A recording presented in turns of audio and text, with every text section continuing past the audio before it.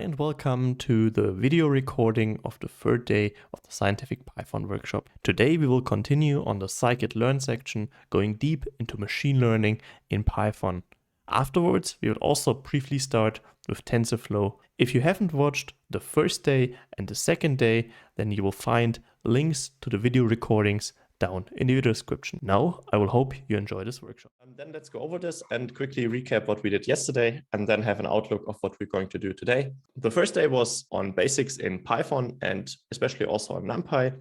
And just to, I've probably said this now 10 times or so, but the big idea of scientific computing in Python or also machine learning is not necessarily the language Python itself, but the libraries and all the kind of packages that exist for Python, which makes this language so usable for technical computing, which requires an efficient usage of your available hardware.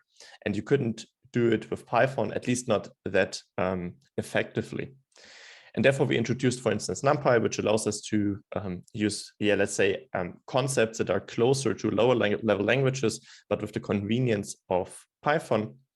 And based on that, we looked, for instance, at matplotlib, which is an essential library to do some simple plots. Yesterday, we also had some issues with the screen sharing. So probably, again, to kind of mitigate that, I won't be using matplotlib today anymore. I'm super sorry for that. I might resort to using some Python notebooks. You might have to be a little bit to some improvisation at a certain point. And then we looked at pandas, Seaborn and Plotly. Pandas is a library to do data-intensive tasks. Usually, if you have some sort of like databases or data sets, for instance, in CSV files, and I see on Slido, someone took the time to have the TU Braunschweig logo in this kind of ASCII art. Probably it's not ASCII art, probably it's Unicode art, but that looks really good. Okay. And then we looked at Seaborn and Plotly as some kind of like more advanced plotting concepts. Probably also the comparison between matplotlib, Seaborn, and Plotly should have also given you kind of a feeling that the interface to many packages in Python is quite different between those, although they might accomplish a similar task. And that is, of course, not necessarily by purpose, but it's just a coincidence, not a coincidence, but a consequence that there are so many different open source developers developing on these packages, and they might be opinionated, and they might potentially also have different perspectives on how to code correctly or how to design interfaces. And therefore those differ, and this can be a little bit tedious for a beginner to understand why certain things are used in certain packages. But you tend to learn that over time. At least that's how it was for me. And then I kind of advertised Plotly a lot. And if I remember correctly, in the poll where we did what was your favorite plotting library that we looked at, I was able to convince you that Plotly, at least not by a large margin though, that Plotly is kind of a thing to look into. But of course, be aware, Plotly has a really, at least for a beginner, it has a more difficult interface. And then I kind of advertised a Streamlit as a super cool way to present data and to present methods in an interactive way by using your web browser. I hope I could convince you maybe to look deeper into that. That's about this kind of chapter on a little bit of data science, just scratching the surface. And the next chapter was on SciPy. And SciPy is basically an extension of NumPy, where we use NumPy arrays and kind of things based on NumPy arrays in order to perform more numerical algorithms. We've already seen that NumPy contains functionality for linear algebra. It also contains functionality for fast Fourier transformation, although we did not use that. But there are so many more numerical algorithms, certainly, and SciPy is kind of the collection for those, especially if you want to have an easy transition from other languages like MATLAB. Of course, it's not just SciPy. You find a lot of other packages out there that might do a certain thing that SciPy does, but probably does it better. So for instance, there are probably also better libraries for ODEs, so libraries for ODE integration. So if you find the algorithms that are in the SciPy library to be insufficient for your use case. Either way, I present that to you to also kind of give you a feeling for how to translate mathematics into interfaces that SciPy provides. So we looked at numerical optimization. I also gave you some overview on typical pitfalls in numerical optimization. And if you remember, then we looked at an optimization problem and we tried to match it's kind of the problem with the interface that you will find in the SciPy library. Then we also looked at some elementary aspects of statistics and distributions in SciPy. And I gave you an overview on what we kind of missed. I mean, it's impossible to cover everything here, but at least I hope I could encourage you to look at the documentation and to kind of get a feeling for how you have to develop a certain skill in order to get your problem solved in that sense, to access documentation quickly, to digest the information that is in there, and to then apply it to the problem that you have. And then we already started a little bit with the Scikit-Learn chapter, and this is going to be covering us, I mean, probably for the most part of today.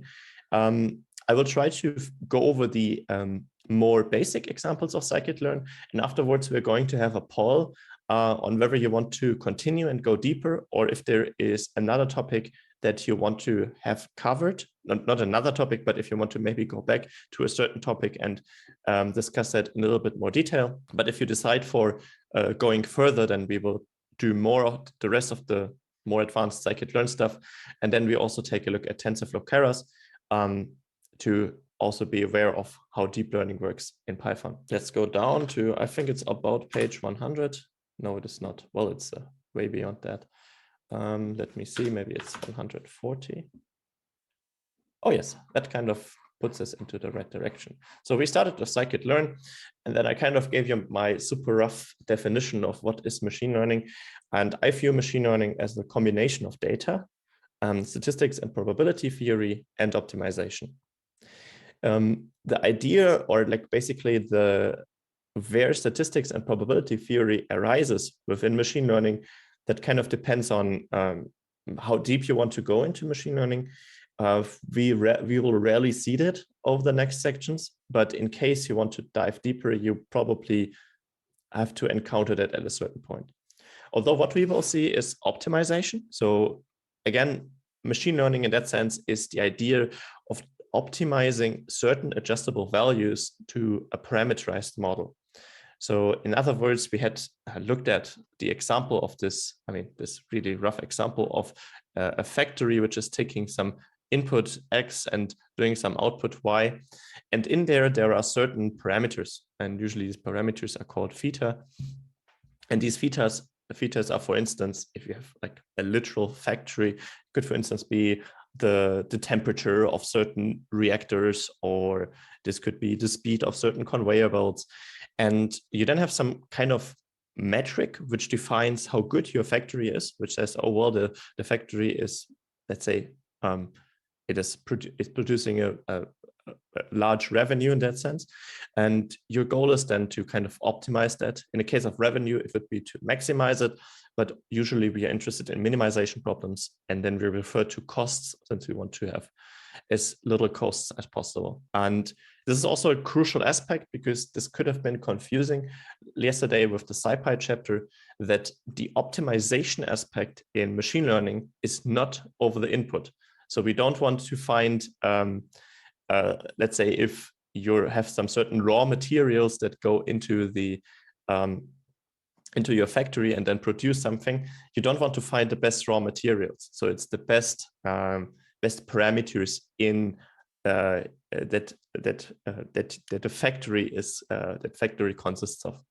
I hope that kind of gives you this perception, the correct perception here. We looked at some tasks in machine learning, just to quickly give you the recap here as well. So we looked at supervised and unsupervised, where it's basically for supervised, we have a couple of input-output relations, and then we have to learn the thetas.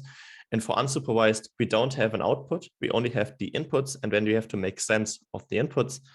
And then we have regression and classification problems. Those are just regressions are if we have scalar valued, if we have real valued outputs, and classification if you have integer valued outputs. And then some practical considerations. I mean, we will see this indirectly.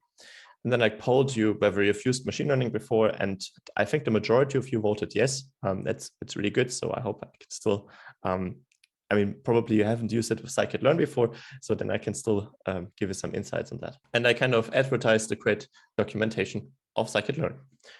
Okay, so far so good. Let's return back to our Visual Studio Code session and with the example that we wrote yesterday. So let's go over that. And I hope you are with me and have opened up your Visual Studio Code session. So again, I would advise you to kind of follow the workshop in a way that you have your Visual Studio Code session on the right half of your monitor, and then have the Zoom window with the screencast on the left half of your monitor, and then just follow along. The important aspect is to be actively coding during the workshop, since I believe this is the best way to learn that and to gain some hands-on real-world experience. I mean, real world, we're looking at some artificial data there, but it's at least real world in that sense that you actually code. And I'm not just trying to convince you that certain things are a good way to do. So let's look at the linear regression example here again. So yesterday we started with this first scikit-learn example where we looked at ordinary linear regression for an scalar to scalar relation. And for this, we took one of the default data sets that are in scikit-learn. It's the diabetes data set. And that's a data set that maps from a 10-dimensional input to a 1-dimensional output. But for the sake of simplicity, we only chose one of these 10-dimensional inputs. And that was kind of the second feature. So from a 0-based indexing, and it's kind of the third one from a 1-based indexing. And then basically we trained our model based on the input-output relation that we have from the data set. And this was with a fit command. And then we were able to use that model to predict values on unseen data. And we used it twice. We used it first for an evaluation data set based on which we can then draw the regression line in our scatter plot. And then we also produced some metrics, in particular the mean squared error loss and the R2 loss. And those helped us to assess the model further. Okay, let us just run that once more such that we are familiar with that. So here I automatically sourced my Conda environment, but if that did not do it for you, then Conda activate Python course. And then let's run that file. So Python linear regression example, and then it should run through again. And this is also what we got yesterday. So we have a couple of printouts of the shapes of the data. And then we had 2 printouts for the parameters that we found. And just to relate that to what I said earlier, so these are the tunable knobs in our factory. Because if you have your linear line that you put through the data, you can have that at certain intersects on the y-axis, and you can have that with different kind of slopes. So this is kind of how you can adjust that. And here in that particular case, we want to we have a loss. I mean, we're not disclosing what kind of loss metric we're using for the learning part here. But if you look at the linear regression from a more mathematical perspective, there is a loss associated. So there's a metric that is kind of showing us how good the fit of this linear line is within the data. And that's what we're trying to optimize with the .fit command. Exactly. So, and then basically based on this optimization problem, we get our optimal slope and our optimal intercept. Also, just to quickly repeat that, let us uncomment the lines that create a plotly figure.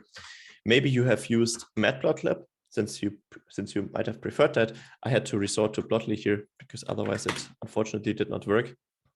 And here we go. That's the result we get yesterday. Let me enlarge that a little bit. We could have used a different color, but I think it still shows you the essential information here that we have our scatter plots given here, which indicate the learnable data that we have. And then we have our line put through, which is our regression line. And you see it kind of follows these points. Okay, so that's kind of where we left off yesterday. I just want to add a couple more things. So first of all, I would like to have a different scatter plots to indicate the train and the test data to kind of give you a perspective on what is the difference there. So I probably have to improvise here again, since I always tend to forget how to do certain things, but let's just see. So here I want to show you the scatter plot at a different color. So maybe let's use a black color. Let's use a black color for our scatter plot. But of course, we don't just want to scatter all the data. We want to scatter the training data. So we want to scatter X train and take Y train here. And then we have to use this kind of add traces, which is not the most elegant way. I will probably in the break, I will think of a more elegant way to do that. But let's just resort to that for a second. So I will copy this line, and then we have to add another scatter plot with X being X test. Sorry, X test, and Y being Y test. I hope that should work. We will see. And then let's also select a color. And here I want to maybe use red. Okay, hopefully, let's see if that works. Okay. Okay, I see. Yeah, that's so this is probably referring to the fact that this is referring to whether we use a data frame, I think. And for Plotly, it should be marker color. Let me check. Sometimes if that is right. No, it's not right. Okay, well then let's again have the same thing as yesterday. Show you how what I would do if I had to kind of improvise and figure out something from the documentation. So let me make this a little smaller and say Plotly express line color, and line chart color. Maybe it is bringing us into the right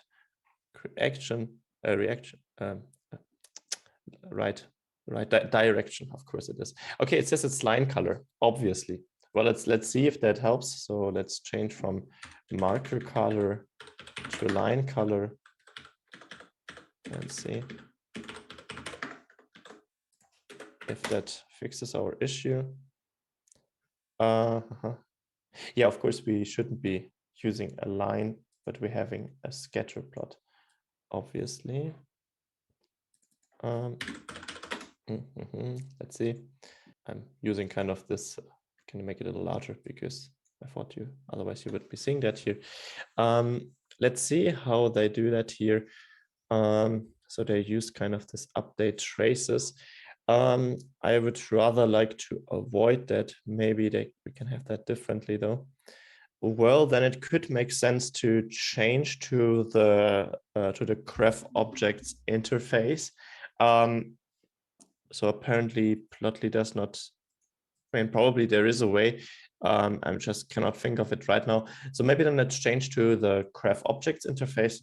Probably you can also use that as kind of a way to see that that this works equally. So I will change the import to say import plotly.graph objects as GO, and then we can maybe comment out all of that and first create our scatter plot by saying figure is go.figure.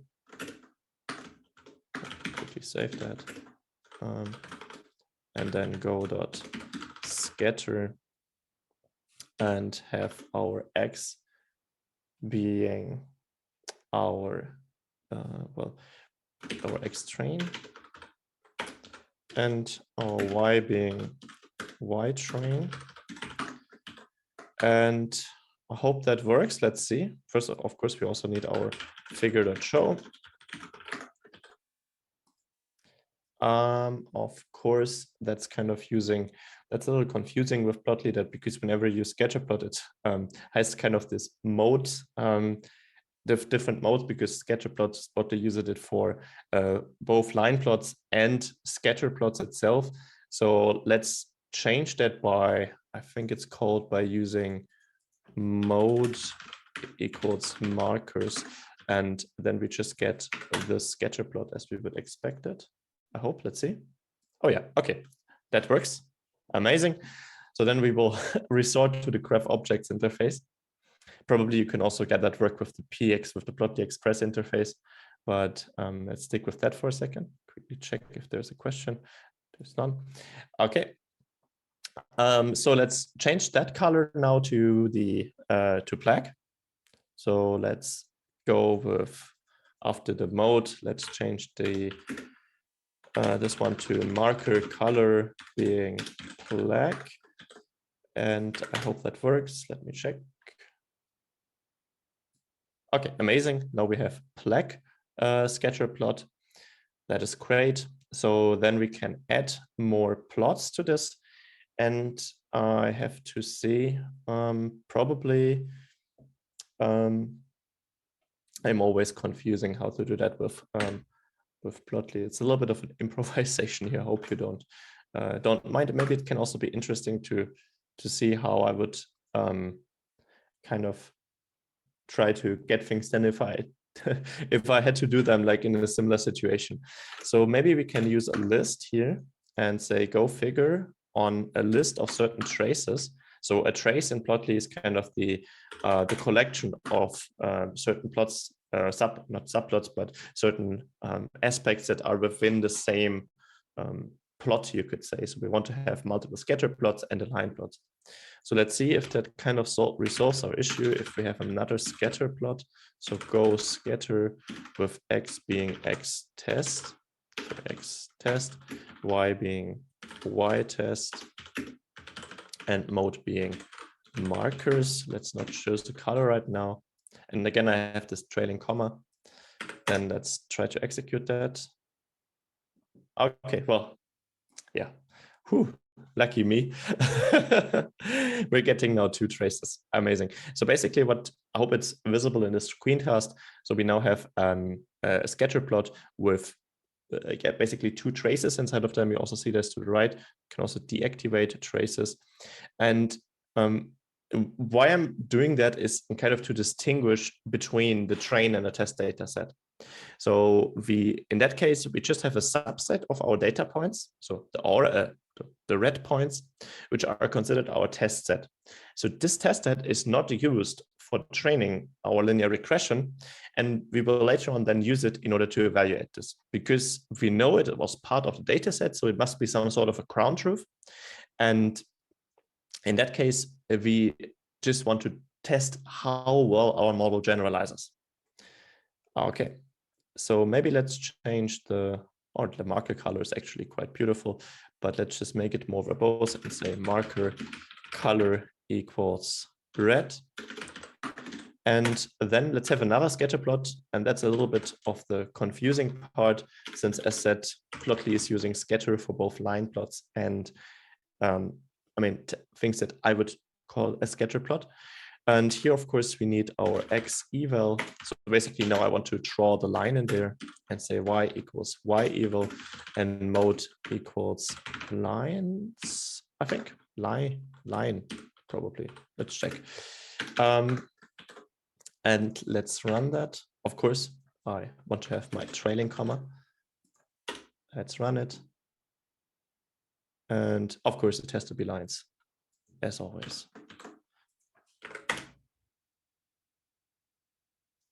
And here we go, bam. And now we also have some beautiful colors in our plot. Of course, we could also use some label names and add some axis names here, but at least you get the gist that we have split our data into this train and test data set. And then this green function is our regression function that we find based on the black dots. And then we evaluate it on the red dots. And I want to put one more emphasis on this train test data split. And for this, we go back to where we actually did this split. And that's in this particular part. And here we just used the last 50 entries. And so we use the last 50 entries for the test and the rest of our data set for training.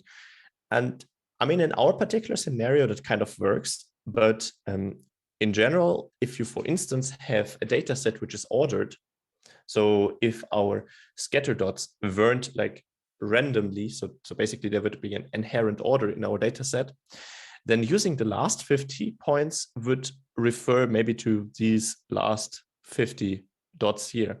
Whereas of course, for a testing of our function with regards to generalizability, we might be interested in having points all over.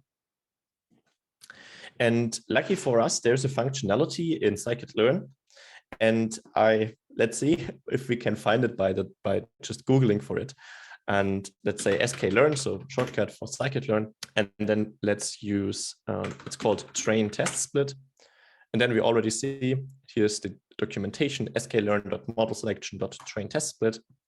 And we basically now have to import the submodule of sklearn called model selection. So let's do that. Oh, sorry, that's not what I wanted to do.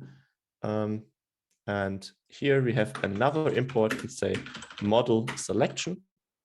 So from sklearn, we import datasets in order to fetch the diabetes dataset. Linear model is a collection of linear models. So in that case, linear regression. Then we have metrics that we use in order to evaluate the performance of our model. And we have model selection, which we will now use in order to select the right model, but in that case, in order to prepare our data set. And here, let's look at the interface. So what does it say? So split arrays or matrices into random train test subs. And it's crucial. Like why I want to use it now is it's the random aspect. So it's not just taking the last 50 entries, but it's arbitrarily or randomly selecting 50 entries. And how does the interface work? So it takes a list of arrays. So if you remember, if we have an argument to a function that starts with a star, then this was this unlimited number of positional arguments. And then we have a test size or a train size. So there are certain ways in order to determine how long we want to portion our sets. But let's just do it, and then that kind of becomes clear. So let me comment out these lines. So if you forget that, so under Windows, it is control and then hashtag, and under Linux, it's control-shift//, and probably under Mac, it should also be control-shift//. Okay, and then we call model selection dot train test split. And then we apply it to our diabetes X and diabetes Y. And then we choose a test size. And the test size, kind of think of it as a percentage. And here in our case, let's say, for instance, we use 0.3. So we use 30% of our data for testing and 70% of our data for training. And then this function returns 4 arrays. So it returns an X train, a Y train. Oh, maybe probably I always mix that up. What is the order of returning? So let me look at an example here. And here it says, oh, it's different. So it's X train, X test, Y train, Y test. So let's also use it that way. So X train, X test, X test, Y train, Y test equals model selection dot train split test split, and maybe move that into a new line. So like this, we have the trailing comma. And then essentially, if we rerun it, this kind of does it automatically for us. Let me see. What did I do wrong here? Diabetes X, diabetes Y. Yeah, of course. Here in that particular case, we probably also have to use the convention with Scikit-Learn, that our array has to be of this shape number of samples by number of features. So maybe, well, it's kind of now probably changing our entire script that we wrote either way, let's try if that at least fixes the error. So if we have a reshape of -1, 1 here, and then rerun it, it is the same. Let me think. Ah, yeah, of course. Oh, yeah, I'm stupid. So we should be using diabetes extracted, certainly. At least I think so. Maybe I'm wrong. We will figure it out. Okay, that worked. Okay, so now if I bring over the scatter plot, you see it's kind of different because first of all we have more red dots, and if you've watched carefully, now we also have different red points because we were not using the last 50 entries, but we are randomly using 50 or probably even more, since we 30% out of 450. That's roughly 150 data points that we are using here. So it's a little more. And then we also seem to get different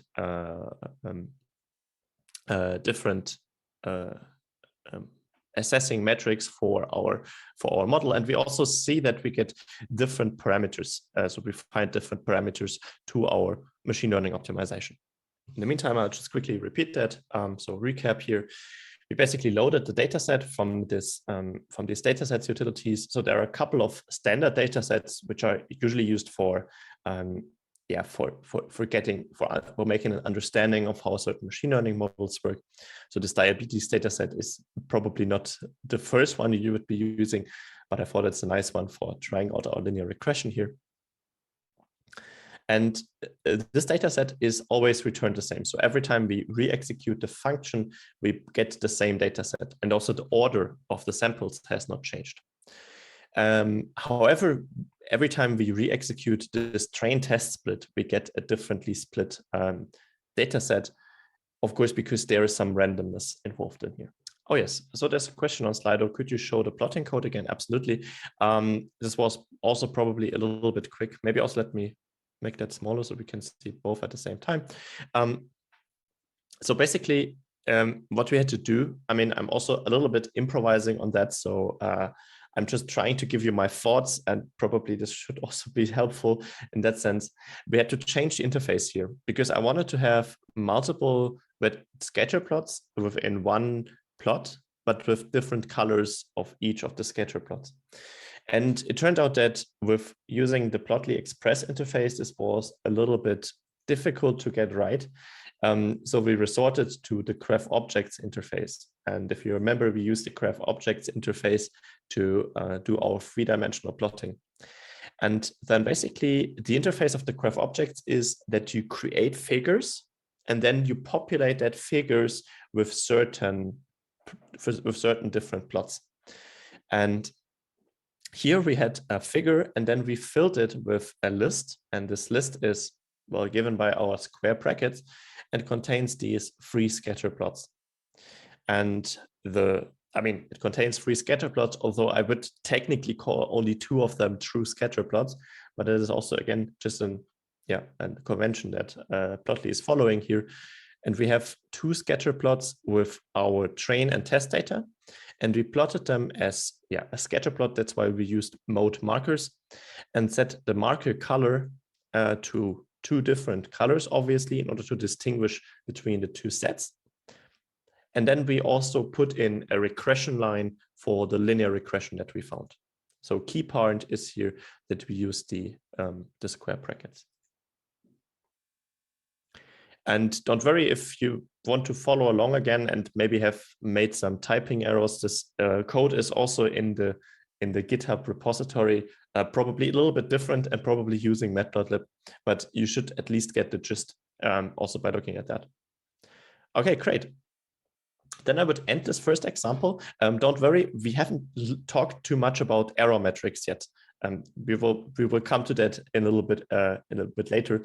But so far, let us just continue with a next step in Scikit-Learn. Okay. So, okay, here we go. And then let's go over. So this is basically just a collection of what we coded down, more or less, with some improvisation here.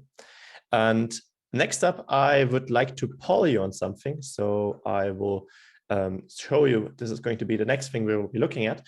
And the question is, what is the average yearly growth rate? Yeah, well, growth rate, but probably you get what I mean. The growth rate of the MSCI World since 1970 without inflation. Okay, so basically the MSCI is a worldwide index of stocks, particularly of developed countries. So developed countries includes, for instance, yeah, so now the plot is available. So developed countries include Germany, I think the entire EU, US, and so on and so forth. And the question is, what is the yearly growth rate there? Without inflation, maybe we should have excluded this point, but so basically, you can think of it the following way: if you have some money, for instance, on the 1st January of first, and then let's say, for instance, 2014, and you then have 100 euros, and then you look at the 1st of January 2015, what is the amount that you get? So basically the percentage change in between those two. And then, of course, subtracted by the average inflation. I mean, it's a little bit technical here. I think I probably should have asked that without inflation. Okay, let me bring over the preliminary results here. So we have 16 participants so far. Feel free to still vote if you... let me change the size here. So we have the majority of you voting for 2, and that's also the answer I was looking for here, so that we get 2. And the aspect is that we will soon see that the average yearly growth rate of the MSCI World since 1970 is going to be about 7%. But if you subtract the average inflation rate since 1970, you get about 5%. And that's kind of your increase in real value of these assets. And that's kind of, I think it's still always impressive to me. And especially if you combine that with the, how you say, the exponential growth aspects, such that you can get interest based on the interest you got once, is a cool idea. Either way, let's try to find that. I mean, it's not technically machine learning, but it's more of a data analysis. But we will use one particular one particular aspect, which is, I believe, highly relevant to machine learning for science, for not just for data, for business purposes, but for the real sciences. And I mean, it's scientific computing in Python that we're looking at. Okay, let's look a little bit at the theory on what I want to do is. So we will look at exponential growth. So we kind of look at problems that can be described in the following way, such that the value, or your evaluation of the assets that you have, is a function of time, certainly, and it is given as approximately your initial money that you had. So that was the 100 euros that you had, multiplied with a growth rate. So this is a growth rate, and then t is some form of a time metric. So for instance, it could be years, and then we would expect theta to be 1.07 without inflation and 1.05 with inflation. Or I mean, the other way around. So 1.07 if you also include an inflation loss of your assets, and 1.05 if you look at the real gain of your assets. You might now ask yourself, why am I doing this? Because why is this the logical next step for linear regression is that linear regression kind of feels simple. Linear regression kind of feels limited in that sense that you're only limited to linear problems. And as you are probably aware that most of the interesting stuff in science is usually nonlinear. And this also includes exponential growth. Although, and that's kind of probably what you've already seen, is that we kind of can turn it into a linear problem. And last year I kind of found this nice emoji stuff on Twitter, and so I thought to put it in here. And we kind of use a property of applying the logarithm to our problem. So basically, if we apply the logarithm to this expression from both sides, then we get the logarithm of our value at the point t is logarithm of our initial asset evaluation plus t times the logarithm of theta. And in other words, if we define this one here as y tilde of t, and if we define this one here as y tilde 0, and if we define this one here as theta tilde, then we have y tilde of t is given as y0 tilde plus t times theta tilde. And now we've turned our nonlinear problem into a linear problem. And now we kind of want to use that in order to determine this theta. So we will make a linear regression for the intercept and for the slope. So in that case, y0 tilde are the intercept and theta tilde is the slope. And then we can turn this theta tilde back into the actual theta. And then we have our yearly growth rate. Okay. Okay, let's do that. For this, let's head over to Scikit-Learn, to VS Code. I will move away my drawing tablet and let's open up a new file and call that one, maybe let's call it MSCI world example.py. And then we want to code that down. So we kind of need a couple of packages. And here, since we're using a data set which is not available within Scikit-Learn, we have to load it through some ways. So for this, we want to use pandas, as we've already seen it earlier. Then we would have used matplotlib, but here let's just, let's use plotly again. I think we should rather go for the graph objects interface again. So plotly.graph objects as GO. If you feel fancy and comfortable with matplotlib, then of course use matplotlib. Otherwise, just follow me with plotly. Then we need NumPy. And we need our linear model again. So from Scikit-Learn, import linear model. And then same thing as last time, let's have our name switch. So let's say if __ name equals and then in quotation __ main. And again, this was the switch that we kind of needed.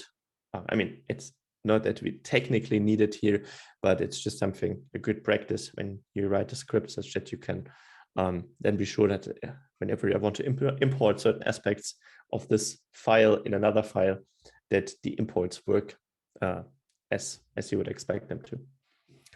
And then I hope you still have all the data in this data subfolder here.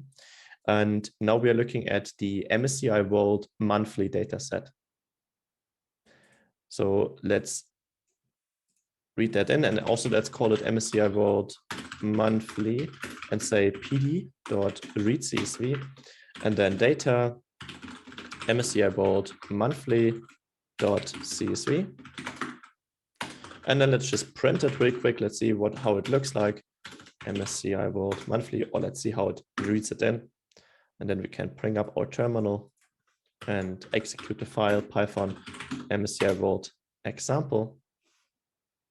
Well, and it's kind of a large file. So what it have here, so it has a date and a value. So basically it shows us, well, we have at a certain date in the calendar date. And correspondingly, we have the value of this, this index, and it's normalized value. So it's normalized to start at 1970 approximately at 100, and then it has corresponding values and goes all the way to end of August. That's when I prepared the workshop. Probably right now it had some dips, but feel free to adapt that for the current scenario if you want to, for the current situation. Okay, now we have to, or maybe let's first print it. Let's see if we can figure it out, if it also works intuitively with plotly. I haven't prepared that, so we will just see if it works. Maybe for the simplicity, since we have a data set here, let's just also use plotly express real quick, since I have a feeling that I might be able to do it with just the first try. So let's say figure is px dot line. Oh, sorry, we should import plotly express as px. And then we have px dot line and say data frame equals MSCI world monthly. And then on X, I want to have, well, how's the column called? It's called date. And Y is called a value. And then let's do a figure.show. And here we go. Again, feel free to use these slower arrow buttons as reactions in case I'm too fast for you. Then let's execute it and let's see if it works. Oh yeah, okay, amazing. It also works properly with the date information. So let me put that up here. And here we kind of have our chart now. And I'm pretty sure you have seen a chart like this before, where we have the valuation over the date that we're looking at. So we started off here in 1970, and it's also cool that Plotly, together with pandas, can identify that the D type of the date column is not a string, but it is a true date in that sense. And here we see the growth, and we also have the COVID dip. We kind of see, I think it's that's the world financial crisis, and then here we have I think it's the .com crisis, and here we might have, is it the oil crisis or is it the Gulf War? No, I think this is the oil crisis. I'm not too familiar. This is just like me guessing here, and basically what we want to find is we want to put in an exponential function in here. And we want to find this exponential function that kind of puts a good regression to the data. And for this, we have to extract the x and y, because again, we kind of have a supervised learning example, and let's extract the x and y. And here we want to look at the growth rate per month, the average growth rate per month. So let's look at the number of months passed. So let's say months passed. And these months passed, we can access. So if you look at this one here, it might be a little bit confusing, but using the date is of course a little bit more meaningful in that regard, but it can be confusing since this is not as easy to count the months. But luckily we have this index here, so we can kind of exploit that by saying we want to have the MSCI world monthly dot index, and this would return something that's called generator. So if you recall, we said that iterations or for loops in Python are always over iterable objects. And for instance, the classic example was the range of 5. And if you were to implement something like this, you could either have that the range of 5 creates a list, and then you explicitly iterate over the list elements. But that would be rather stupid, since you kind of know how these list elements look like, and it kind of takes you less data or less memory in order to express how this list is given. And that's called a generator in Python. But we can easily turn it into a list. So basically, this will be a list with 0, 1, 2, 3, 4, 5. I mean, rather boring. And then we can turn that into a NumPy array by just calling np.array on it. And if we quickly print that out and call it, then we'll see. So this is kind of just a NumPy array with, it's a NumPy array. With all 1, 2, 3, 4, 0, 1, 2, 3, and so on and so forth. Okay, and that's kind of our x value. So we can also maybe call it x and say x equals months passed. And probably also for later on, since we kind of have to adhere to the convention in Scikit-Learn that we have this tabular data with number of samples by number of features, we might already be reshaping it into the -1, 1, so that we turn our array or vector into a matrix with one column, but many rows. Then let's also extract the corresponding y. And the corresponding y will, of course, be the value at that position. So y will be MSCI World Monthly, so the pandas data frame, but accessed at the value column. And then recall this, if we bring over the slides, or bring them up again. So then, I mean, we have an x, but here I call it kind of t, maybe. So see, this is t approximately. So we now need, so basically we have a collection of t's and y's, but we kind of need the log y's. So let's apply the logarithm to it and say y log. And then we do np.log of y. And sometimes I get the question here saying, like, what kind of logarithm? I mean, it does not greatly matter. I mean, in that case, I think it's going to be the natural logarithm. So it's using the basis e. But for the sake of our feature transformation, it is fine to think of any kind of logarithm. We could have taken a logarithm to the base 2 or to the base 10. And now basically we have our x and y log. And then we can train our linear regression on that. So let's first again instantiate. So let's first again instantiate a linear regressor. So linear regressor is linear model dot linear regression, opening and closing brackets. And then we call our linear regressor with dot fit and provide it with x, capital X, and y log. That's crucial, of course, because if you look at the data, I mean, we could make a linear fit. So a linear fit would be like this, like a straight line in here. But as you see, that's probably not matching how exponential growth is like. So of course we have to look at the y log. And then if we let that run, we get a fitted model, and then we can get our logarithmic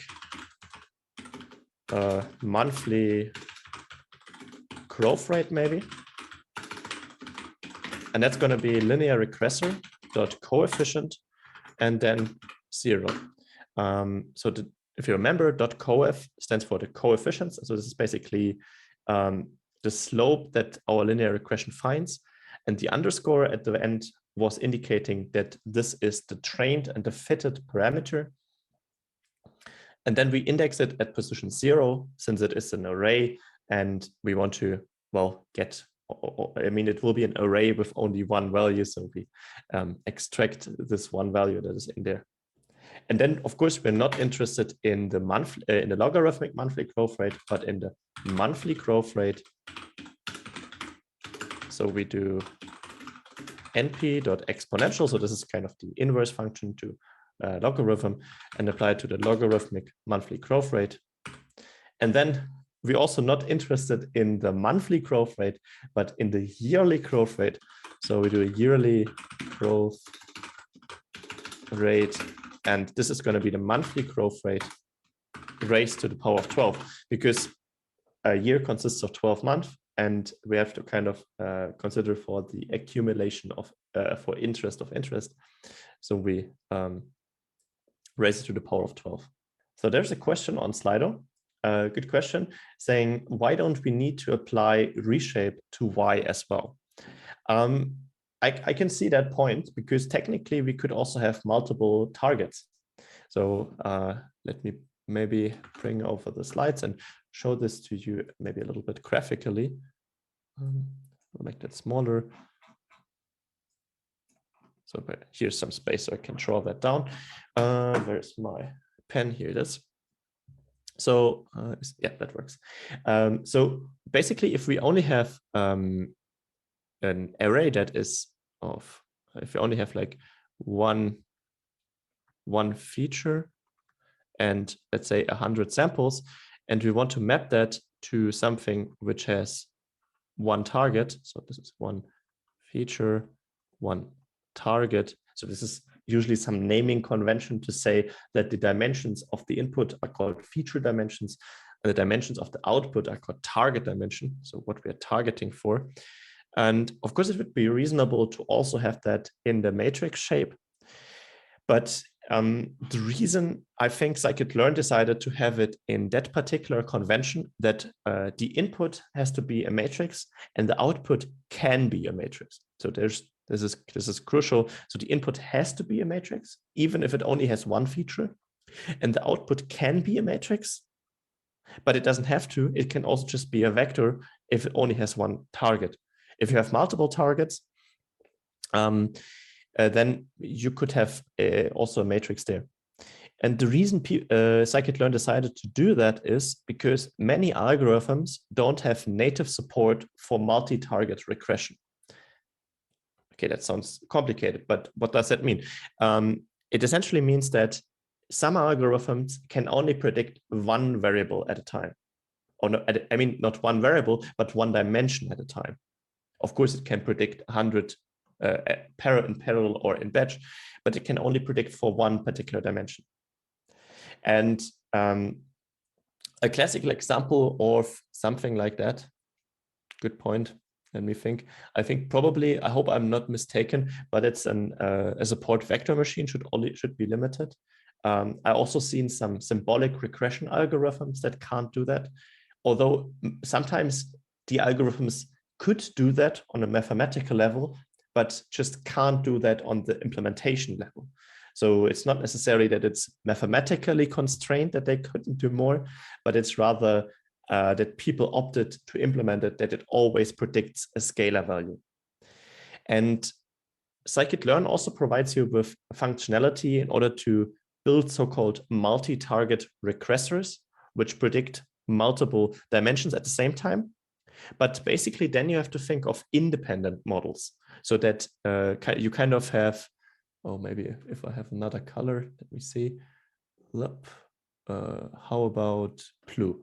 And then they basically have another model. So basically in parallel to that, which predicts in parallel. So instead of having one model predicting multiple dimensions, they have multiple models predicting one dimension each. So from a practical perspective, again, you could, of course, build machine learning models that predict more than one target dimension. But for some models, this is supported natively. And for other models, you might have to use some ad hoc solution, which, of course, we just would instantiate multiple models and train them on the corresponding targets. I hope that answers the question. And in the end, I mean, it might be a little bit unsatisfactory because it is just a convention here. Probably it would have been smarter to also have Y in this matrix shape, but that's just how it turned out to be in Scikit-Learn, I assume. Okay, I will take off that question. Again, please ask a follow-up question if it was not answered sufficiently. Okay, either way, let's return to our coding example. And let's say we have our yearly growth rate. I hope I haven't mixed that up. No, it's fine. And then let's print that out and say print and then a formatted string and say yearly growth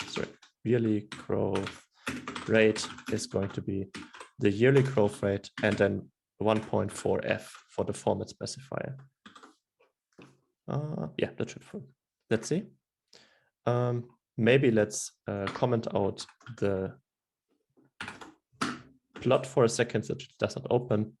And then if we run it, I hope I didn't do any mistakes, but no, we're good. So we're getting a yearly growth rate of 1.07. And that's also what we were expecting. So basically, this means we have a yearly growth of 7%. Okay, welcome back. I hope everyone is back to their desks. Then let's continue with our example of linear regression together with logarithm for the yearly growth rate in the MSCI world. We left off with a question. I want to address that at first. And the question was, is there a reason for the capitalization of X, for instance, in X-test, X-train, but not Y? Seems to also be in the documentation of Scikit-Learn. Is this just by chance? That's a great question. I think it also refers to how Scikit-Learn decided to have that interface. So as mentioned, for the algorithms like in Scikit-Learn, the data, the X data, so the input data, always has to be a matrix shape. and y can be a matrix shape, but it usually is a vector shape since we only predict one dimension. I mean, we have a couple of samples, of course, but we only predict one target dimension. And this is kind of a convention that you probably also find in some mathematics textbooks, that you have capital letters for matrices and lowercase letters for vectors. I mean, of course, depending on the textbook you read, but I think probably that is the reason it is done in that way. So that's what I can think of. Probably this is also what they thought of, like the developers of Scikit-Learn. But yeah, I hope that at least partially answers the question. I mean, of course, the question is always, is this the best way to answer stuff? But to do certain things, these kind of conventions. However, I mean, in the end, I don't think it's necessarily a bad convention, and one gets used to that. One gets used to that.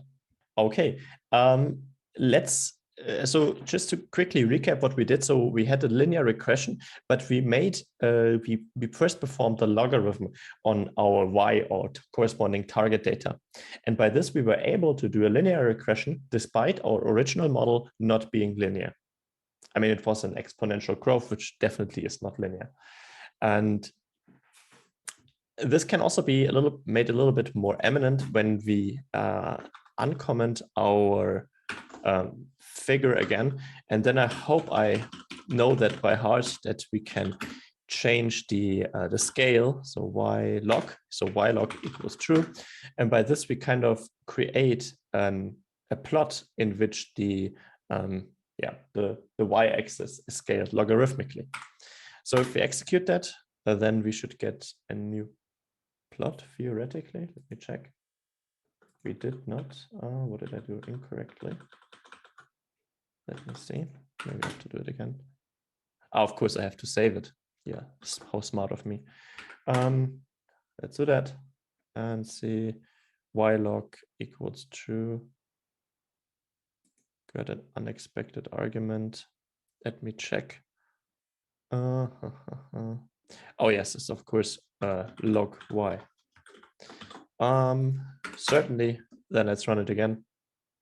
And that works. Okay, amazing. And now we kind of have a plot where the y-axis is scaled logarithmically. And this should allow you to see that we have kind of somehow a linear dependency. So if we can now draw a linear line in here. Of course, it will not be a perfect fit, but it kind of allows us to assess this average growth rate. So basically the data we are seeing here in a logarithmic scale is also data we are getting when applying the logarithm here. I hope this kind of gave you an example that a linear regression can also be used for nonlinear problems. I kind of quickly want to generalize that idea. So let me go down here and maybe give you the perspective on that. And the stuff we were looking at is called feature engineering. So feature engineering. A usual first step in applying any machine learning algorithm is to understand your data. And this is, I mean, there's a lot of terms for this. Sometimes it's called exploratory data analysis. But for instance, in the easiest case, you have this X and you have this Y, and then you do some scatter plot. And then, for instance, you get the following relation. So we have data that kind of looks like this. I hope you get the gist. And then you might be interested in finding a regression functions to that. But based on your knowledge of how certain mathematical functions look like, you know that a linear function through this data points might be a terrible fit, or not a terrible, but there could be a better fit, since this inherently has to be quadratic. So instead of then considering X and Y, you might be interested in considering X squared and Y. Or in that particular case, let me check. Yes, so X squared and Y, exactly. So in that particular case, you will then get points that kind of look like this. And then we can make a linear regression. And I mean, I hope that kind of the message gets across. So the bottom line is, although it's called linear regression, rather think of it as a way to find coefficients to arbitrary expression. So for instance, you can come up with any kind of with any kind of combination. So you could, for instance, come up with y of t is going to be a times x squared plus b times sine of x plus c times exponential of x, if you're fancy. And you take your x and kind of transform it into x squared, sine of x, and exponential of x. And then the task of linear regression is finding these coefficients. And this is, again, a linear problem. So therefore, we can use linear regression.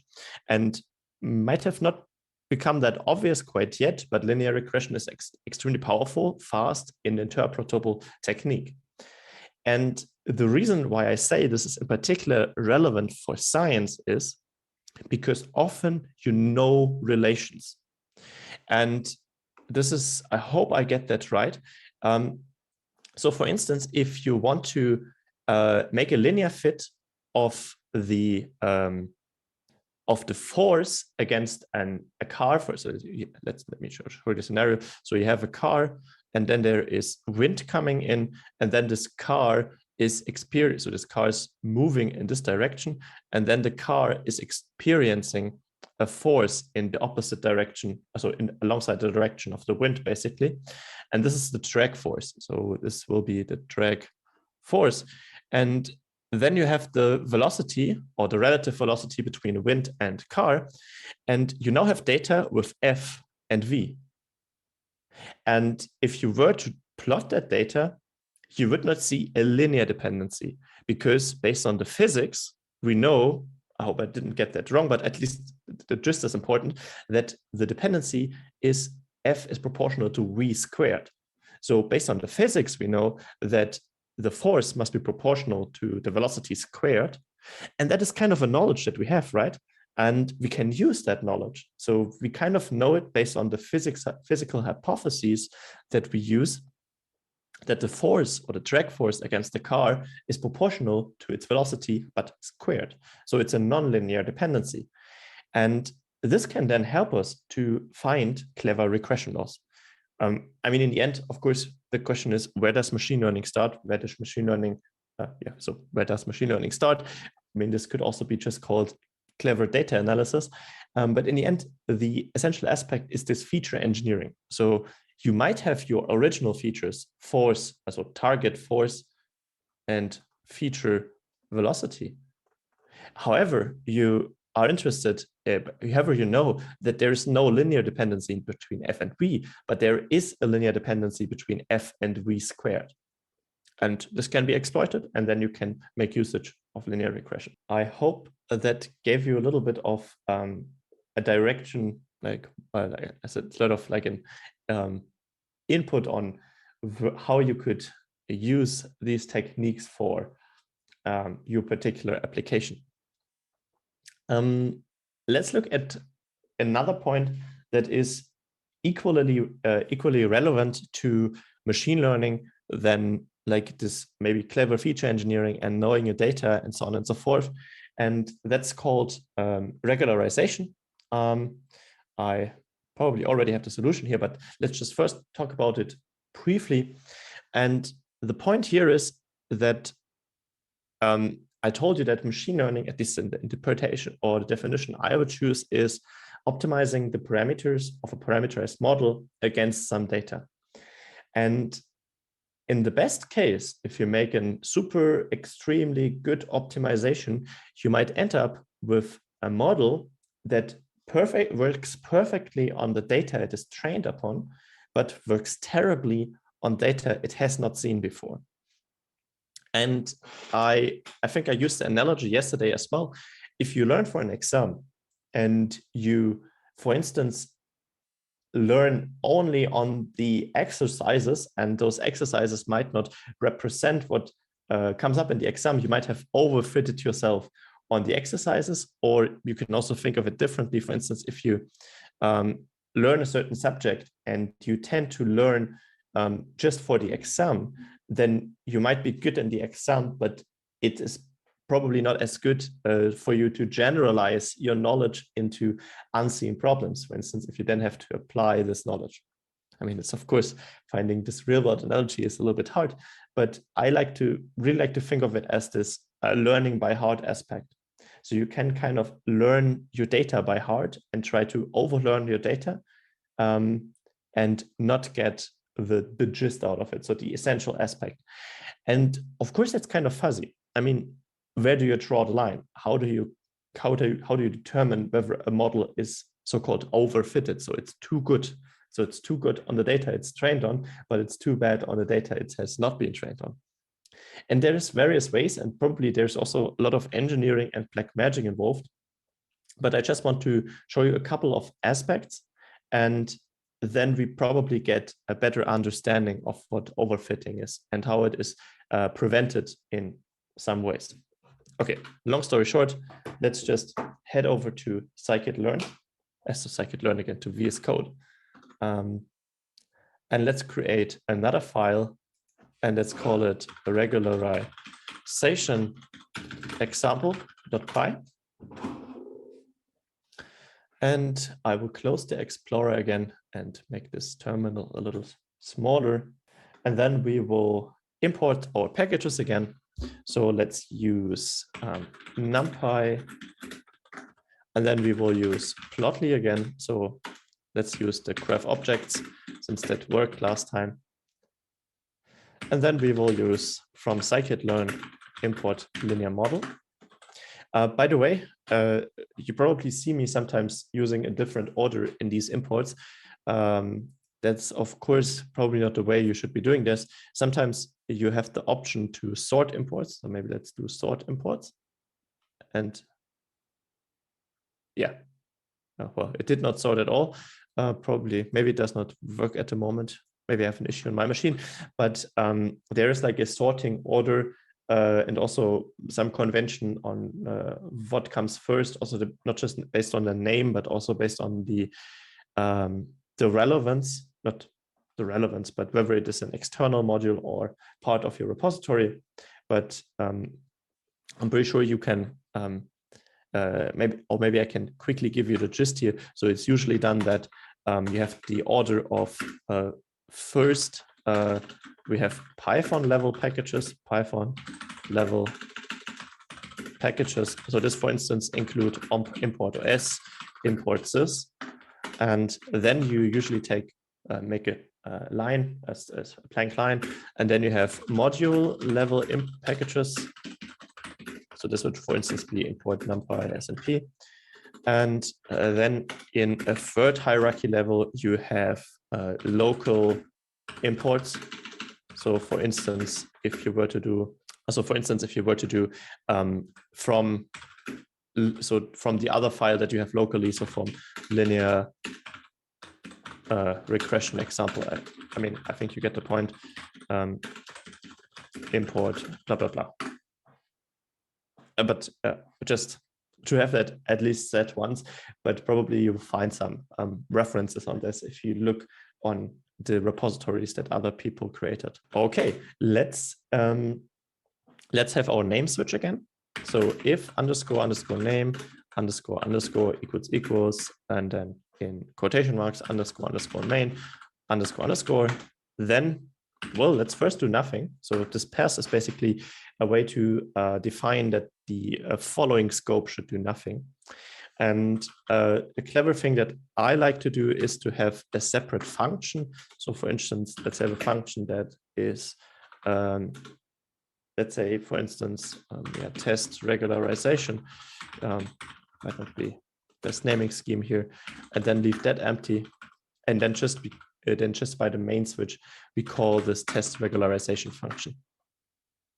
So we will define a function on this global Python file level scope.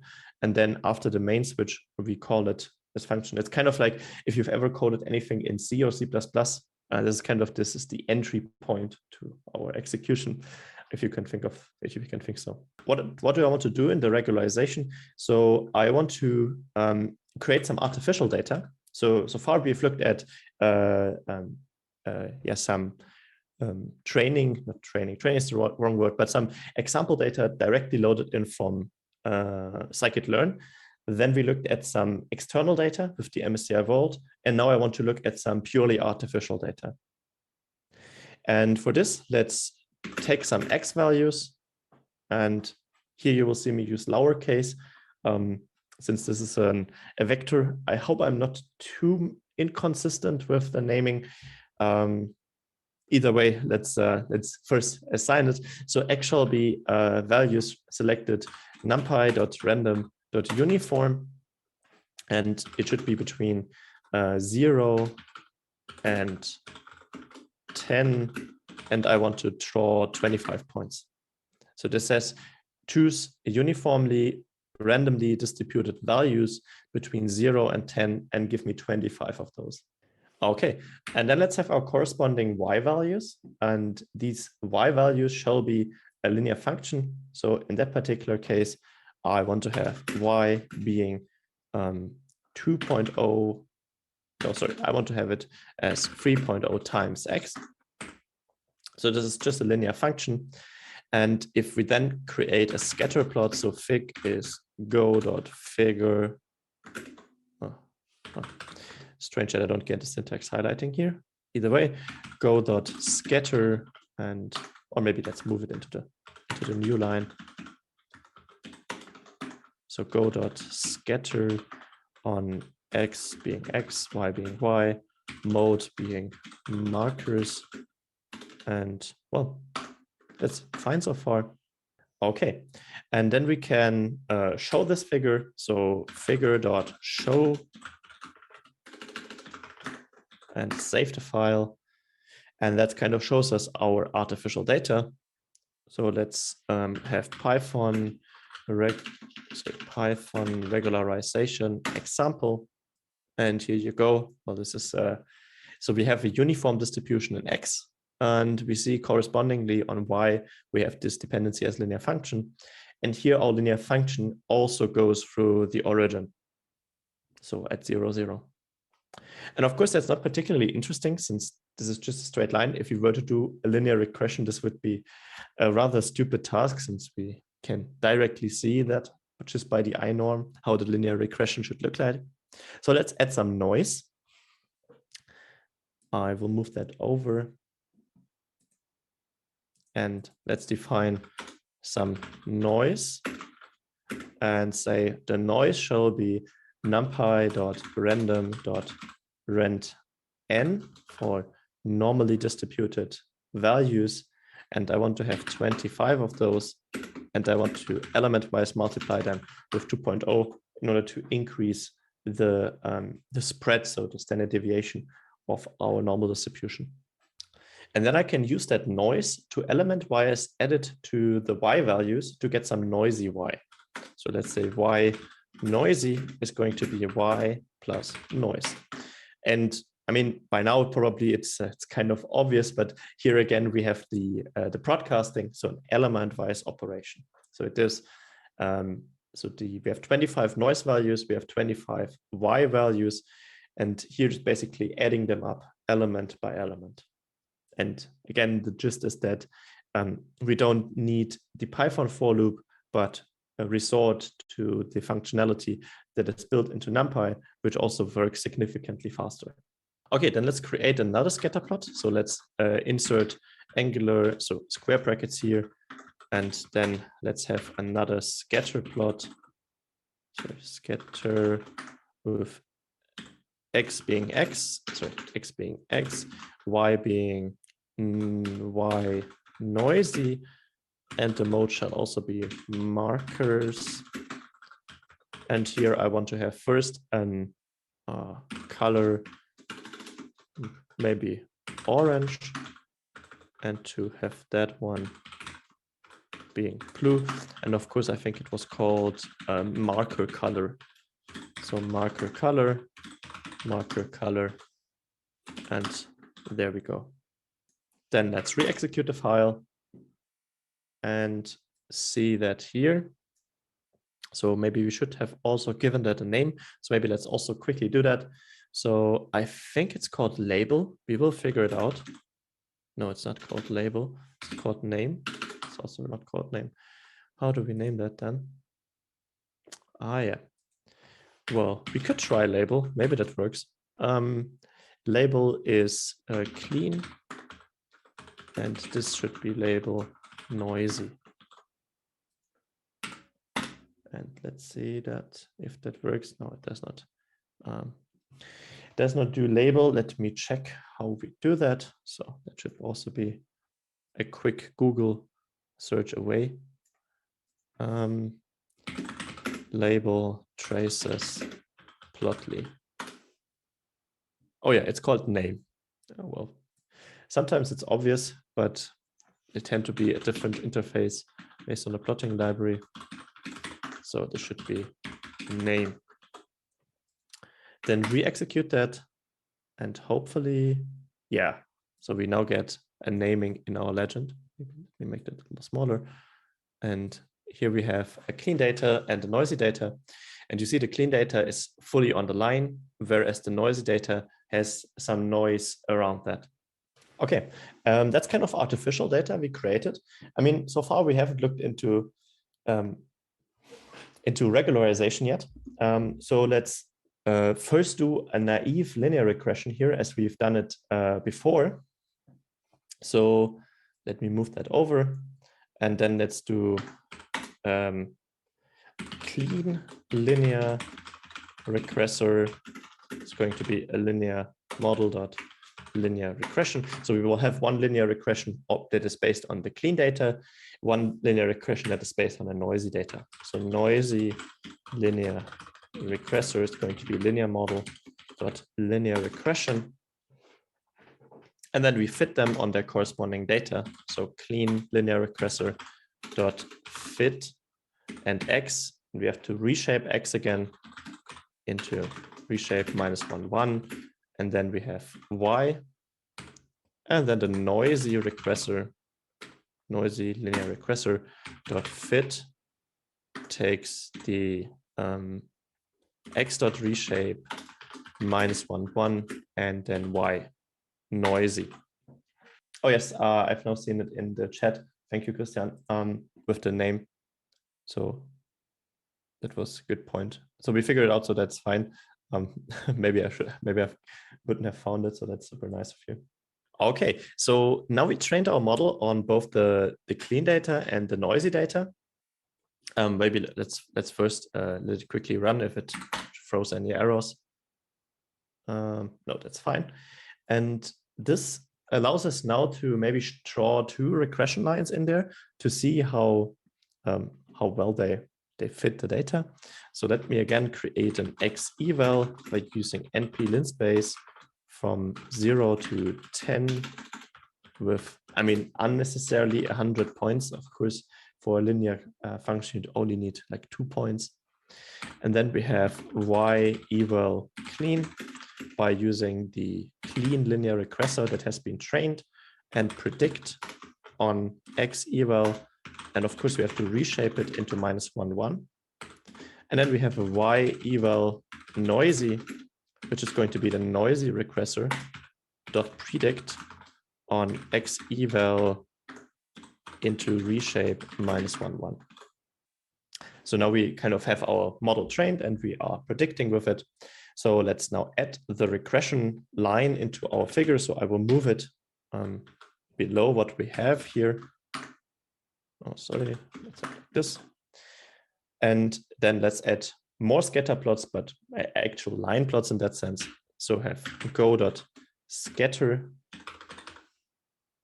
and take x going to be x eval, and we have y is going to be y eval clean, and mode shall be lines.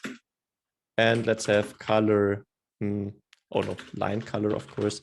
Line color shall be, what is a good color here? Maybe let's have that one orange then, and call it the clean regressor. And then let's have a comma and do another entry with go.scatter. X is x eval and y is y eval noisy, and the mode shall be lines. Line color shall be blue and the name and let's give it a name, noisy regressor. Then let's re-execute that. Don't worry, I will give you some time in order if you haven't followed yet. And I mean, what I want to show is here that this noise is kind of in, I mean, of course, it results in a little bit of a different fit, but qualitatively speaking, this fit is not necessarily worse than what we have here. So maybe if we zoom in a lot, you kind of see these points where our clean fit is, of course, very much on top of the clean data, but here the noisy regressor kind of finds a good fit in that sense, since it kind of like averages out the noise in that sense. But this is not what I want to tell you about with regularization. I mean, so far we have looked at noisy data before. If you remember the diabetes data set, that was also not clearly on align the data. And that's fine. A certain kind of noise is always part of a data set. First of all, you can't have perfect measurements. And on the other hand, many things tend to be stochastic in that regard. But what I now want to assess with regularization is the aspect of outliers. So outliers would then refer to a point which is totally off from the qualitative behavior that the other points show. Okay. So in order to add some outliers to our dataset, to our artificial dataset, let's think about some artificial outliers. And for this, let's define let me bring that over just in case you have a question. No, that's not what I wanted to do. Yes, here we go. So for this, let's define an X data set with an outlier. So let's say X, let me see, how did I do that here? Or maybe I think it's going to be easier if I just take Y noisy with outlier and say that this is going to be Y noisy dot copy. I think you haven't seen this dot copy before, so let me quickly explain that. So we now create another Y data set, another Y noisy data set, and I want to augment one value in there to maybe like emulate a wrong measurement at a certain point. And the copy basically allows me to have a copy as, so yeah, I mean, it's copying the elements in there, because if I wouldn't use the copy, I would just create another reference to our array. And this will just give me like a true copy in that sense. I mean, it makes sense because we don't want to augment the noisy Y. We want to create a new array in which we have an augmented value. And the augmentation shall be as following, that we have Y noisy with outlier, and say, for instance, at the 0th point or the 0th element in there, we just add 500. So if you remember, the values usually, in our case here, were the X values were between 0 and 10, and then the Y values were on a line. Maybe they were fluctuating between 0 and 30, or minus 10 and 30. And now we are adding a 500, which kind of moves one value in a totally different order of magnitude. And if we were to draw a scatter plot with it, so I would just copy that. I would just copy the scatter plot and then use Y noisy with outlier. And maybe let's give it the color. Let's say, what is a nice color? Orange, blue. We could use green. Yeah, maybe let's do green. And say noisy with outlier. And if we then run that, obviously, this kind of gives us a data set which is highly skewed. So down here, we have our actual data that we used previously. And now there is one point that is totally off. And now we want to try to learn a classical linear regression on the data set which includes this noisy point. And now, since our linear regression tries to balance if you remember this one with the strings, with the springs in between the data points and the regression line it finds, we will figure out that it finds a line that is highly influenced by this outlier point. Okay, let's try to do that by creating another regressor down here. Maybe let's call it how should we say, maybe the outlier linear regressor. Let's say this is linear model dot linear regression. And then we fit it or train it on the noisy data set with an outlier.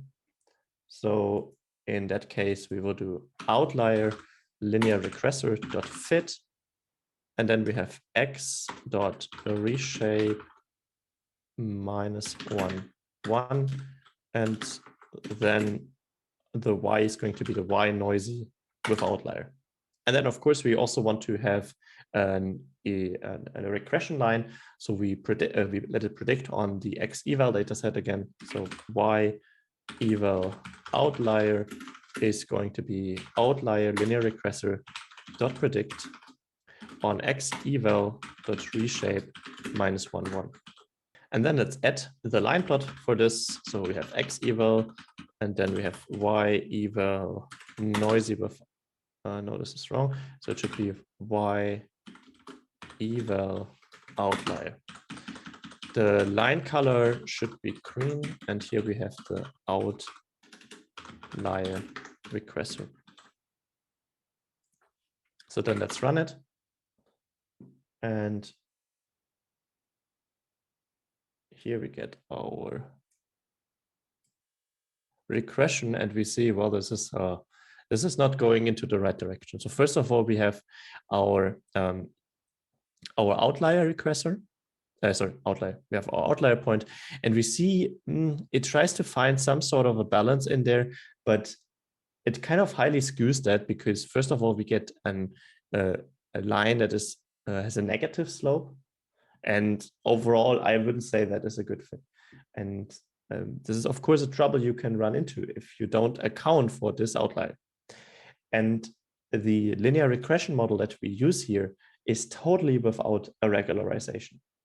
And the regularization is a way in order to prevent or to reduce the impact of certain data points to our model. And it is also a way to manage the complexity of our model. This won't be that visible right here. We will address that later on with different models. But in that particular case here, it's our sensitivity to outliers. And in order to perform this regularization, there are a couple of options. And one option I want to show to you is the usage of a so-called rich regressor. And rich regressor is just a fancy word for saying we have a linear regression together with a so-called L2 regularization. And this penalizes extreme model fits, which are either overly complex, which we rarely observe in linear regression, or are highly too sensitive to outliers. Either way, let's just try that, and let's create an rich outlier linear regressor. And here we have our linear model, and the model we want to call it's called rich. And this rich has a similar interface to the linear regressor, except for the fact that we have to provide a penalization. So we have to kind of provide how strongly the model should penalize overfit. We will look into that in a second, but just let's first use it with the default value. Just take a look again that there is a sensible default value. So this alpha is set to 1. And then we can fit the model again. Say rich outlier linear regressor dot fit on x dot reshape -1, 1. And then we have y noisy with outlier. And then we have y eval outlier rich maybe is going to be the outlier linear regressor dot predict on the where do we have it, x eval reshape minus 1 1. So we're just using another model here, which is quite similar to linear regression, with the difference that it uses a built-in regularization mechanism. Oh yeah, good point on Slido. Absolutely right. Is this the wrong regressor to predict? Shouldn't it be rich? That's right. Absolutely. We need to use the one that we instantiated. So we have our rich model, and then we fitted the rich model, and then of course we also should use the rich model in order to predict. Okay, let's add another line. So I will just copy that once again. Maybe let's have some spacing here in between. And then we use y eval outlier rich, and maybe different color. What is another good color? Let's use red and say that is the outlier rich regressor. And then let's just run it. Never mind. Let's just first continue with the thought we had so far, that the outlier rich regressor here is yeah, okay. Now we see it is lying on the same map. It's almost identical. I can see. So we kind of almost have the same function here. And we of course obtained a different result because we did not fix the random seed. So maybe we should do that our results are reproducible. Maybe also for you, not fully though, that kind of sometimes depends on the Python version. Let's for this, let's go all the way up and say numpy.random.seed and select an arbitrary seed for our pseudo-random number generation. So in that particular case, we're setting it to 42. So that's just a typical thing that you might want to do whenever you work with pseudo-random numbers, because then you don't run into the troubles I've now seen here. And then together with that, I will just leave that up. We can re-execute it. Okay, amazing. So here we go. Now we have another result. And of course, this maybe let's zoom into that aspect. And here we kind of see that our outlier regressor and our outlier rich regressor did not present too much of a difference in that particular case. So the regularization here might not have been strong enough in that regard. So recall that in this rich regressor, we might have we have used some an alpha value. So this alpha is kind of the strength of this regularization of 1, and this particular value might have been a little bit too low, so too weak regularization. There's now a couple of options to do here. Of course, we could kind of play around with this alphas, and we will do that in a couple of seconds. But other options that of course include is to investigate the data set and to kind of analyze where we have our outlier, where we have our influence that is affecting our fit so badly. And we will also look at the second point later. Okay, let's just have a look at the alpha values, just that you can follow, move that over. And since that's of course a typical problem that you don't know how strong the regularization should be. In the end, it's always some kind of like a trial and error. Of course, the strength of the regularization depends a little bit also on the orders of magnitude that you have in our data. So here in our particular case, we were looking at data which has quite a large order of magnitude in Y, and therefore we might also expect a large magnitude in the strength of the regularization needed. So let me move that. Oh, that's not what I wanted to do. Let me move that over here and introduce you to another object. So we have the rich, which only takes 1 alpha. And we also have an object that's called rich CV, which provides you with the ability to perform a search over multiple alpha values and then select the most appropriate alpha value for your rich regression. And if we look at the documentation, we see here oh, well, we do rich CV and say it should be taking alpha values that are from 0 and 1 to 1, 10 values. And this is, of course, kind of made for problems where the order of magnitude is around 1. Here in our case, we have it higher because we haven't normalized it in that sense. So we will use some higher alpha ranges, or we will cover more orders of magnitude. So let's choose some alpha values that are given by 10 raised to numpy arrange from -2 to 5 step 1.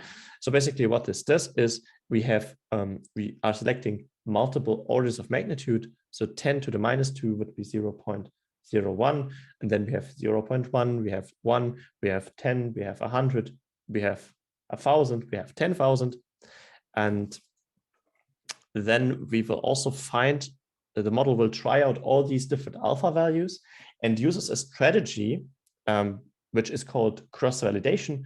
I don't want to go into too much detail on cross-validation, but it's a way to effectively measure the efficiency of certain hyperparameters based on the data set you give to it. But here, it just does that for us kind of under the hood. So we don't have to fully care about how the intricacies work. And let's just hope that this might fix our model fit and make it less sensitive to an outlier. So let's see. With Control S, let's save the file and let's rerun it. Let's see how strong my claims hold. And here we kind of see a result. Might not be too not too convincing though, but at least we were able to see the effect. So maybe if I zoom a bit into the more relevant parts, and here you kind of see that our outlier rich regressor, well, I mean, in that particular case, it did not do too well of a job, I must admit.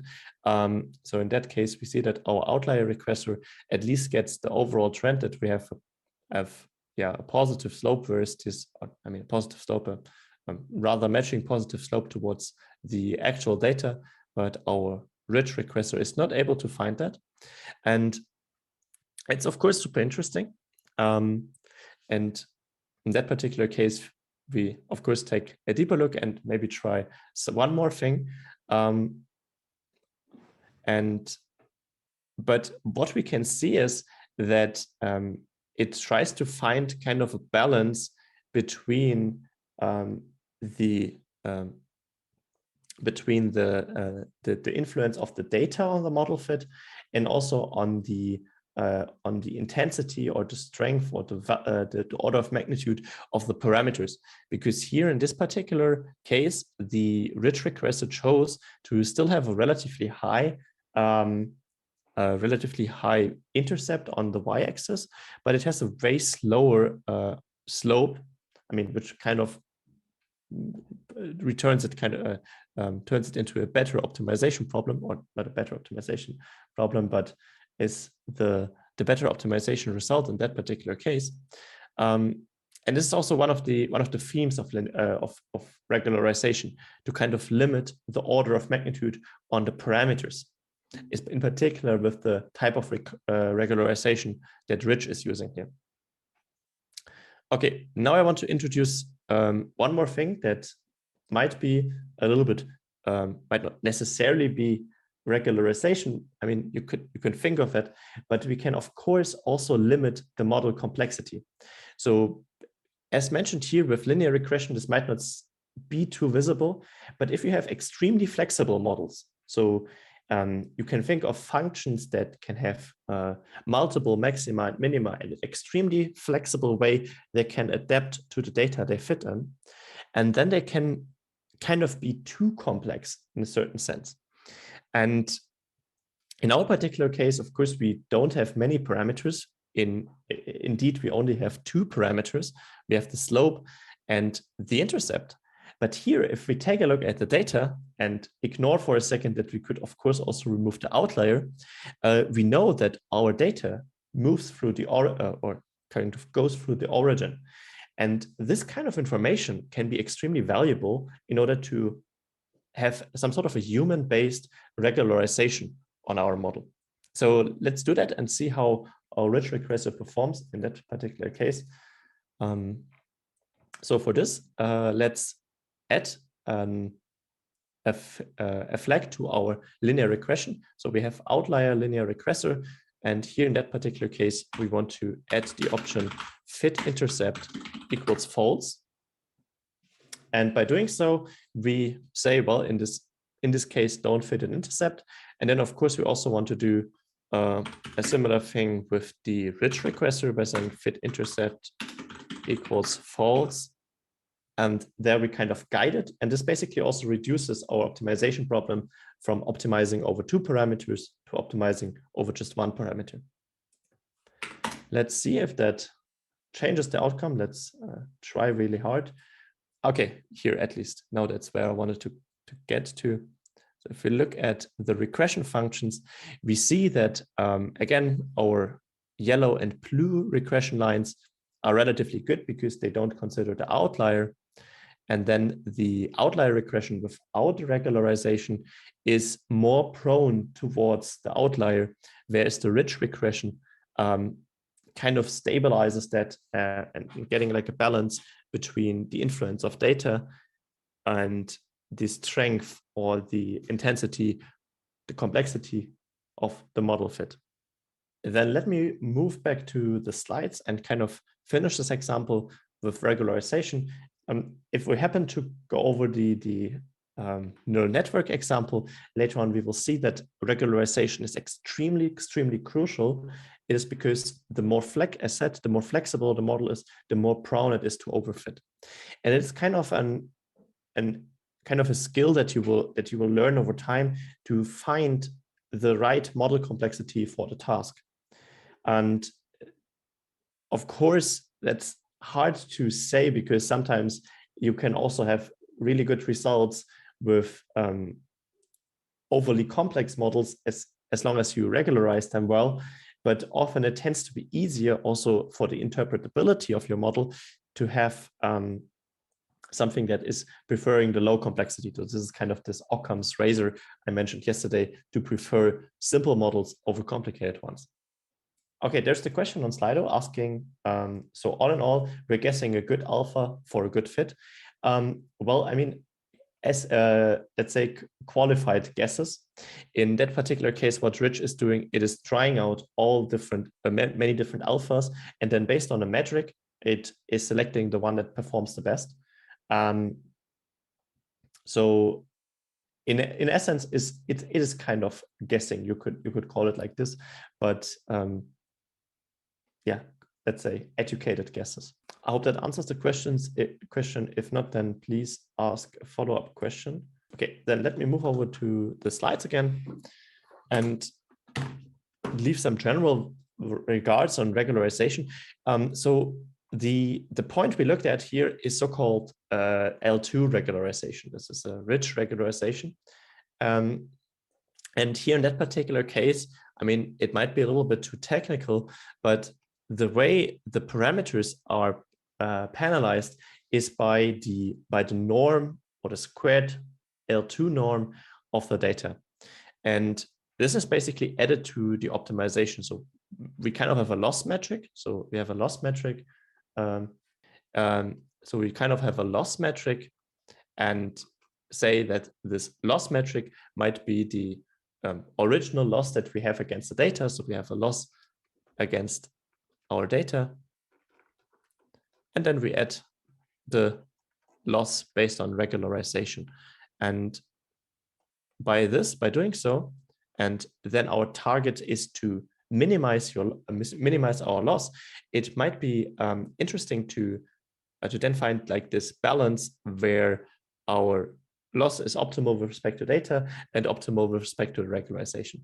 And of course, there's this kind of term you kind of call like guessing, where we have a multiplicative factor in essence to kind of weigh how strong we want to have the regularization against the data fit. And as with the, for instance, where we want to fit an intercept to our function, this is of course kind of an hyperparameter.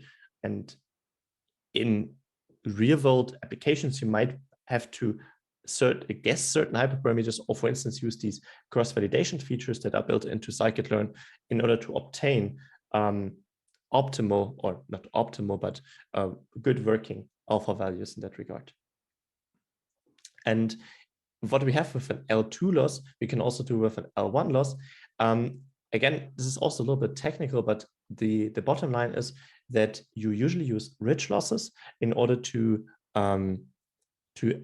try to have a low model complexity. Maybe not a low model complexity, but like low orders of magnitude in your parameters, and you use an L1 loss for getting a sparse regression. So this is usually used for sparse regression. And well, let me select the correct color. So sparse regression. And sparse regression refers to the fact that, especially when we, in the next example, we look at higher dimensional linear regression, there might be some features, some inputs that are less relevant for your relation to the target. And so an L1 loss tends to move coefficients of this model towards zero. So that, for instance, when I propose to you this you say like the feature engineered version of our linear regression, it might be that the sign of x, totally contrived example here, but that the sign of x is not too relevant, or there's no relation that involves the sign of x, then an L1 loss on the parameters. So by the way, this A, B, and C would make up the parameter vector. So an L1 loss, L1 regularization on this parameter vector would then kind of move, in the best case, this B towards zero, such that it is non-contributing. And then in essence, this makes the parameter vector sparse because only a couple of entries are non-zero. And that is, of course, extremely helpful, especially if you have a feature engineered version which consists of many, many different versions, many different combinations of features here, that you in the end only get a small regression expression, which also aids a lot in the interpretability of the model that you find. There are also options to kind of combine these two. And in the chat, we also had the contribution that in practice, it might be better to use a Huber regressor for the outlier example. So in this particular case, the linear Scikit-Learn has many more linear models that use various kinds of regularization and other kinds of features. Maybe we can take a quick look at that. The chat you also are familiar. Of course, let's check Scikit-Learn and check out the documentation. No, not for train test split, I'm sorry. And then go to maybe to the API, probably that's smarter. And then if we go to the API, kind of see all the submodules that some of them we've also been using. And here we go to the linear model part. And there we find linear classifiers. So far we haven't been using classification. So far we only have been doing regression. And here we have the regressor with variable selection. So in our case, this was some regularized regressors. Let me quickly check where we have the, here's here are the classical linear regressors that we use: linear regression and rich regression. So in this case, we have the one without any regularization. Then we have the linear regressor with L2 regularization. And then we have more, for instance, here we have this lasso regression. This was the one with the L1 regularization. And then what the comment in the Zoom chat was referring to was outlier robust regressors. They present additional properties that especially help when we have these problems with respect to outliers. And here it was recommended to then use, for instance, the Huber regressor. But if you are interested in that, then I would recommend to go over that. You find a lot of information, and this is also the extremely great aspect of Scikit-Learn, that you can take a look at these implementations in detail, and maybe even if you want to take a look at the source code. And of course, you also find a great user guide here, for instance, on the linear models, and probably can spend a lot of time reading about them. As mentioned, sometimes it's kind of necessary to perform something that's called a grid search over the strength of the regularization. So grid search is something that you will see when you encounter many different hyperparameters, not necessarily the hyperparameters related to the strength of regularization, but also hyperparameters related to the way you fit your models. And the grid search might then be necessary because certain hyperparameters can greatly affect your model.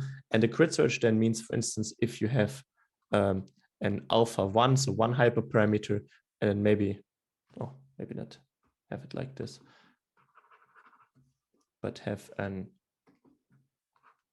alpha 1 and an alpha 2, and then basically maybe have for alpha 1 you trying values 0.1, 1.0, and 10.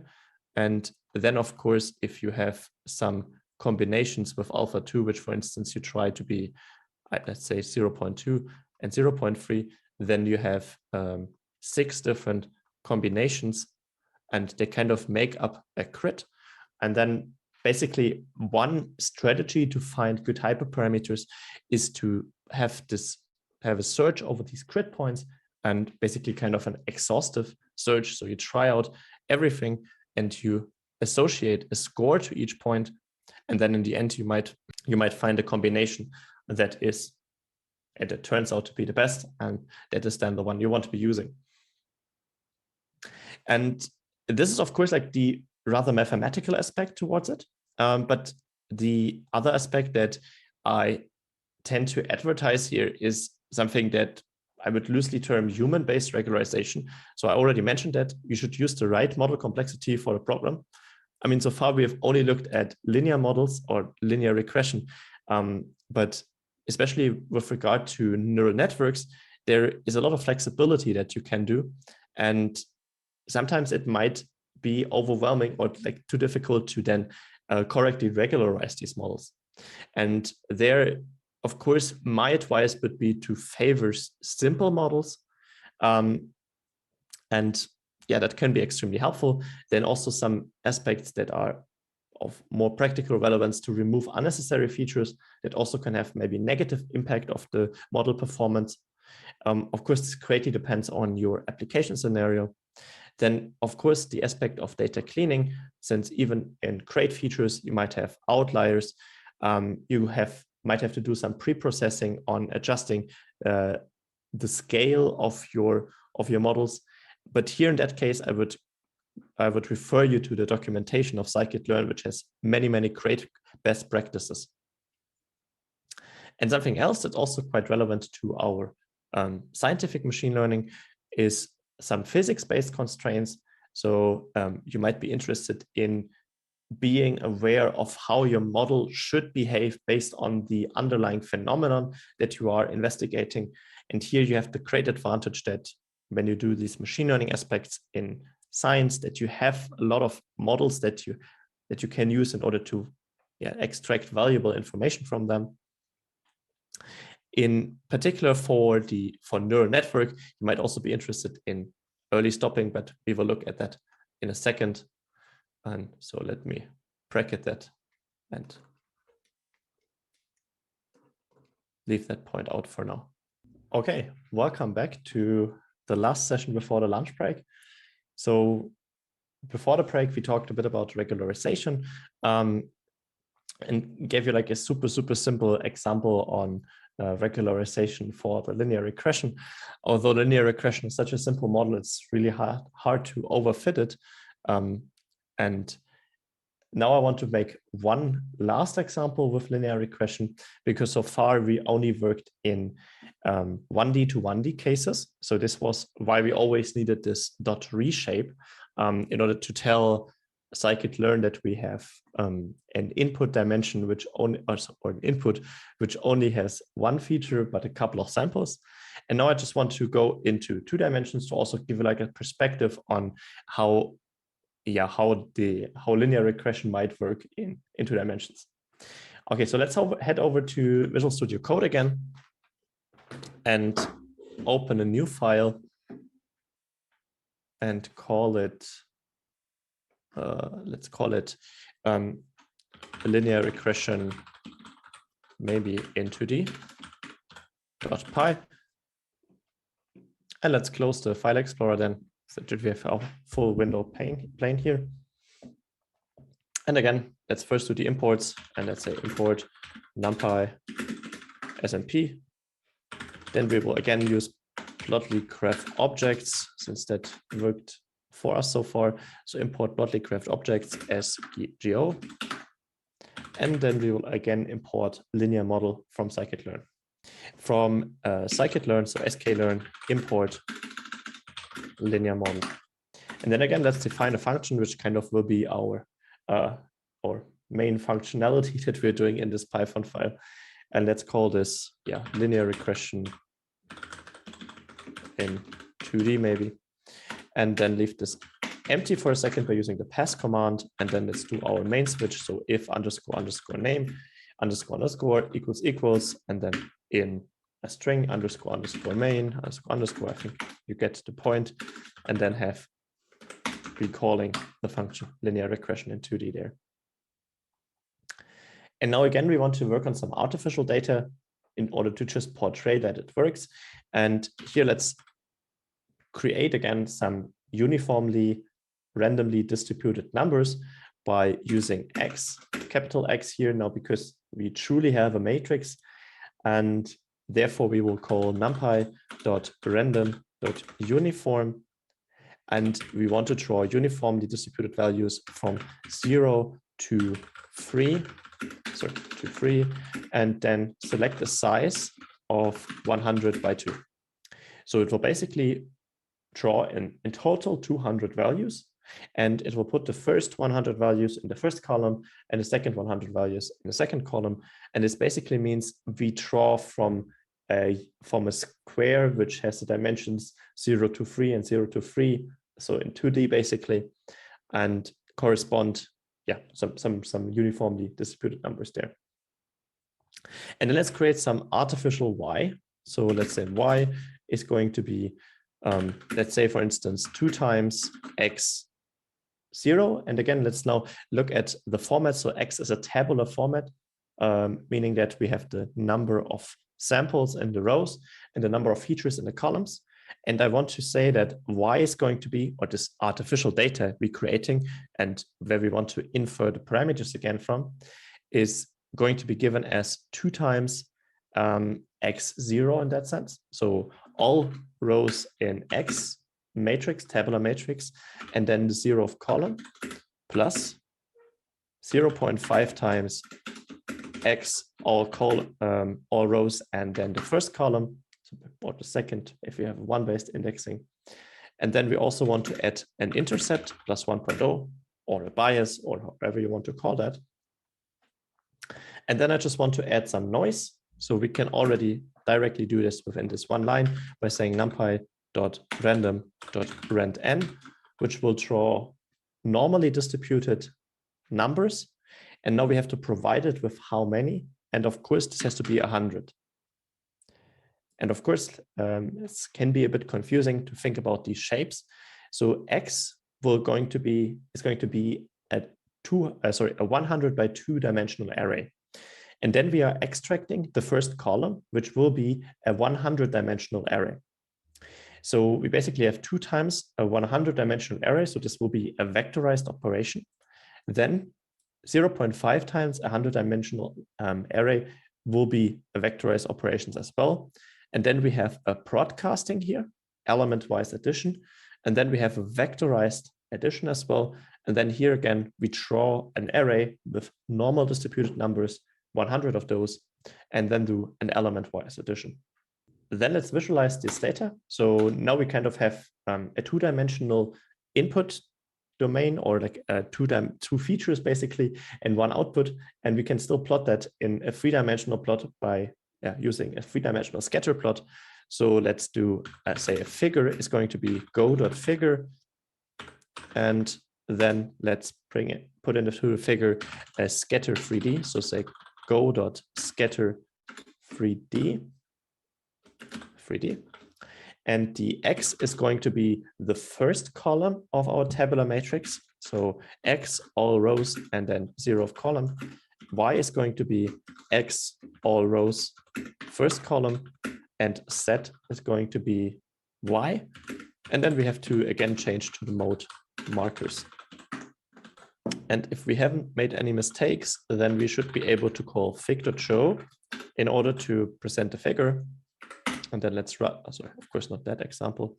We should be running Python linear regression in 2D. And let's see. Well, of course, we again have this interesting issue that it, of course, not uses this cube aspect mode, which I think would be more suited for this particular application.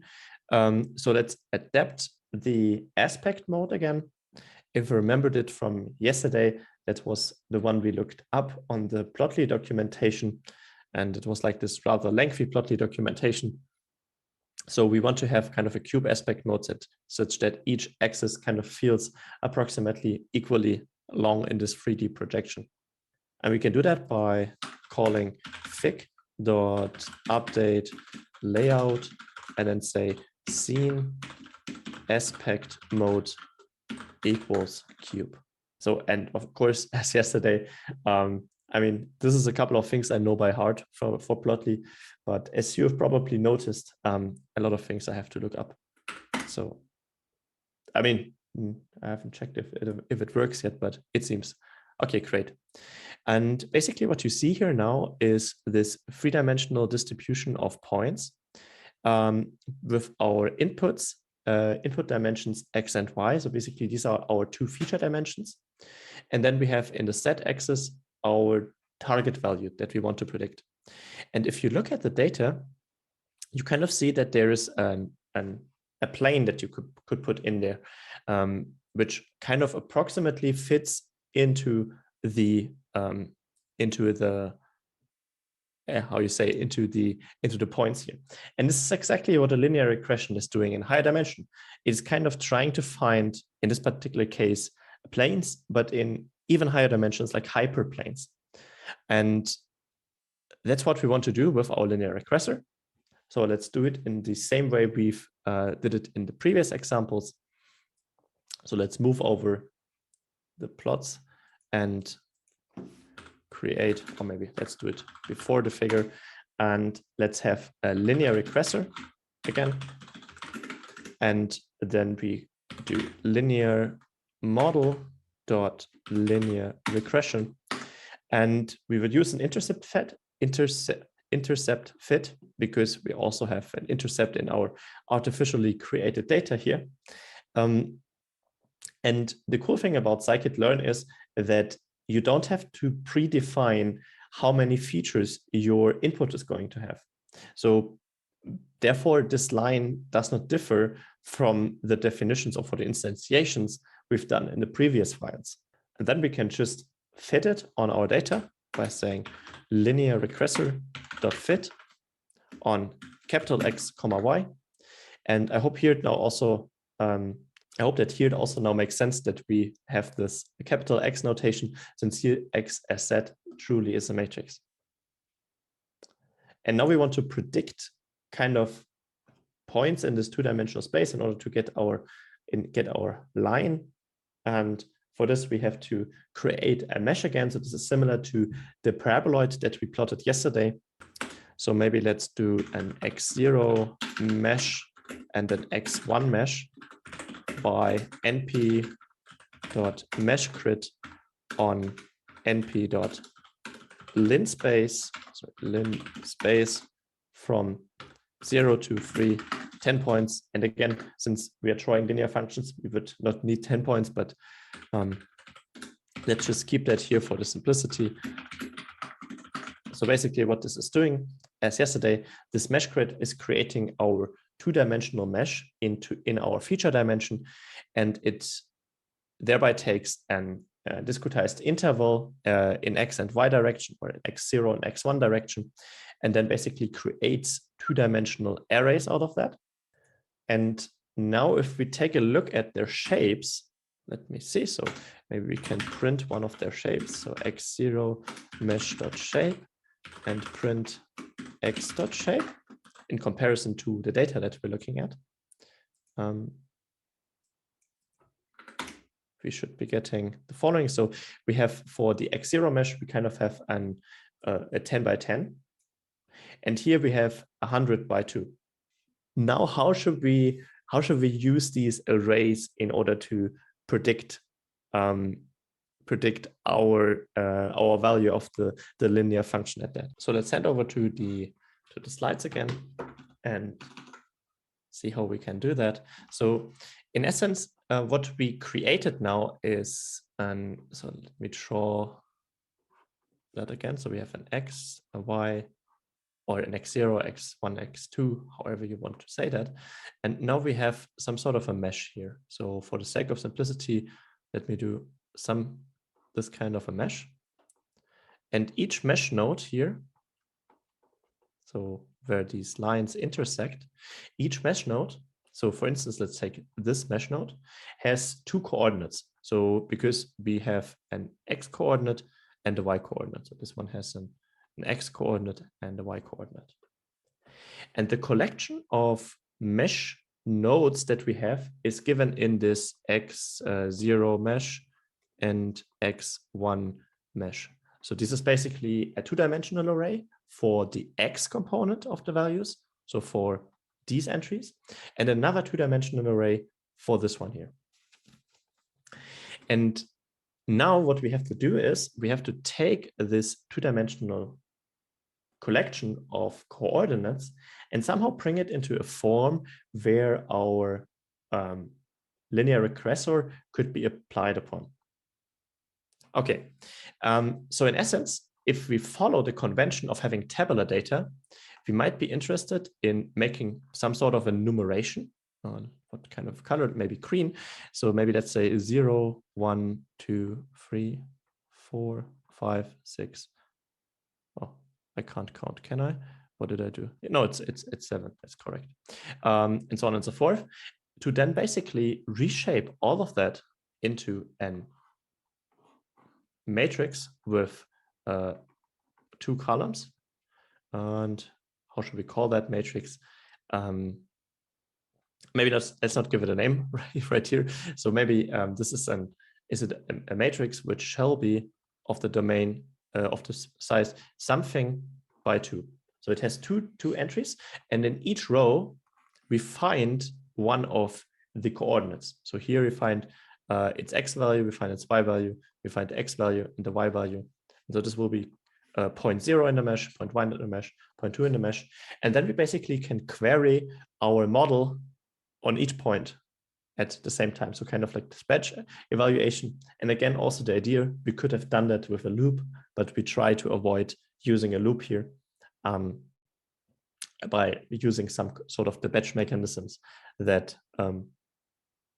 Scikit-Learn, or more precisely NumPy, provides us with.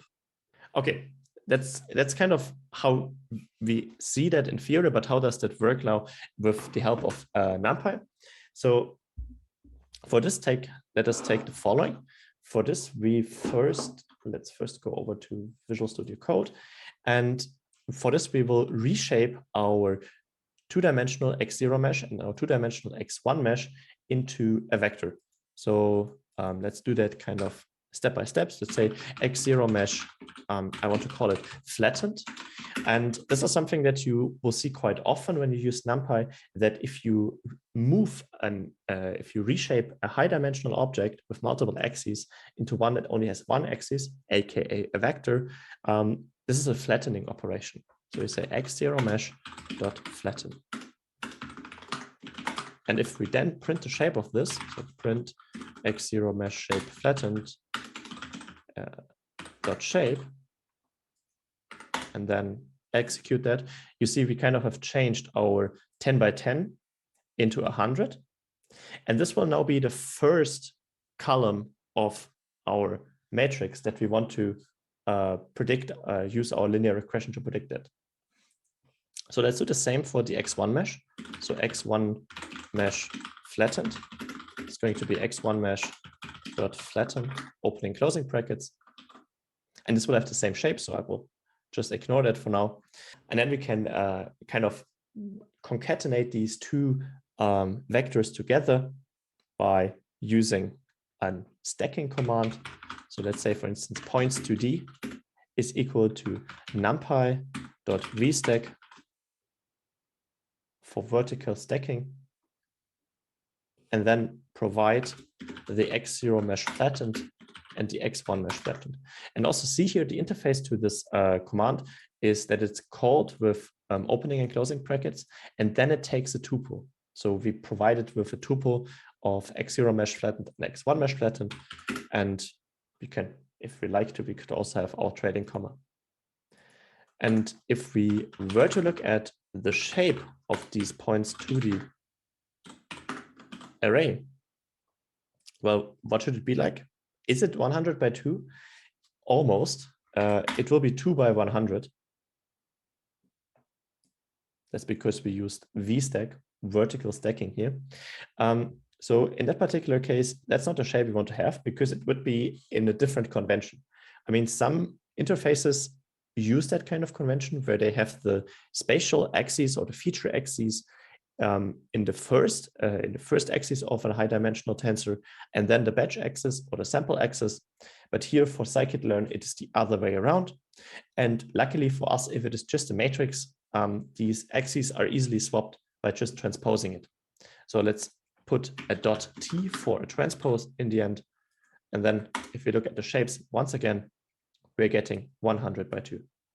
Amazing. So we have the points 2D, and this can now be used in order to feed it to our trained linear regressor.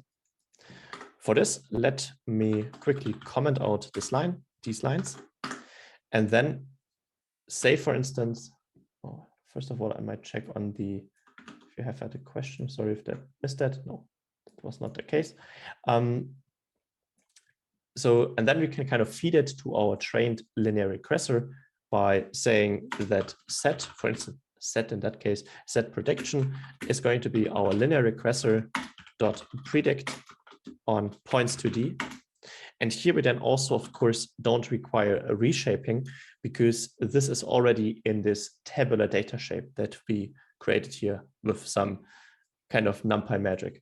But now looking at the shape of the prediction, what is the shape that we're expecting? So we are expecting a vector. So because we kind of associate to each of these two-dimensional points a one-dimensional point. So that's the prediction of our linear model.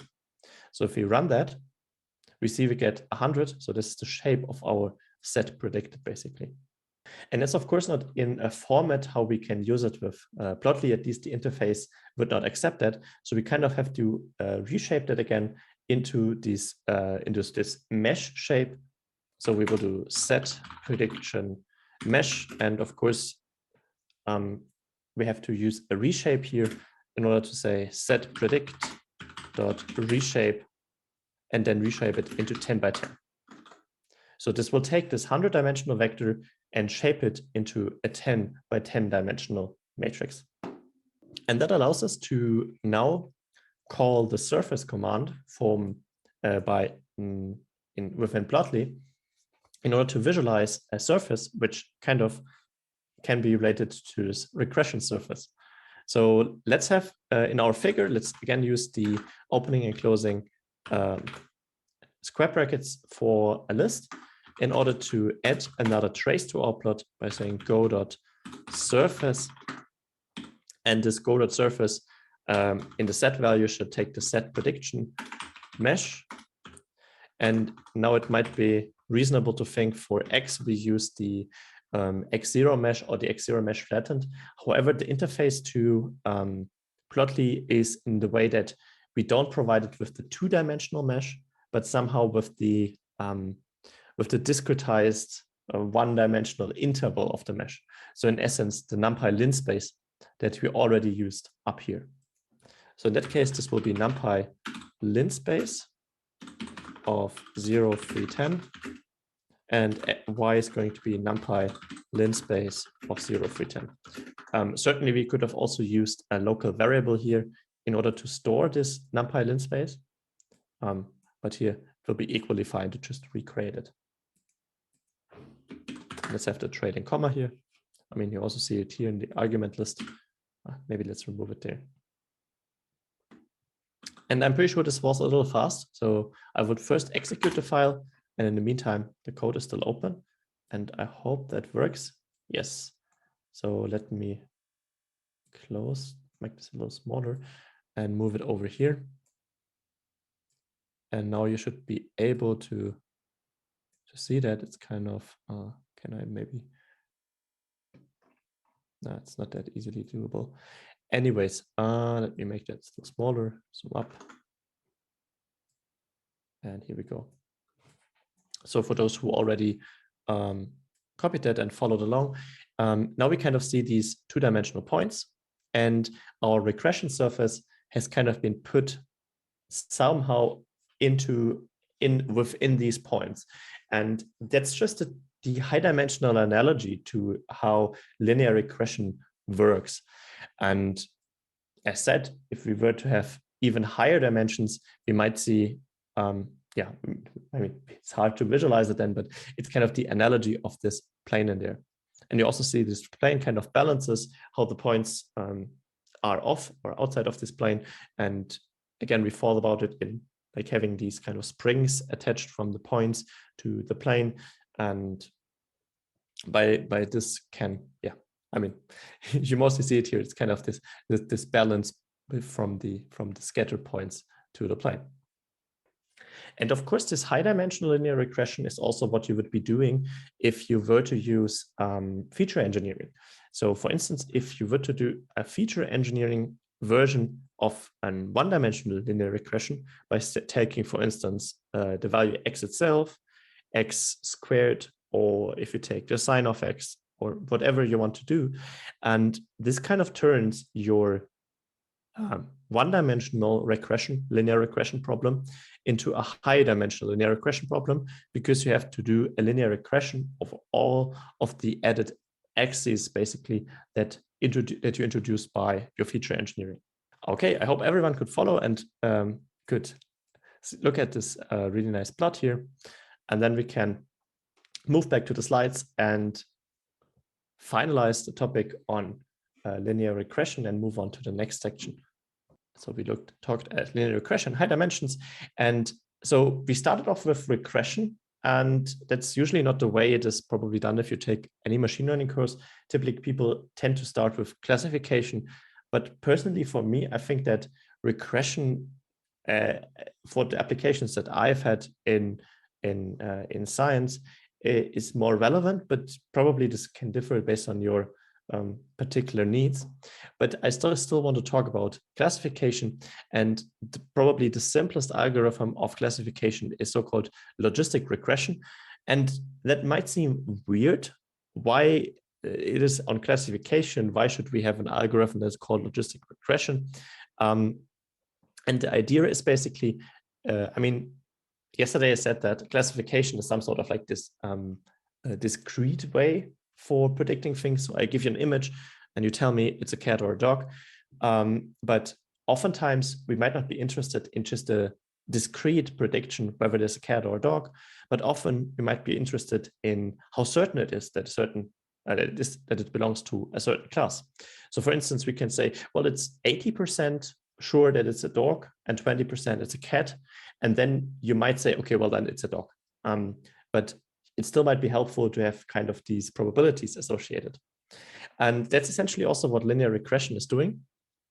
So in this particular case, we want to look at a relation from what is do so-called binary classification based on an input feature and an output, an input feature and associated with two classes.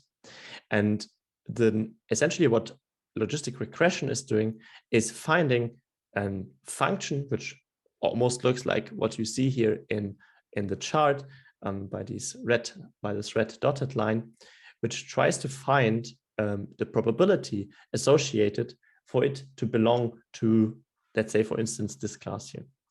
The example we're going to look at in a second is where we have an age down here, And here the binary variable, whether a person at this age obtains, or maybe not obtains, already gets a pension paid.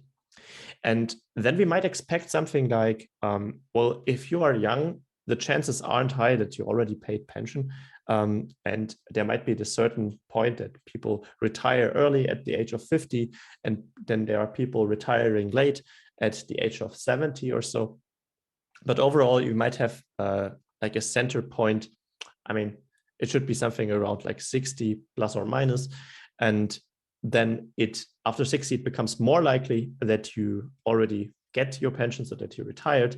And if you are younger than 60, it might have you might have lower chances of being retired. So the idea is that once we have a model fitted on some data, that we can then access whether whether a new person, given his or her age, already obtains or gets pension or is already retired.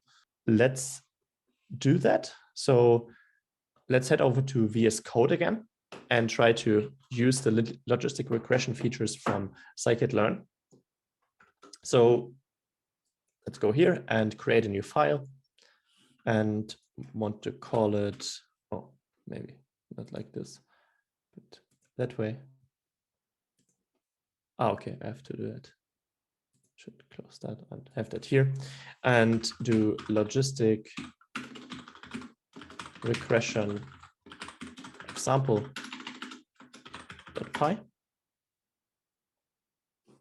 And then 1 second, don't have the questions here anymore. Okay, great.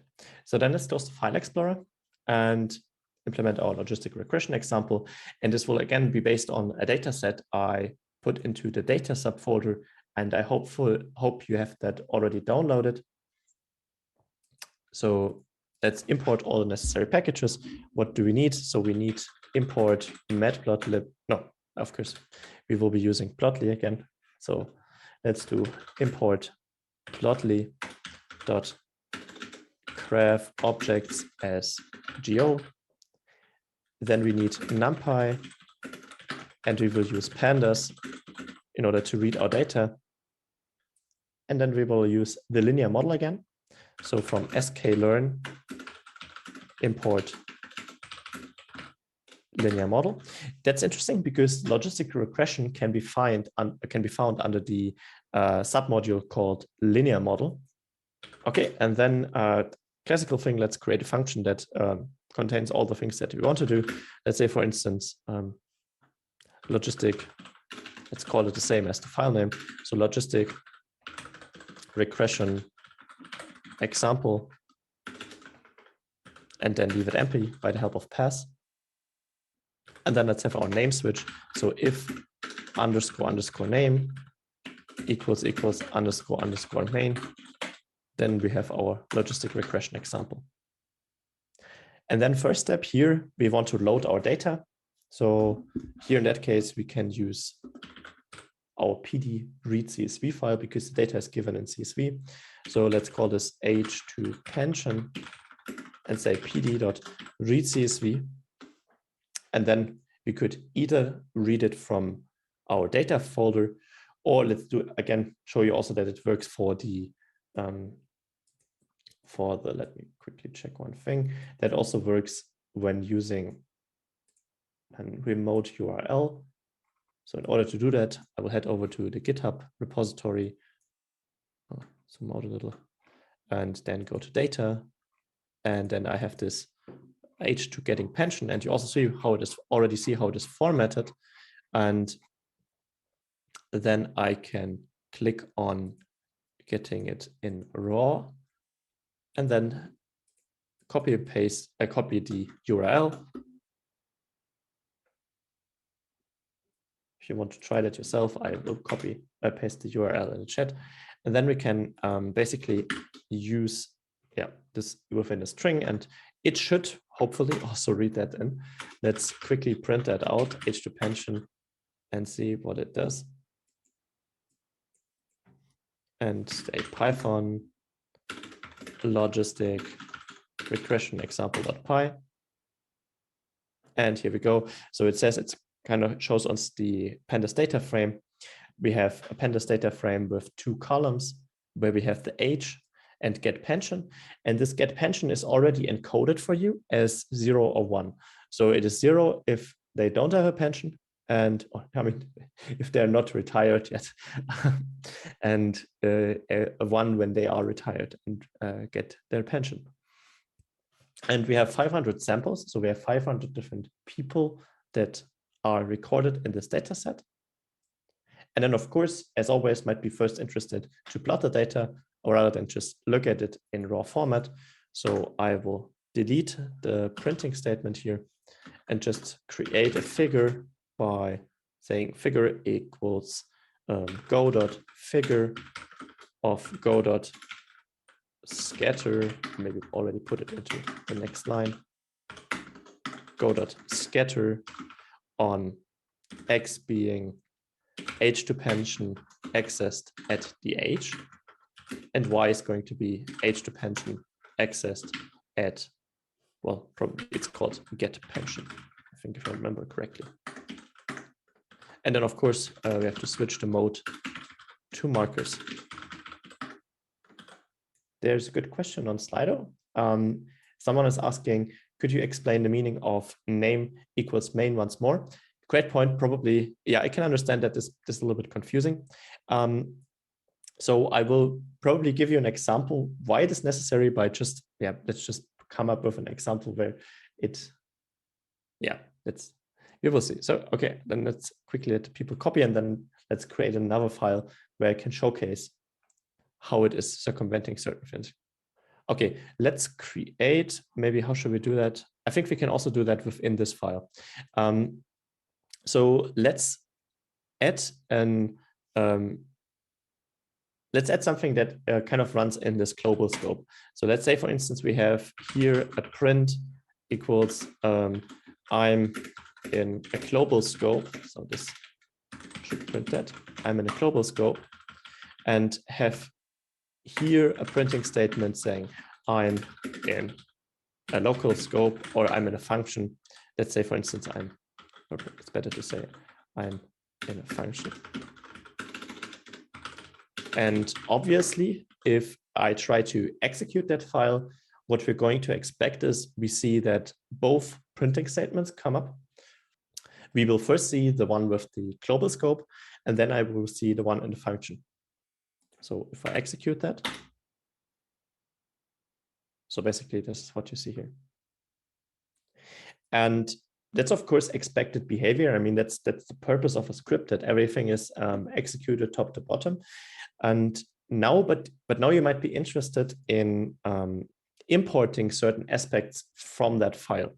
So for instance, if I go into an interactive Python session and I say from logistic regression example, import logistic regression example, and here you see it already with the tab auto completion. There was a print statement saying I'm in global scope, and it does not happen again because it only happens once in that case. But here, if we want to use another script or the components of another script, the script is executed as part of the import, and that is kind of an behavior by purpose within Python, because it would kind of allow you to set up certain things when you want to use a certain module. But this also means that everything that is in a global scope here will be executed. And based on that, the name switch kind of provides that, kind of avoids that, since in the case, so this switch will only turn to 0, or this comparison will only be 0 if we do the, let me see, we have to split this one on the right. So basically this will only work if we perform Python, if we call Python logistic regression, that because then this will evaluate to true, and otherwise it will evaluate to false. So in the case we want to import the file, this switch will evaluate to false, and therefore we don't execute a logistic regression example function. Whereas in the case we call it directly with the Python interpreter, or we would use the run button, for instance, this would be evaluated true, and then the function would be executed. So here it's the reason here we see both print statements, and here we only see this print statement. I hope that answered the question. I mean, bottom line, from a practical perspective, might not be too relevant if you just write a really simple script, but whenever you might have something larger where you want to take functionality from one Python file and use it in another Python file, this might be a reasonable safeguard. Okay, I hope the question is answered. If not, then please ask a follow-up question and I will take that off. So let me close this terminal here and exit the Python shell. And then I will remove the print statements again. And then let's show our figure to look at the data for the logistic regression example. Execute that here. And here we kind of see the following. So we have a couple of scatter points. Almost feels like this data set was created by me because we have almost equal increments here. But we have some overlap. So as we see, there are some people like at the age of 57 or 60 who are already retired, but there are also people at the age of 69 who are still working. So it's not like that we can say, well, that there is this age upon which our data indicates that people are only retired. So we kind of need to do this softly. And therefore, we expect our logistic regression to maybe find a function which kind of, or like a function in that sense that describes the probability that kind of, lies in this range here. But let's just try it out and then we will see what Scikit-Learn does for us. So for this, let's create our logistic regressor, or let's say, for instance, let's call it, or maybe let's do it before the figure and say classifier is going to be linear model dot logistic regression. And then we train our model by using classifier dot fit. And of course, we now need our X and Y. So it might be reasonable to extract it prior to then use it also for the scattering. So let's say X is going to be age dependency on the age, and Y is going to be age dependency on get pension. And the interesting thing here is if we do this kind of indexing that is based on the columns, we actually get so-called pandas data series out. And pandas data series we can't easily reshape because recall we need this matrix style input to our scikit-learn models. In order to access the NumPy arrays that define the pandas data series, we can, for instance, there are multiple values, multiple ways, but we can, for instance, use values. And this basically turns the pandas data series into a NumPy array. And that is, of course, helpful because this NumPy array can then be easily reshaped. And let's do the same for the Y. And then we can use X and Y here also for the scatter plot. So this X is X, X equals X, and Y equals Y. And then let's fit our classifier based on x.reshape -1, 1, because again, we have a vector because it's just a collection of ages in that sense. And we want to have it in this matrix shape where we have the number of samples and number of rows. And then for the second argument, we will be using Y. Let's save that and let's see if that runs through. And okay, of course, you might have already seen that. So of course, it should also be values here, not value. And then if we execute that, it runs through. I mean, it shows us the plot again because there's nothing in the plot yet, but at least there were no errors thrown. Oh yes, okay. Oh, someone noticed in the chat. Thank you so much. That's already fixed. Let's hope there are no more errors here. Okay, so let's use the trained model in order to get this this sigma shape. So this is basically, I mean, essentially this is how a logistic regression is implemented. Since we have how's it called? How is it sigma function? A logistic, this logistic regression function. I forgot the name. I think it's called whatever. We try to get that by predicting unseen samples from our model. So let's create a couple of age ranges. So let's create something called an age set, and this shall be NumPy linspace from 18 to 99, maybe 100 points in between. And then we can evaluate the probability at age set by saying classifier dot predict on the age set dot reshape into -1, 1. So basically this what we did here is just we create some query points at which we wanted to evaluate our model and associate a probability at that certain point. So the probability of being of already having retired. And then we can visualize this with using go.scatter and then do x equals age set, y equals probability at age set, and the mode shall be, I think it was lines, yes. And of course, then we need to use a list here. Yes, that should be it. Then upon execution of that, we hopefully get a new plot. Bam, there it is.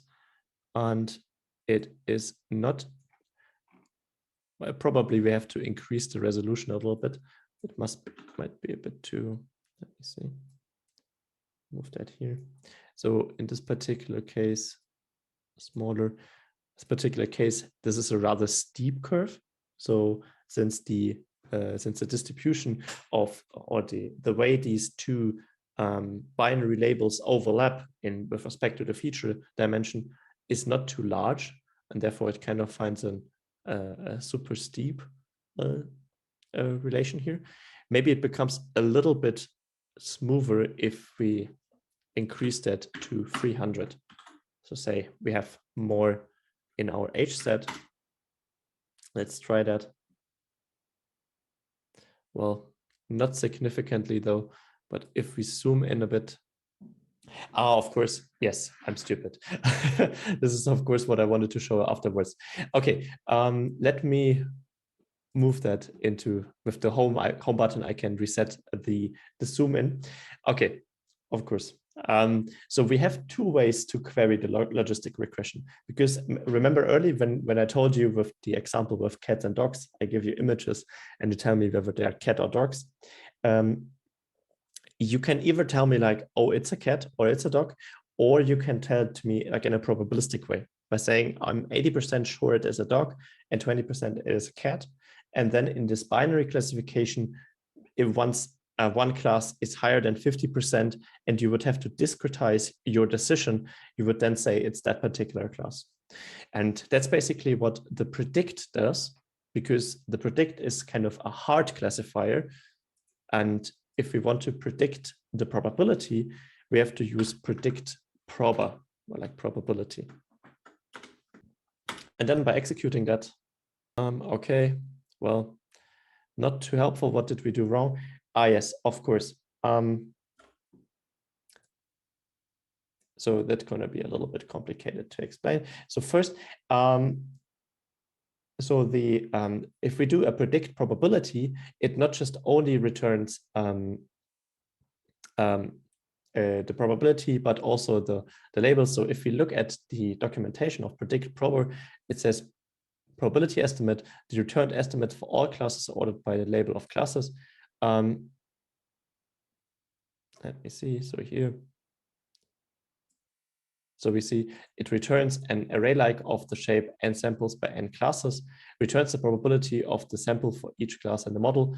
And in that particular case, logistic regression is considering that we could potentially have multiple classes.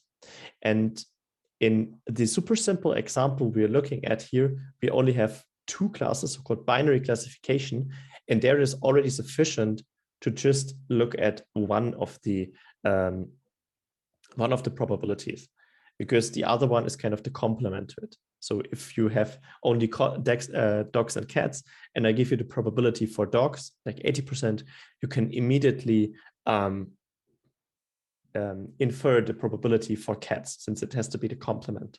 Whereas if you have three different classes, so for instance, cat, dog, and pig, for instance, and I just say it's 80% dog, then you could not, just based on the 80%, you could not infer the probability of the cats and the pig respectively.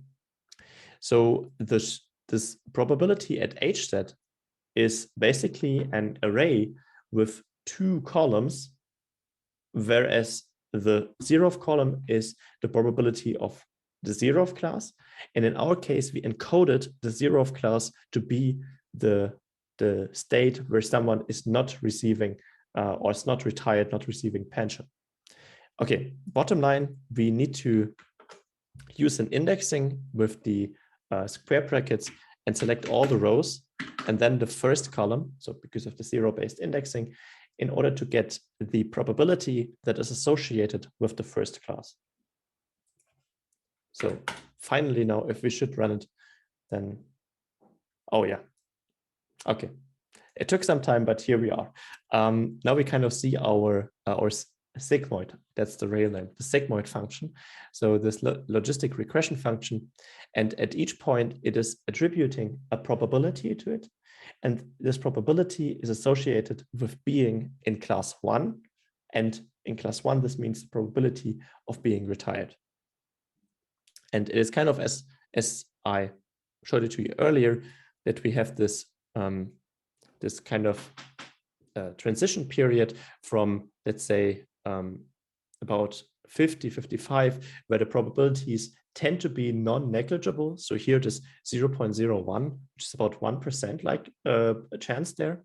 And then it increases, and I think the inflection point must be about here. So age 64-ish, where we have 50-50 chances. And then afterwards, it's more inclined towards being class 1, having a pension. And so here we go.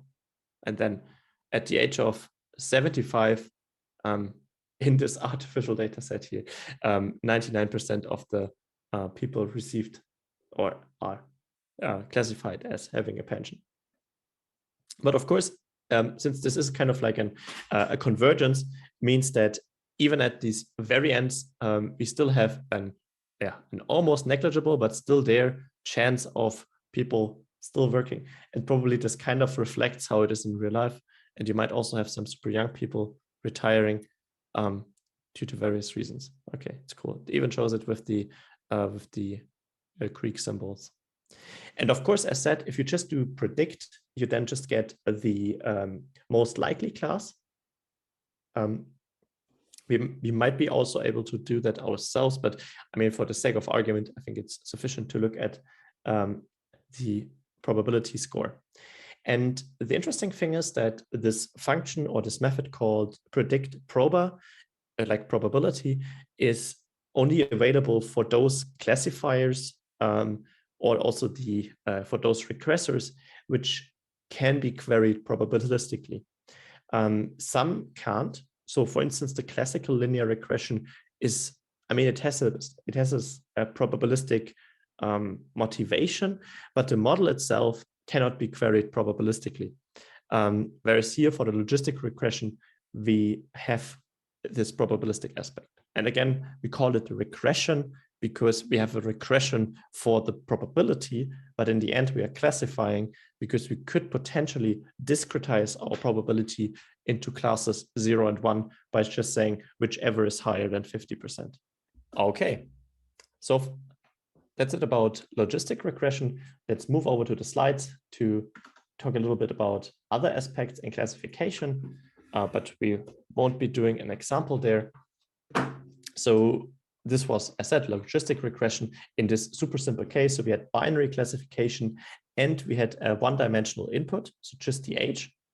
So of course, extensions are that you have multiple classes, although I think it is more challenging to have a multi-dimensional input.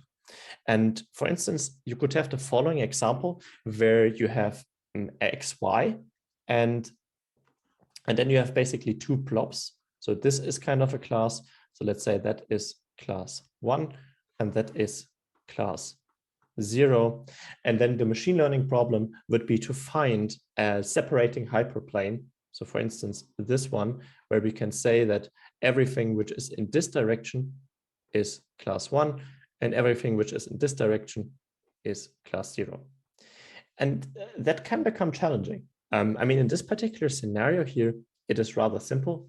You might even come up with saying, well, maybe we take this, maybe we take this. That kind of depends on what kind of aspects you want to prioritize.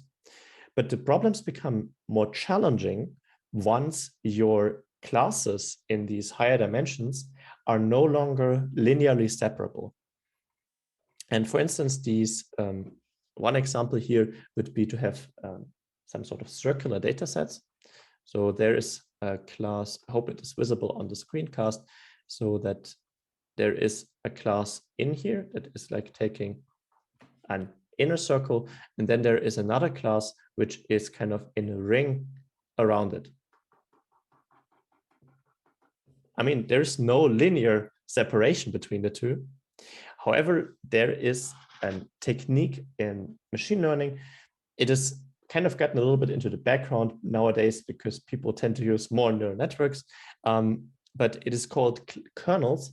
And the idea is that even problems that don't separate linearly in their original dimension might separate linearly in higher dimension, because you could, for instance, add an hypothetical third dimension, which is given as x0 squared plus x1 squared.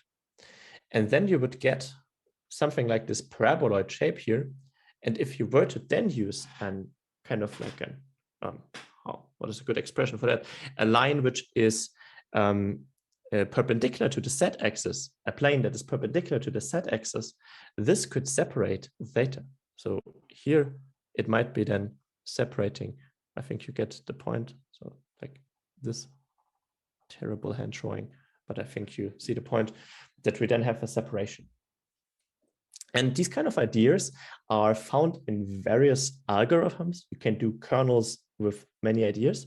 I mean, the idea of kernels is not necessarily that we are in higher dimension, but is to use some really clever property of being in that higher dimension, but which is a little bit more mathematical challenging. From a pragmatic perspective, though, you have that available in Scikit-Learn. So if you want to dive deeper into that, so I also wrote it down. So in essence, a kernel is an efficient computation of inner products in high dimensional spaces, but that's just a technicality. In the end, those kind of algorithms that use these kernels, often, mostly these are so-called support vector machines, can be extremely powerful tools for performing classification, and they can even be recasted into regression algorithms. And of course, in order to use these kind of algorithms, the documentation is kind of your friend. So I've just taken a screenshot here of the support vector classifier here. So this is SVC, stands for support vector classifier. And the one of the most important arguments here is the so-called kernel. And this kernel is kind of the way you want to move your data in higher dimensions. And there are a couple of options. I mean, if you want to use that kind of algorithms, you are free to look into the user guide and the API documentation of Scikit-Learn. And those kind of allow us to, as said, perform this clever separation, even though the data might not be linearly separable in the first place. Okay, and again, let me just give you like the gist of that is basically, if you want to solve a certain problem, first of all, you might have to categorize it, like for instance, by saying, do I have a supervised, unsupervised problem? After the lunch break, we will look at unsupervised. And then, for instance, do I have to do classification, regression, and also for classification, do I have to do binary classification or multi-class classification? So either just dogs or cats, or also dogs, cats, pigs. And then if you kind of have these attributes to the problem that you want to be solving, you can then start, for instance, looking into Scikit-Learn in order to find a collection of algorithms that potentially solve your problems. And then the amazing thing about Scikit-Learn is that the algorithms behave almost identical. So they use the same functions, which is always fit, and they have a prediction function or a transform function. We will see that in a second. And therefore, it is really easy to try out different algorithms, which is extremely handy from a practical perspective, and then find something that works well for your problem. And then, of course, you can use the amazing user guide and documentation to dive deeper into the actual implementation and also the shortcomings of these algorithms that you might have to be aware of. Kind of stopped at right before the lunch break with some overview of classification in higher dimensions. I mean, we didn't code an example, but I hope at least you got the theme of how Scikit-Learn can be used to solve many different problems, and kind of easily as well due to their consistent interface.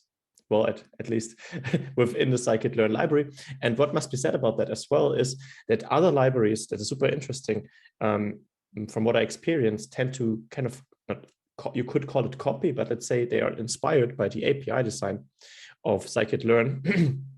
And one particularly interesting, or one that I used, is the package, it's called GP-Learn. That's for symbolic regression. And that's kind of a fancy technique in order to kind of searches through mathematical function spaces, not function space, but mathematical functional expressions. And bottom line is it kind of uses it, not it kind of, it uses the exactly same interface. And that kind of is the powerful aspect that I think why it is relevant to look at Scikit-Learn, since once you understand the API of Scikit-Learn, you can solve so many problems that are somehow affiliated with machine learning. And it's, as I said 2 days ago, it's the same with NumPy, as the NumPy API also inspired many other packages in Python. Anyways, let's continue on with the next point. And so far we looked at so-called supervised learning, so both in regression and classification, meaning that our training consisted of handing the algorithm and collection of input-output relations where we believe this is the ground truth. It's kind of like showing a child, given a situation, how it should behave. However, sometimes there might be the case, probably as I said, the analogy is always a little vague, but there might be a situation where there is no reference on what someone should do. And so it's kind of like an unsupervised learning. And that's what we want to look at next. Unsupervised learning in general is quite a vast discipline. We want to look in particular on clustering. In super concrete terms, we want to look at the so-called k-means algorithm, which is probably one of the simplest algorithms for clustering. Then there's what is the k-means algorithm? So basically the idea is similar to what we've also seen with classification. So the classification is trying to learn a way in order to distinguish these two blobs into classes, but it does the learning by knowing which point, or at least from a training set, knowing which point belongs to a certain class. If I would just give you the points without any color label associated, so without any class label associated to it, based on the human eye, you would still tell me that there are like two different classes or two different clusters involved. And this is really typical, and it is found in so many applications for machine learning. And classical ones could, for instance, be when you use recommendation engines, for instance, with Netflix or YouTube. I mean, probably this might not be how it is implemented in detail, but you kind of, based on your viewer behavior, you are given certain classes So for instance, you might be someone who is interested in watching educational videos or interested in watching action movies. And of course, you could have also learned that based on a classifier, but often, like especially with respect to also exploratory data analysis, it might be interesting to just look at the data and let an algorithm find certain clusters or classes in there where we have some sort of a separation between. And that's the algorithm k-means, or at least the super simple one. And so in our classification, which is kind of relevant in order to judge what kind of an algorithm it will be, is that it is an unsupervised algorithm. So as said, we just get the data points, but we don't know which class they belong to. In that case, it is for clustering, and it has a non-convex optimization. Here in that particular case, I mean, we will see the consequences of it indirectly, but as before, we don't explicitly see the optimization formulation. And it also has a non-closed form solution. But I mean, that's also not too relevant here. What I think is interesting is that k-means is a hard clustering algorithm. And that means that when you have a point, the k-means algorithm determines only one class for it. I mean, you think that makes sense because it can only have one class. But if you remember from the logistic regression, in the end, of course, we want to give a prediction for one class, but we also want to know how certain it is that it is in that class. So the logistic regression not just gives us an estimate whether it's a dog or a cat, it also tells us it is a dog with 80% probability. And here the k-means algorithm then does not give us that, but there are also, of course, other clustering algorithms that allow us to say, well, it belongs to cluster 1 with that and that percentage. Okay, let's go to Visual Studio Code and start with implementing a super simple example for clustering. And we will also work on artificial data again here. And then let's create a new file and call it k-means example.py. And then let's close the file explorer. I'll also make this a little smaller. And then we will first import NumPy again, import NumPy SNP. And then we will import plotly.graphObjects as geo. I mean, you've seen that before. And then we will import from Scikit-Learn. We're going to import datasets, and we're going to import cluster. And then let's define a function. I mean, you could also, for instance, call it main. It's probably not the most verbose, but in that case, let's have it main. And then call our main switch again. If name equals main, execute main. Okay, so I said we want to create some artificial data. And in particular, there is a creation routine within Scikit-Learn, which can create so-called Gaussian blobs for us. And that's kind of a nice way in order to test our clustering algorithm on it. And this function is called, it's from the datasets submodule, and it's called make clusters. Where is it? Make plobs.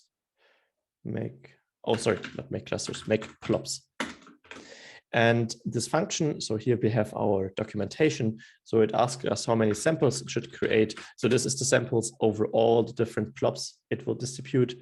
Let's say, for instance, 200 samples. Then the number of features, and features refers to how many dimensional our spatial, but how many dimensional our spaces.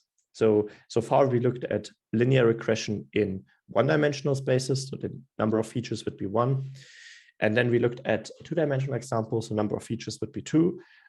Probably reasonable number of features in science can be anything from 1 to maybe 20, 30 for smaller applications, and maybe 100 in more complicated ones. According to my experience, but that of course can differ, you usually don't have those high dimensional input spaces that you have, for instance, when you work on image data. So, I mean, of course, certain parts of science are, of course, also image data, certainly. But if you have image data, you tend to have really high dimensional input spaces. Either way. So in this particular case, we want to look at 2 features. And then we can define the number of centers. So this is basically how many plobs we want to have. And here I want to do 3. And then this function returns an X and a Y. So it basically returns a collection, this data set of points with the number of samples in the rows and the number of columns in the second axis or first axis, depending on how you want to count it. And additionally, it also returns a lowercase y, which is kind of an array of integers, which gives us an association to a corresponding class. And now you might say, hey, well, we wanted to do unsupervised learning, so we don't have a y. That's true. So we will just ignore it. And we will kind of use it to later on check the performance of our algorithm. Anyways, let's use our X in order to do a plot. So we do figure again equals go.figure, and then on, maybe go.scatter. So it's go.scatter. And then this takes X. So we again have to slice out the first column. So X colon and then 0. And then Y is going to be X indexed at colon comma 1. And the mode shall be markers. Then let's call a figure.show. And then let's execute the file Python k-means example. Okay, the one I got is particularly difficult because here it turns out that we have the two plops quite close together. And of course, if I now would run it again, it would give me a different result since the creation of the plops is kind of random, but kind of is random. So let's fix the random seed, and probably next time we might get something that is easier for the algorithm, because obviously if we have clusters that kind of are really close to each other, they might look like they are the same or are just one cluster. And that's probably also one of the difficult tasks in making good clusters or making good clusterings. So let's try that again and fix the random seed. So there is, in the documentation of make plops, there is an argument called random state. And we can either feed it with a seed generator, I think, with a random number generator, or with a fixed seed. So let's just fix it to 42, because why not? Now our plops are somehow fixed, and we could now be interested in maybe also giving our plops some color highlights, because we know which cluster they belong to. I mean, for the k-means algorithm in a couple of seconds, we won't be using that information, since otherwise we wouldn't be unsupervised. And we can, of course, do that by saying, I think it's called color. Let's see, maybe I'm wrong. We will figure that out. Color equals y. And if we then run it, we figure out it's not color, then it's probably just C for color. Let me check. So there we have that. Let's just try if it is color, or if it is C. Yeah. Okay. Well, then I should maybe we can also look that up, of course. So let's go. I show you how I would do that. I would just do plotly graph objects color, or let's just go for the reference and then search within the reference. Also, of course, I should graph objects scatter reference. Here we go. This is the scatter reference. And here again, you probably see that, oh man, there are so many options. But don't worry, sometimes it's just one search away. So Control F, and then look for color. And then we see here, there is no more thing on color. So then, of course, we can do marker color. So let's say marker color. Let's try. Okay, that worked. So it is it's a little bit the confusing interface with the graph object and with the plotly express. I tend to forget that over time. So either way, now we have our three plops, and it's, of course, they are way better separated now.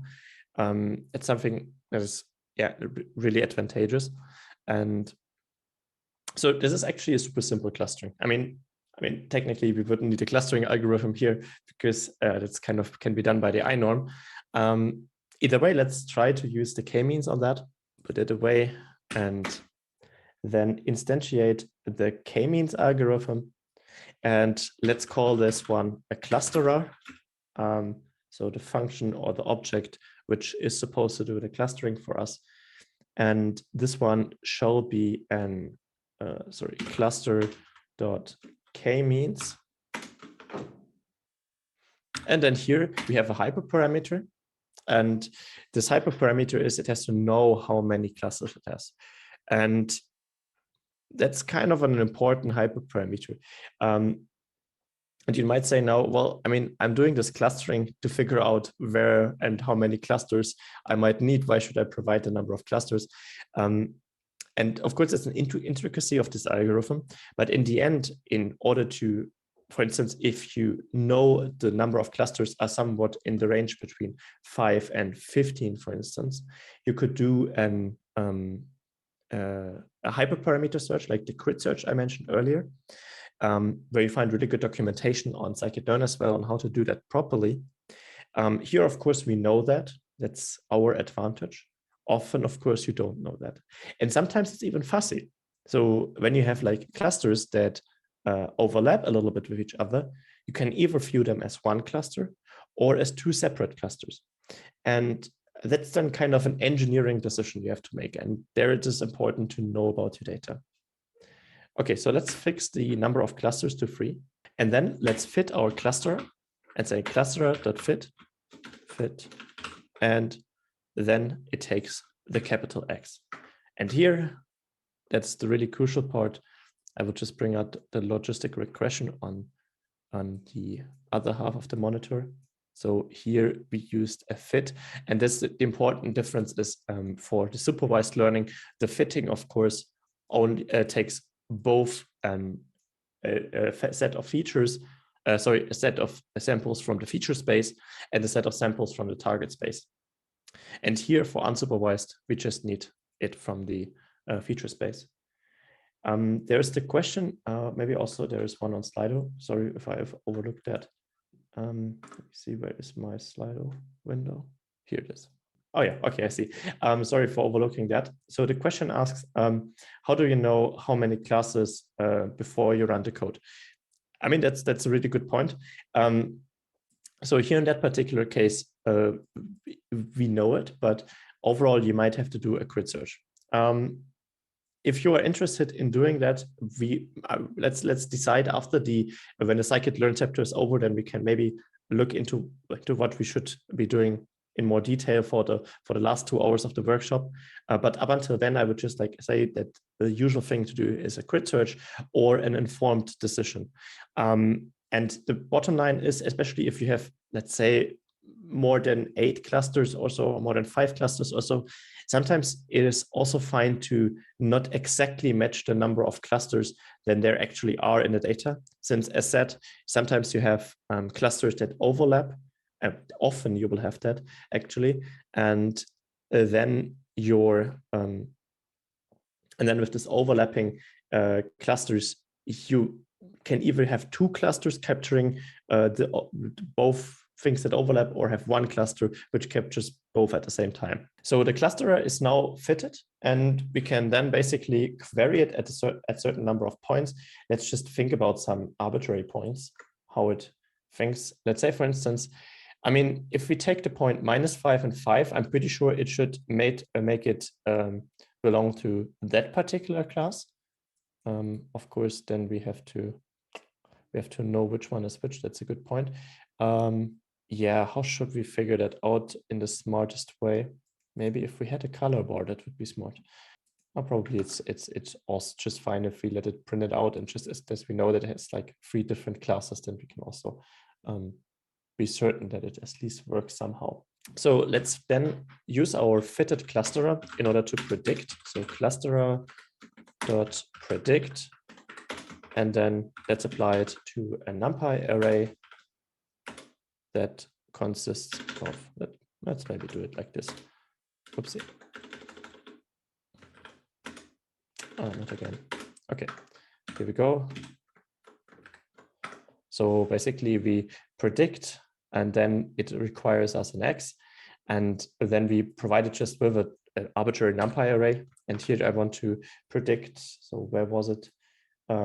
And so we have, for instance, the point -5, 5. So -5, 5. And then maybe we can check the point 0, 0, 0, 0. And we can check the point -5, -5. And this is kind of our, let's say, clustering prediction. Oopsie.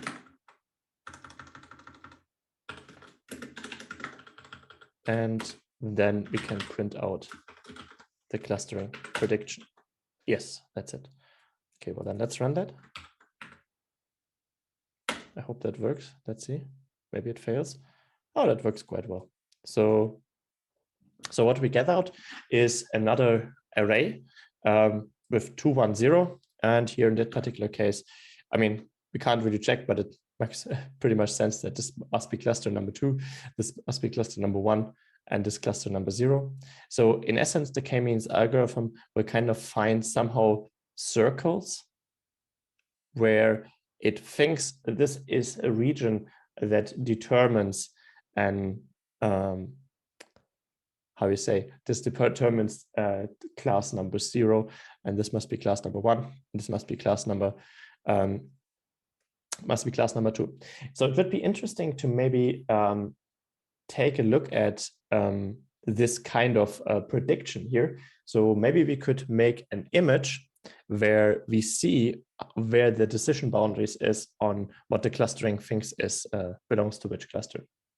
So for this, let's create a 2-dimensional mesh from -10 to 10, and from -10 to, maybe how should we do that? Maybe -15 to +15, and -15 to +15.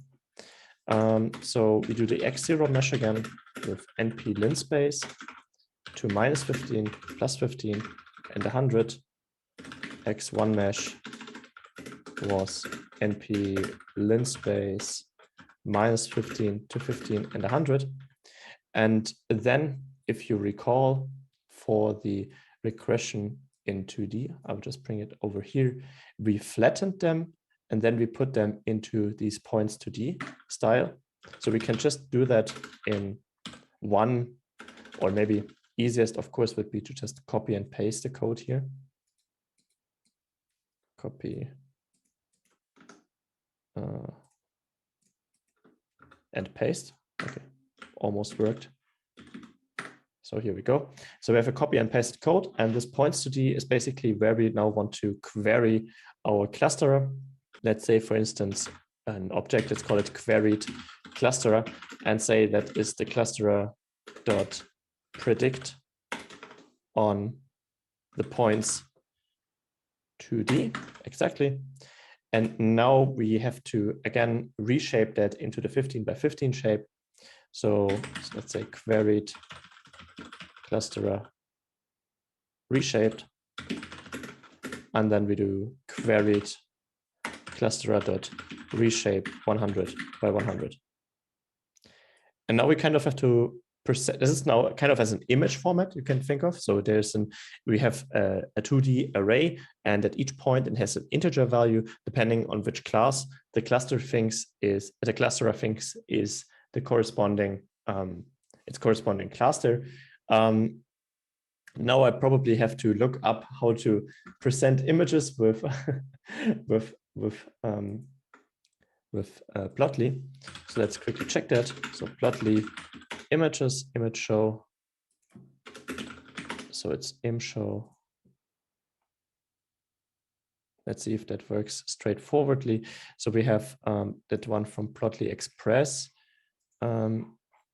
If that works, maybe we can also find one with Go, with graph objects.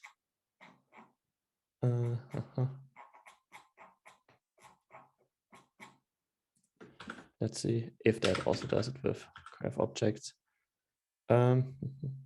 Go.image.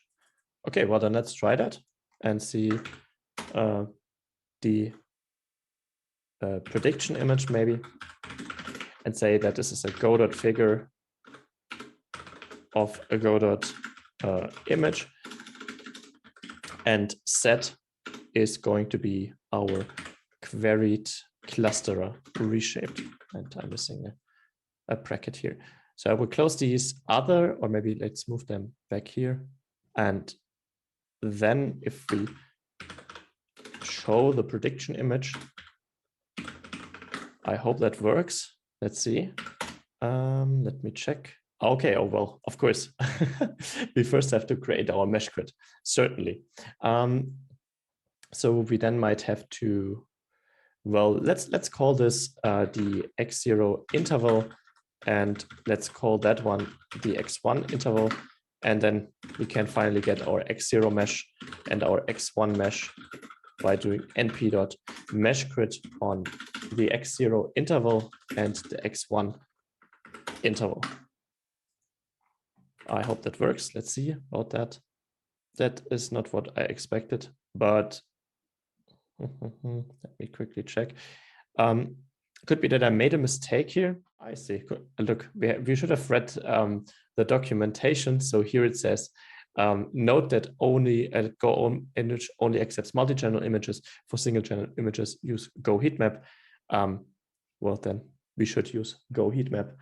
And maybe that shows us finally how our I hope that's now correct with the interface.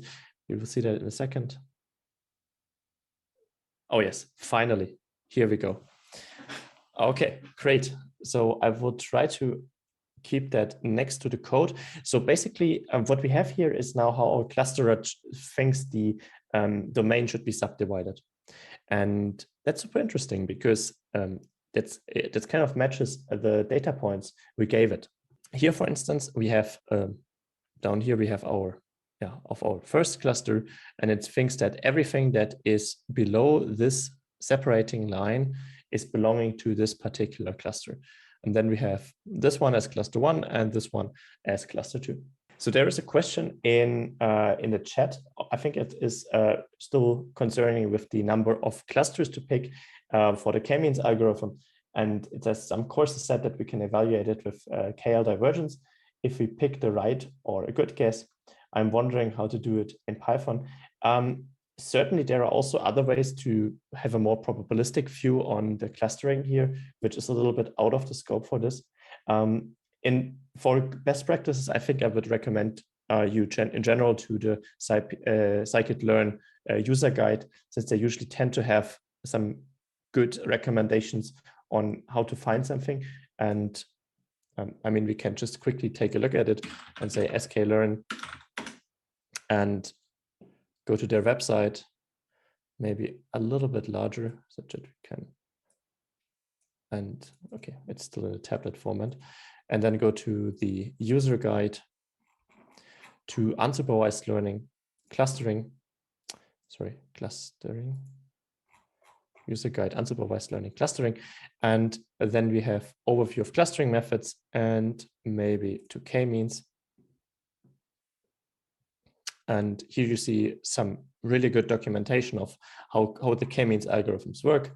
And maybe they don't. I'm sorry, I'm not too familiar with this particular documentation, but in general, this is just my advice to take a look there. Otherwise, of course, if that is kind of a recommendation that you got based on, and it can be based on a probabilistic view on clustering, then it's certainly something to do. I mean, I don't think necessarily that this is dependent on the language you do the clustering in. Just generally, my practical advice is to do an grid search, and especially a grid search in general. A grid search is problematic because we kind of have this, the more hyperparameters you want to do a grid search over, the larger your tensor basis on where you have to do the grid search. So because, for instance, if you have hyperparameters with 3 different options, and then you have 3 hyperparameters, then you have 3 to the power of 3 combinations. If you add another one, it adds another power. So it kind of grows exponentially, which makes grid search in general quite an expensive meta algorithm. But in the particular case for finding the number of clusters in problems which have medium-sized data sets which run in fractions of a second on a CPU, I think mostly you're fine with just trial and error. So basically trying out over a sub-range of suitable number of clusters. And here again, the aspect of knowing your data comes in quite handily. Okay, just one more thing I wanted to bring up here with the k-means algorithm is a way to access maybe how well it performed. Here it is like super simple, but let's import the metrics subpackage as well. And in the metrics subpackage, we have something nice you might also want to use when you do classification, and that's called a confusion matrix. And this confusion matrix allows us to see, for instance, when we have like discrete associations that we want to figure out in our data, how well we performed. So when we have different kind of samples, when we have a sample where it should be and what it actually predicted. Okay, if that makes sense. And then, for instance, let us create a confusion matrix here. I want to do it the following, in that we use our clusterer and let it predict on its training data. Of course, you might want to have a clustering, a confusion matrix, of course, on some test data, which we did not do here anymore, but this is, of course, a general advice to always have your data set split in test and train parts. And here, let's call the or first, let's make a prediction. So let's make a Y prediction here by saying Y prediction is going to be the clusterer being called to predict on X. And again, X was our training data. So this is kind of what it was trained on. But this is kind of like judging how good it performed on the training data. And then we can create a confusion matrix. Let's just call it CM and say this is metrics dot confusion matrix. And then it wants us to hand over Y true and Y predict, similar to all the other metrics we looked at. So earlier we had the mean squared error and the R2 score. And here we want to hand over the Y, which we get from our make plops example, and the Y prediction. And then we can just print the confusion matrix. Okay, if we execute that, then we should get our confusion matrix. And here we see the following. That's a quite an interesting result. Here in this particular case, usually what you will be looking for, if you would do classification, you would be looking for having many entries on the main diagonal. You can read this in the following way. I'm always confused with the confusion matrix and how to read it, but the rows, I think the columns are refer to the actual ground truth. So basically means when we have a sample, whether it belongs to cluster 0, cluster 1, and cluster 2. So this is based on the artificial data we created. And then in the rows, it says to which cluster our algorithm associated it to. And here that it can be read that for class, so 67 samples have been originally in class number 3 or 2 when we have zero-based indexing, and have been associated with cluster 0 by our algorithm. And now you might say, well, this is wrong, right? Because they were in cluster 2 and now they have been associated with cluster 0. But it is, of course, that since we don't have a supervised learning example here, if we don't know the order, and in the end, it does not matter, right?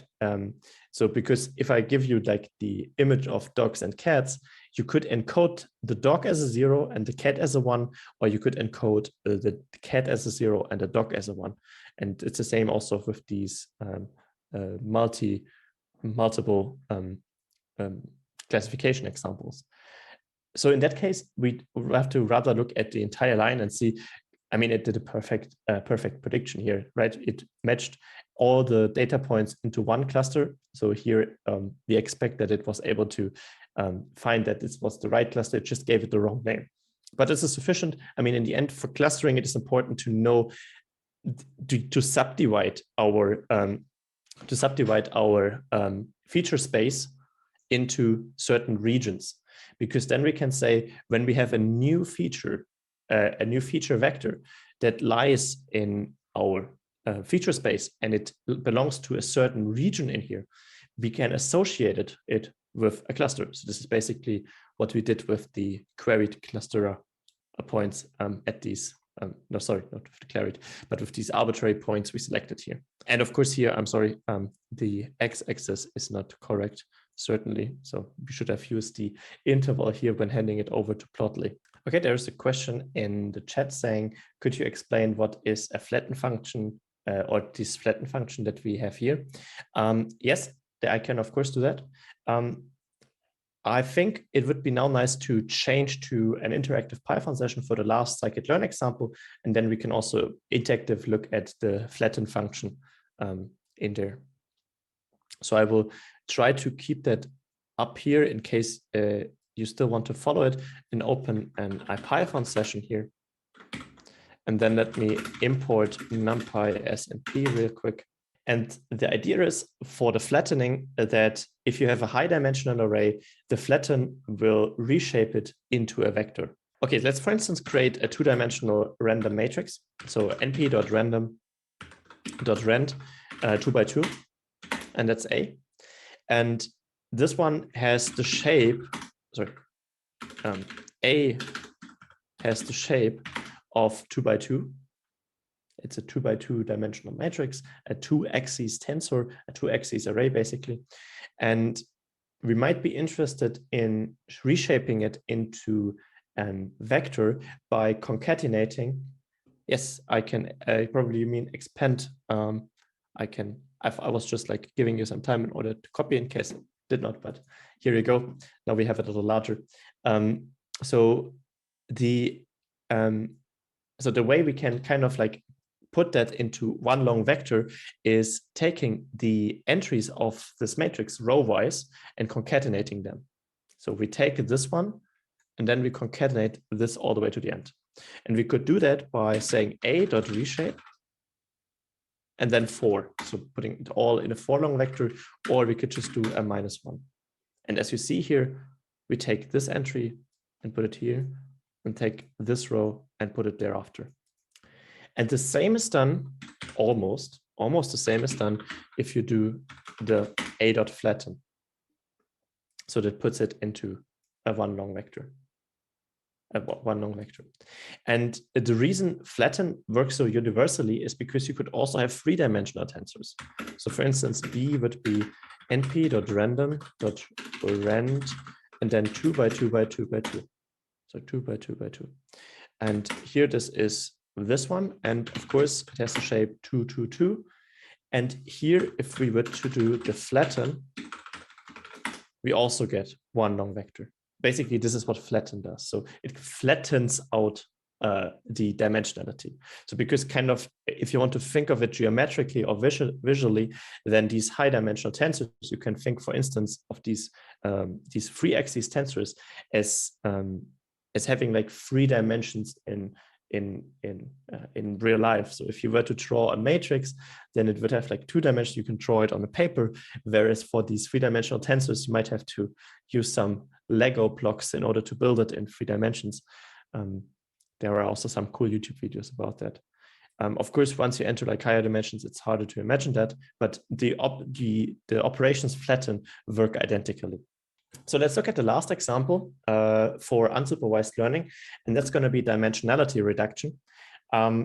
It's same as clustering. This is kind of an extremely deep topic, but usually there's something in machine learning that's called the manifold hypothesis, and I think that's an extremely interesting thought.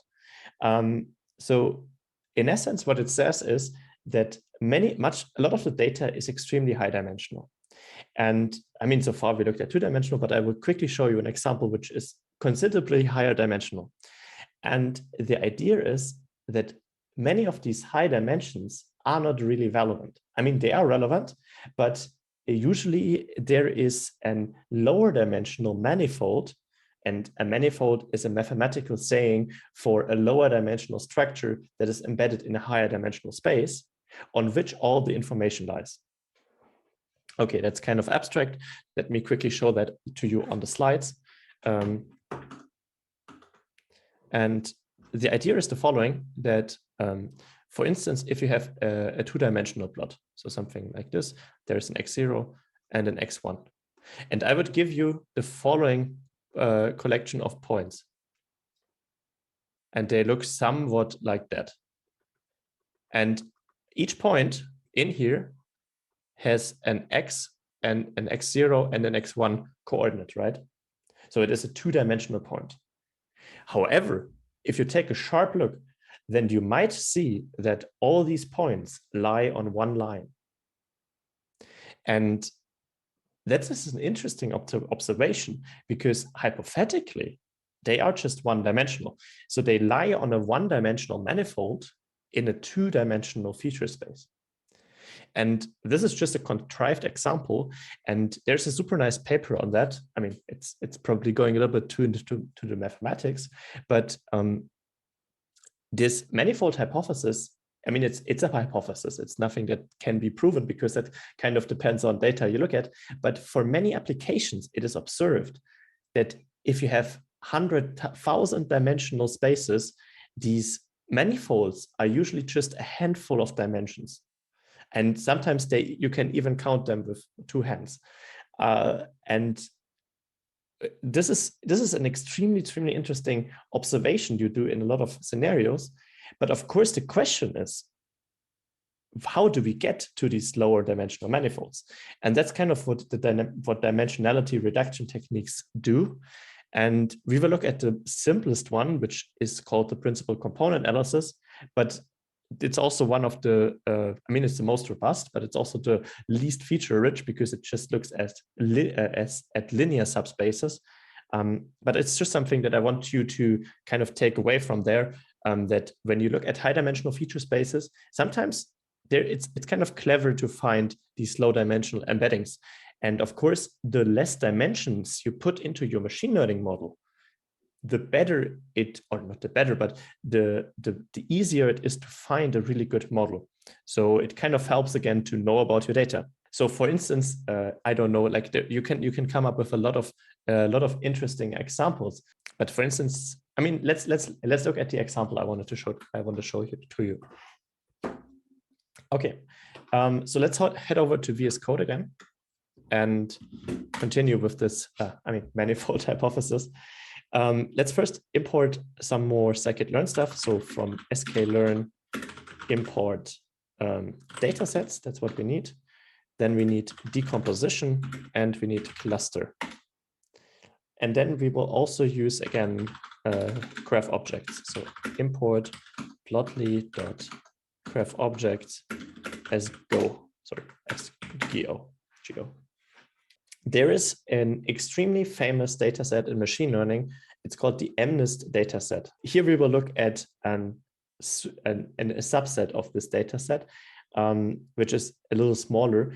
And this MNIST data set collects handwritten digits. So it's kind of a collection of images with handwritten digits in it.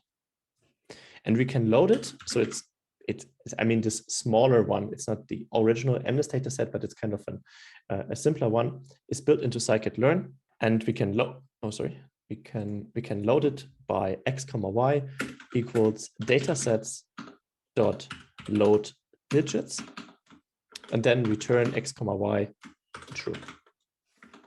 And now if we look at the shape of x, we get a data set which consists of 1,797 digits and 64 dimensions. And these 64 dimensions have a structure in them. So these are not just like 64 arbitrary dimensions, but we can reshape these into an image. Oh yeah, there's a good question on Slido. Why did you import graph objects twice, but with different names? So this was by mistake. The P is directly next to the O on the keyboard. Therefore, I thought it's, and I was mistaken. Of course, ignore that line. I was a little bit too quick. Okay, so, and let's just look at one sample of this. So let's say one sample from the data set. And this one can then, again, we kind of have this tabular convention where one row is one data point. So we take the 0th row and then all columns, and then we get a 64 long vector, a 64 dimensional vector. And this 64 dimensional vector turns out to be an 8x8 image. So let's try to visualize that. So let's say, let's call this really verbose reshaped as image. And for this, we take the one sample from the data set and reshape it into 8x8, because 8x8, 8 times 8 is 64. And then we have the reshaped as image. And the values that we now here indicate brightness levels. So it's kind of a grayscale image where 0 corresponds to black and 15, or I think it's, yes, it's 15, and 15 corresponds to white. And just by judging the numbers, can you already guess which kind of a number it is? So let's show it with Plotly. So figure equals go.figure applied to go.heatmap, because we have this one channel image without any color channels of reshaped as image. Sorry, what did I do? Okay, of course we should use set equals. And then figure.show should bring up our web browser. And here we go. So this is of course not grayscale. And that's of course because we're using a color map. But if we would use a gray color map, then you would see that. And so we kind of have a 0 in the, so a 0, how do you say, a 0 image. So I mean, it's an image, so it's a pixelized image that contains a 0. And I mean, I can see that as a 0. I hope you can see that as well. And our task, so I mean, essentially what this data set is kind of used for is to train supervised learning algorithms which take in images and can then predict which kind of a handwritten digit it is. We kind of started that with manifold hypothesis. What does this now have to do with the manifold hypothesis? Probably in comparison to before, 64 dimensions, so 8x8, I mean, it just reshaped into this 8x8, but 64 dimensions or feature dimensions are quite a lot, actually. I mean, compared to having 2, that's more. But if you compare that to high resolution images, so if you have a 4K resolution image that's, I don't know, it's probably in the millions megapixels, you have a 1,000,000 dimensional input space. But wouldn't you agree with me that whatever this kind of images contains might not be that high dimensional? So for instance, if you were to handwrite your digits, so for instance, the 1, it is like, it just, if you mentally write the image, and then you have kind of, you take a stroke upwards and stroke down. So you have like 2 lines. And then the 2, you have kind of like this bow, this arc, and then you have a line. And then the 3, you have kind of 2 arcs. And you see that there are like certain patterns in there. And these patterns we kind of have naturally in ourselves when we write down digits. And theoretically, a machine learning algorithm might be able to detect these patterns. And this is kind of what the manifold hypothesis also kind of involves, the idea that there are structures in the data, like for instance, certain arcs or lines that are just recombined in interesting ways in order to create high dimensional data. I mean, you don't believe me yet, so let's just do what I want to do here, and then it kind of becomes obvious, or not obvious, but it becomes more visible. In order to do that, we look at X again. So X has the shape of 1797 by 64, and we now want to use an algorithm that's called PCA. As said, it's the simplest domain decomposition you can use. Domain decomposition, simplest manifold or dimensionality reduction algorithm there is. Some people would even not consider it a manifold learning technique, since it is a linear algorithm. So it can only find linear embeddings. Whereas other algorithms can also find nonlinear embeddings. So the weird line I showed you earlier, that's a nonlinear embedding. A linear embedding would be just a straight line. But oftentimes it still does a decently good job, which is quite surprising. Let's just do it. So for this, I want to have an object that I want to call, let's say, manifold transformer. And for this, we will use the decomposition package and then .pca. And then the PCA has a couple of hyperparameters, and most importantly, the number of components, so n components. And this is the dimensionality of the low dimensional space. And again, it's kind of a hyperparameter similar to the number of clusters. And in some cases, we might have to kind of look for a certain range. Usually we're interested in 1, 2, 3, 4 might be. Oftentimes, however, for visualization purposes, you always take 2 in order to already see some data. And the PCA is like a nice algorithm because additionally to transforming our data into the lower dimensional space, it also gives us information on how good this lower dimensional space is. And this how good is usually expressed in terms of the explained variance. And if you turn out to explain large parts of the variance in the data in your low dimensional space, that's a good indicator that the low dimensional space you found is actually the low dimensional space of the data. But again, I'm going ahead. So this is n components equals 2. And now again, similar to the linear regression, this is now our algorithm object. And then we have to first train it by saying manifold transformer.fit. And now remember, we have unsupervised learning. So we just train it on X. And then it's already fitted. And then we can transform our data. So no, so far we've looked at machine learning algorithms that can predict, but now we have algorithms that transform. So the PCA does not tell us, hey, this is the digit that corresponds to 0. It just transforms it into another space. And for this, I want to call X trafo, which is the transformed space. And for this, we will use manifold transformer dot transform on X. And then if we look at the shape of X trafo transformation, might not be the nicest word. We see it's 1792 by 2, and the shape of the original was 1797 by 64. So now we basically only have 2-dimensional features. So we have reduced us from 64 to 2. Okay, and here comes the catch. So not the catch, but here comes the conclusion. Let's do a scatter plot in this 2-dimensional manifold. So let's say scatter fig, and here we will do go.figure on go.scatter on X being the first column in our transformed space. So X trafo, all columns, all rows, and then the 0th column. Y is X trafo, all rows and first column. Mode shall be markers. And then the marker color shall be Y.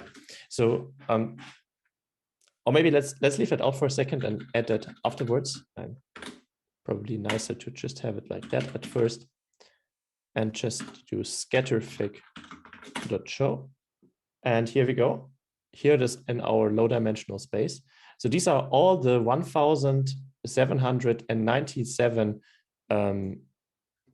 samples we have. So 1,797 digits, dimensionality reduced into 2 dimensions.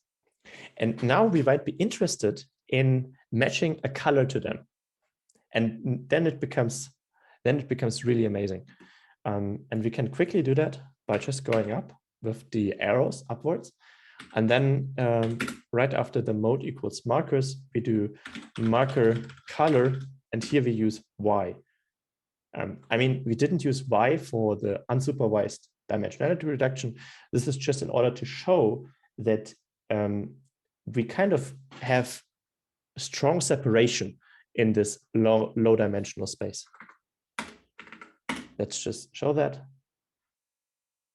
And here we go. And I think that's beautiful. Let me bring that up. I mean, it's a little bit, maybe it's not the best color map available here, but I mean, I think what you see here now is you have scatter plots of the two-dimensional embedding of all the 1,797 images there are. And then in the color, you see to which digit they correspond. And it is beautiful for me to see that here, up here, we have this plop of a cluster which corresponds to maybe to a certain digit. And it wouldn't seem too far to say maybe call that this is a digit number 0, since 0 has quite a unique structure if you look at how they are drawn. For the rest, the separation might not be too strong, but it's still surprising to see that just by reducing the dimension, we can separate the different digits. Why not use a k-means algorithm in this low dimensional space? So the goal is now to use the X-trafo, which is basically a data set with only 2 feature dimensions, to perform a clustering inside of this of this reduced data set. So let's introduce a clusterer and say that is cluster.k-means. And here we cheat again because we know how many clusters we expect. But of course, you might have to do some let's say, some high grid search in case you don't know that. But here, let's say we have 10 clusters. And then say clusterer.fit on X-trafo, so a capital X-trafo. And then it runs. So you also see it took a little bit of runtime, but I think this is probably, I mean, I just want to highlight that once because I find that super interesting. At least on my machine, and I have a 4-year-old laptop that runs decently fast. I mean, if you imagine, these are like 1,797 different data points that we have. And the bottom line is that many machine learning, I mean, at least for me, when I was a little novice to this topic, I always thought like machine learning requires so much computational power. I mean, it does in the sense that you need to efficiently use your hardware. So you couldn't implement those algorithms like in pure Python. But many of the stuff that you can do for, especially when it comes to classical science and also like with empirical measurements, that usually easily runs on CPUs and even on laptop CPUs. Of course, it becomes challenging once your input dimensions scale high and you want to do many grid searches, or you want to do deep learning, so where you really have a lot of computation. But overall, it is oftentimes you can do a lot with the already existing machine learning algorithms. So I mean, already existing, like the rather old-fashioned stuff that is implemented in Scikit-Learn. Okay, now let's look at the confusion matrix. And for this, I think we need to import the matrix package again. So from sklearn import matrix. And then let's create a confusion matrix by saying matrix.confusion matrix.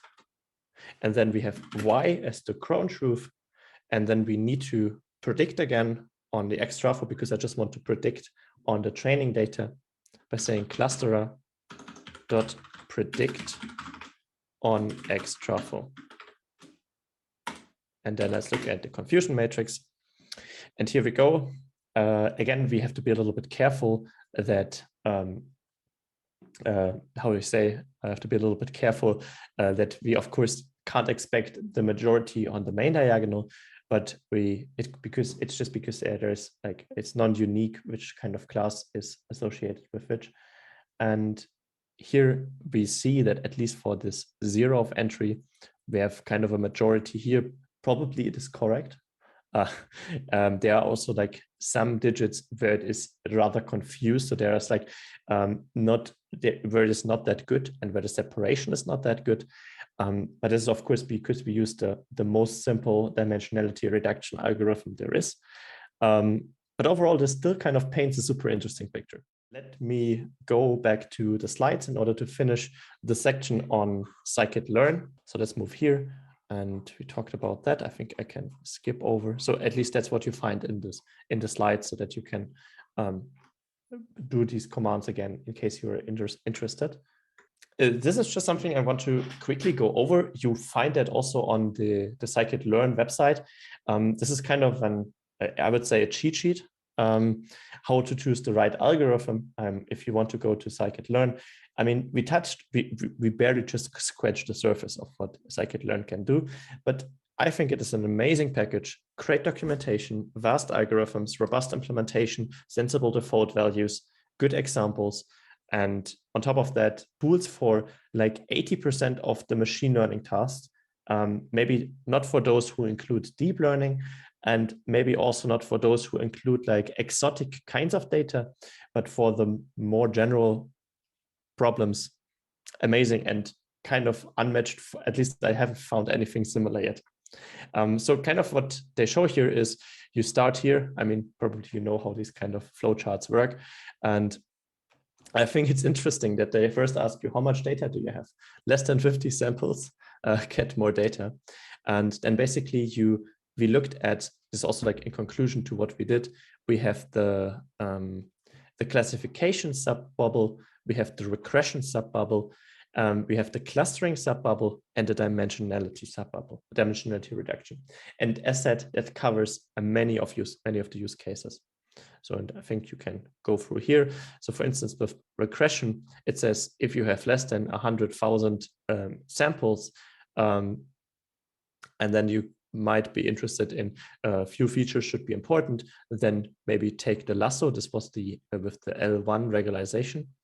And otherwise it recommends the ridge regression or some other techniques. And this is also kind of a guideline for you to navigate the sea of different algorithms that there are in Scikit-Learn, because some of them might rather be a little bit edgy. They might not have that wide of an application. So probably out of these many algorithms, like 20 are extremely handy. And those are probably collected all in this cheat sheet.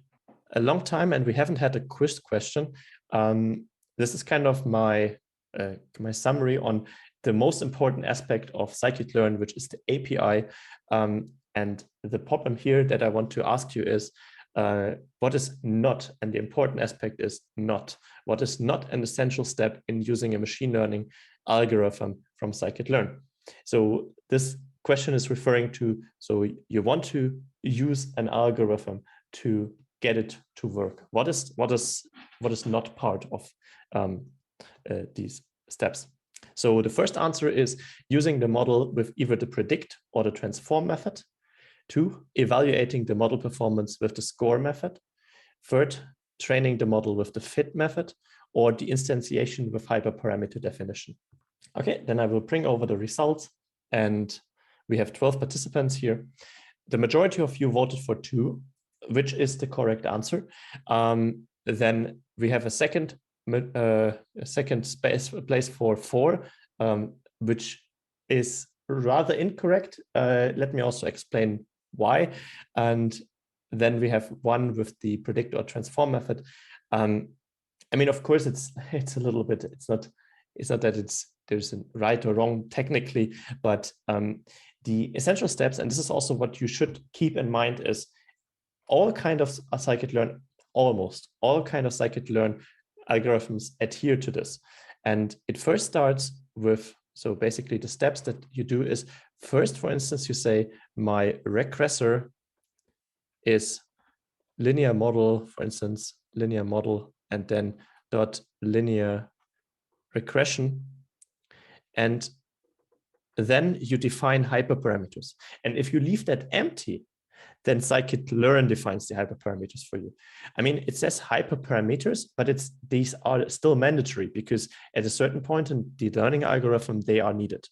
And if you don't define anything and there's nothing required for you to define, then Scikit-Learn chooses default values, but they are always set. So this is step 4. Then the next step, step number 2, always is the training. So this would be regressor.fit. And in case of regression, of course, we have supervised learning. So there we have an X and Y. And for unsupervised learning, we would just have an X. So this is step number 3. And then, you get the point. And then the third step is to use the model, which would be regressor.predict on unforeseen data. For instance, if you have a regression example, or transform if you have a dimensionality reduction. So that's kind of that one. Of course, this step here, the 2-step, is of course also a relevant aspect of the machine learning pipeline because you have to be sure how good your model is.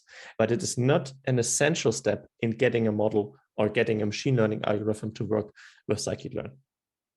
But of course, don't take it too religious. Of course, you should have this as part of your machine learning pipeline. Okay, with that, I want to quickly summarize the design philosophy, at least from my perspective, of Scikit-Learn. So I already mentioned that all algorithms are outfitted with sensible default values for the hyperparameters. And that is extremely handy because I'm pretty sure that if you're not familiar with the techniques in detail, you're probably overwhelmed with the options that you can do to these algorithms. And therefore, it's handy that we have them set to a value which often works fine. It might not work like amazing, but often gives kind of decent results. And sometimes these hyperparameters depend greatly on the size of the data set. So for instance, in linear regression, at a certain point, not for linear regression, but for principal component analysis, at a certain point, it makes sense. This is a super concrete example, but just to give you something super concrete, for the principal component analysis, an essential step is a singular value decomposition. That's a certain concept from linear algebra. And up until a certain size of the matrix that you want to decompose, after that size, it makes sense to use so-called randomized algorithms. And there, Scikit-Learn implements a heuristic which says, well, if I have so many data points and so many features, then I will still use the classical SVD, and afterwards I will use the randomized singular value decomposition. I mean, in the end, for you as a user, if you just want to use it, it's kind of how you would expect it to be, but it's kind of nice that it has this really well-designed interface. And then, as said, hyperparameters of an algorithm are set during instantiation of the object. This kind of seems obvious at first, but think about that. A lot of the times when you have an interface to numerical algorithms and you want to solve the problem, then you also hand over arguments to the solve method. But you don't do that in Scikit-Learn. All the parameters that define how the model learns are set during the instantiation of the object. Okay, let me give you an example. So for instance, we looked at the number of clusters. So this is definitely a hyperparameter.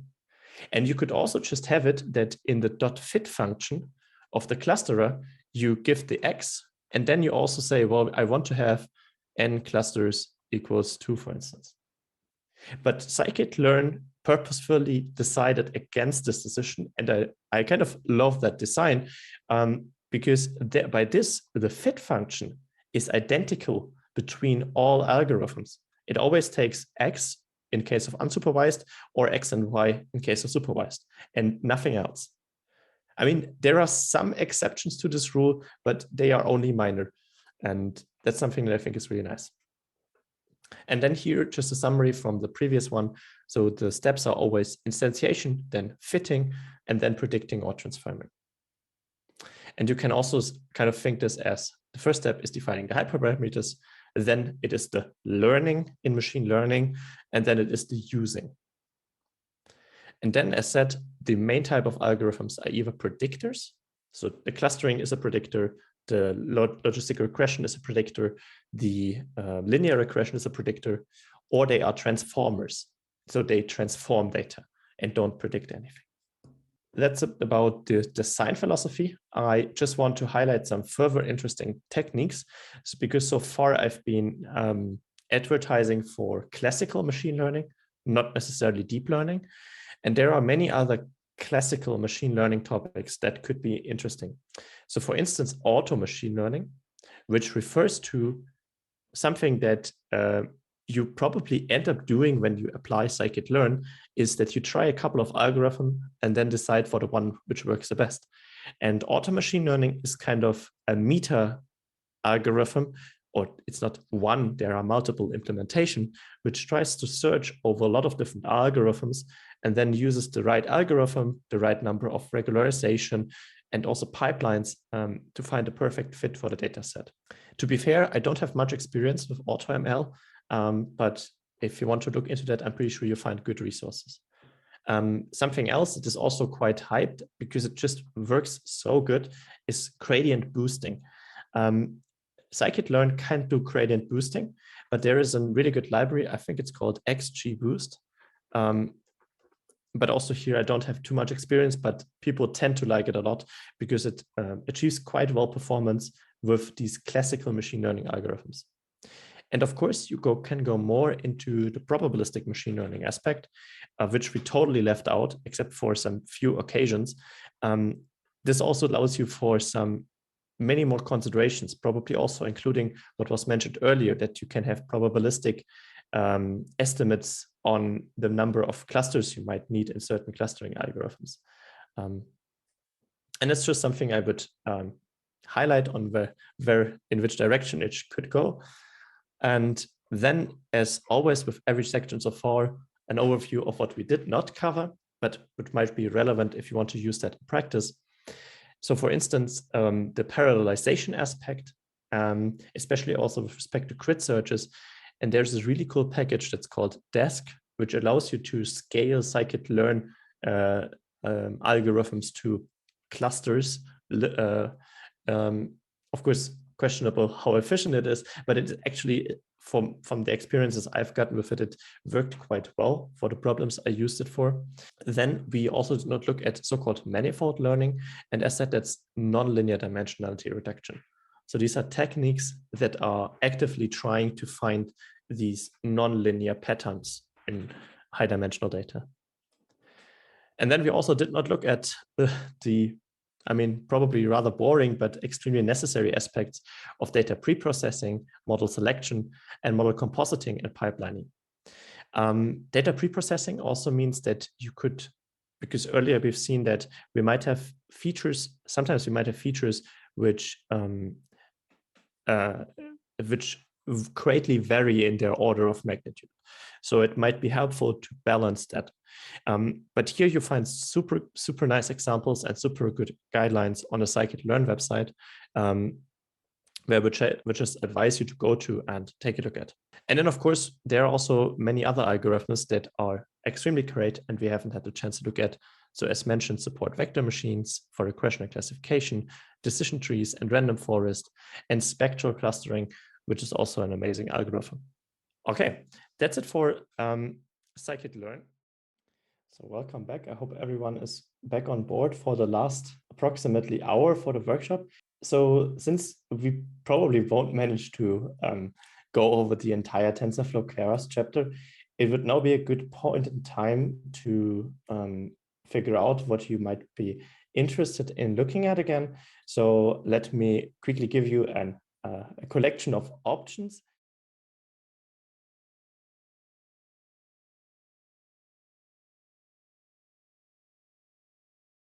Let me first give you a little bit of an overview and then let's see what we can do. I think the super interesting aspect we can definitely look at, I will show you in a second. Okay, first of all, this is kind of the question probably that comes up. So we kind of looked at machine learning and now there is deep learning, but what makes learning deep? And the problem is there is not one definition. Probably if you look at a deep learning book, there might be a definition, but I don't think that there is like this one definition. So I believe that deep learning kind of defines itself by many tunable parameters.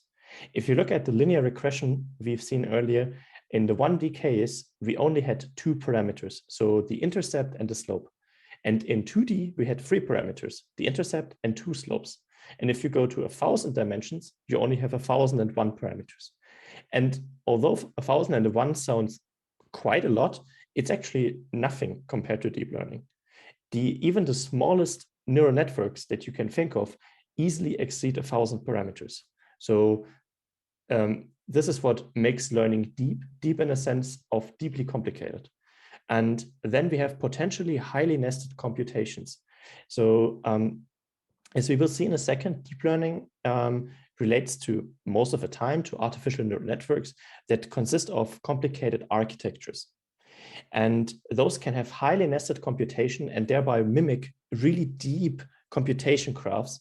And the reason I also like to use the word deep is because earlier I told you that there are these inherent patterns in some data, like the arcs in certain digits or the straight lines in digits. And neural networks, at least some, tend to learn in the first layers of these neural networks to extract these structures automatically somehow and then use them for further on predictions. And this is kind of possible by the architecture and the deeply nested computations that are involved.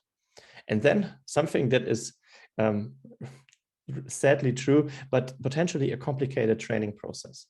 And this is also, I hope, one of the big takeaways I can give on with you.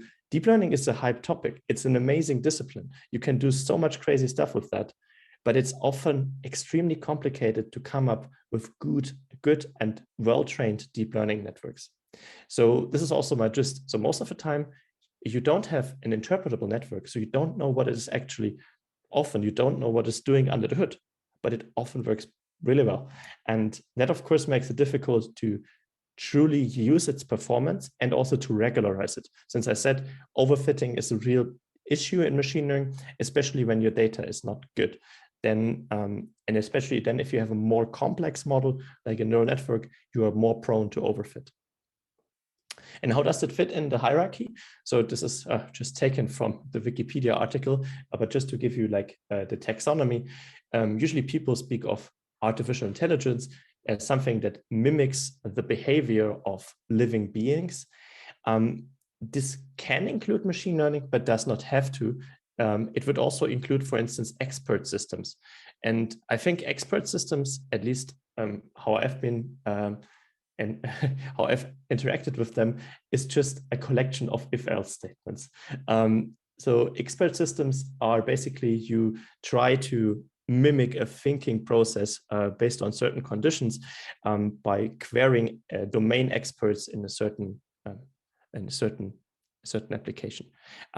Certainly other techniques also fall under the category of artificial intelligence, but I think from a mathematically challenging perspective, machine learning is way more interesting.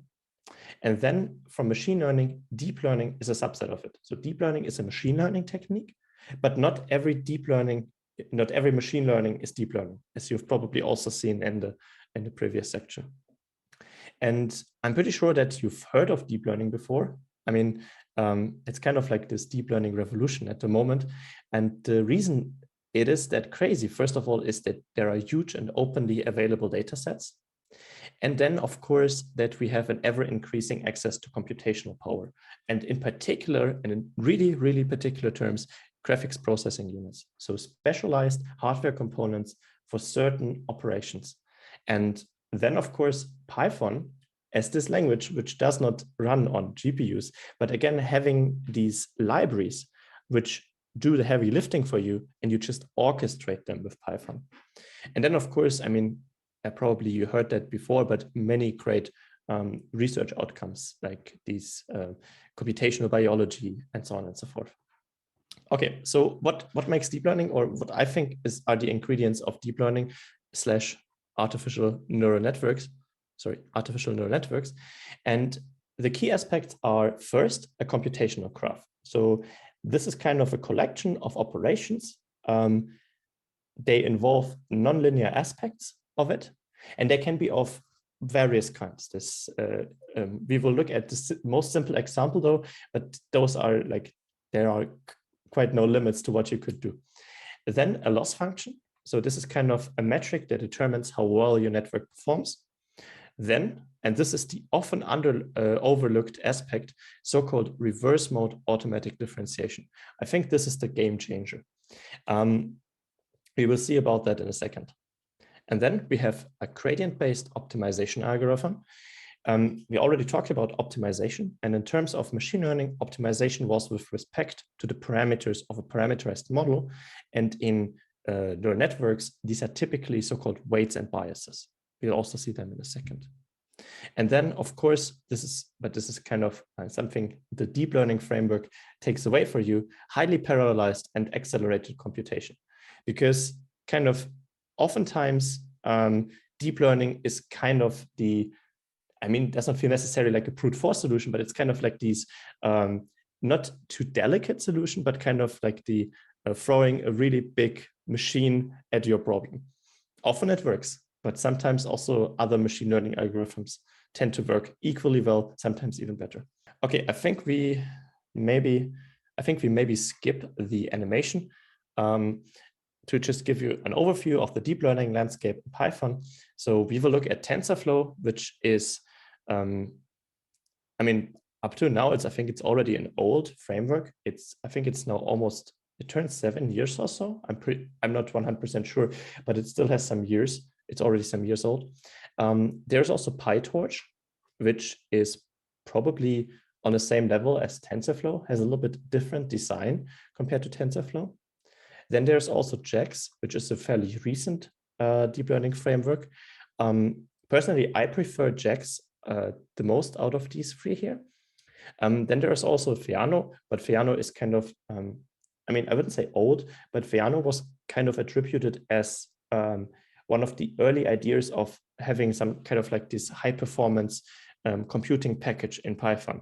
Of course, there was NumPy, no doubt, but Theano was kind of the idea of also using Python code or the Python language as a way to prescribe computational graphs and then put them on computational accelerators like GPUs or CPUs.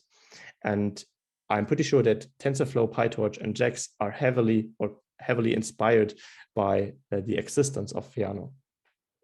And of course, I want to highlight, I just advertised it once again, you also find great deep learning aspects in Julia, but certainly I think I mentioned that earlier as well, that MATLAB has also introduced many functionalities over the last years.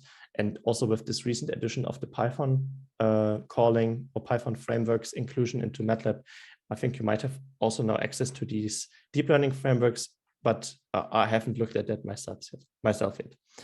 And sometimes this is something that probably many people in mathematics, at least those people that I know, they tend to always say like, deep learning frameworks, okay, so why should we need them? Because in the end, if you look at the neural network mathematically, you could do all the things that the deep learning framework does also by just implementing it yourself. And in the end, also implementing it, for instance, in NumPy. But often it is that you kind of avoid many troubles, especially if you work with fancier architecture. Therefore, my advice is that if you do anything fancier than a multi-layer perceptron, which is the simplest architecture for a neural network, then use one of these free frameworks, one of these free, not free, but free frameworks. And hopefully this kind of gives you a better time. I'm a little uncertain how we should proceed, since I'm pretty sure we won't be getting too far.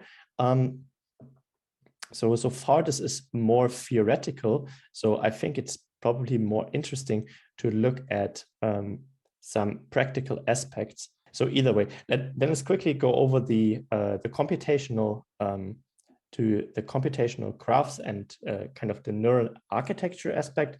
And then we can look into something that is a super interesting aspect, which is an often overlooked ingredient of deep learning. So these computational graphs are basically a collection of the operations that are done within a neural network.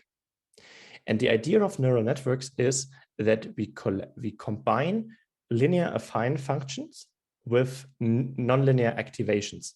At least that's the idea that is in classical multi-layer perceptrons.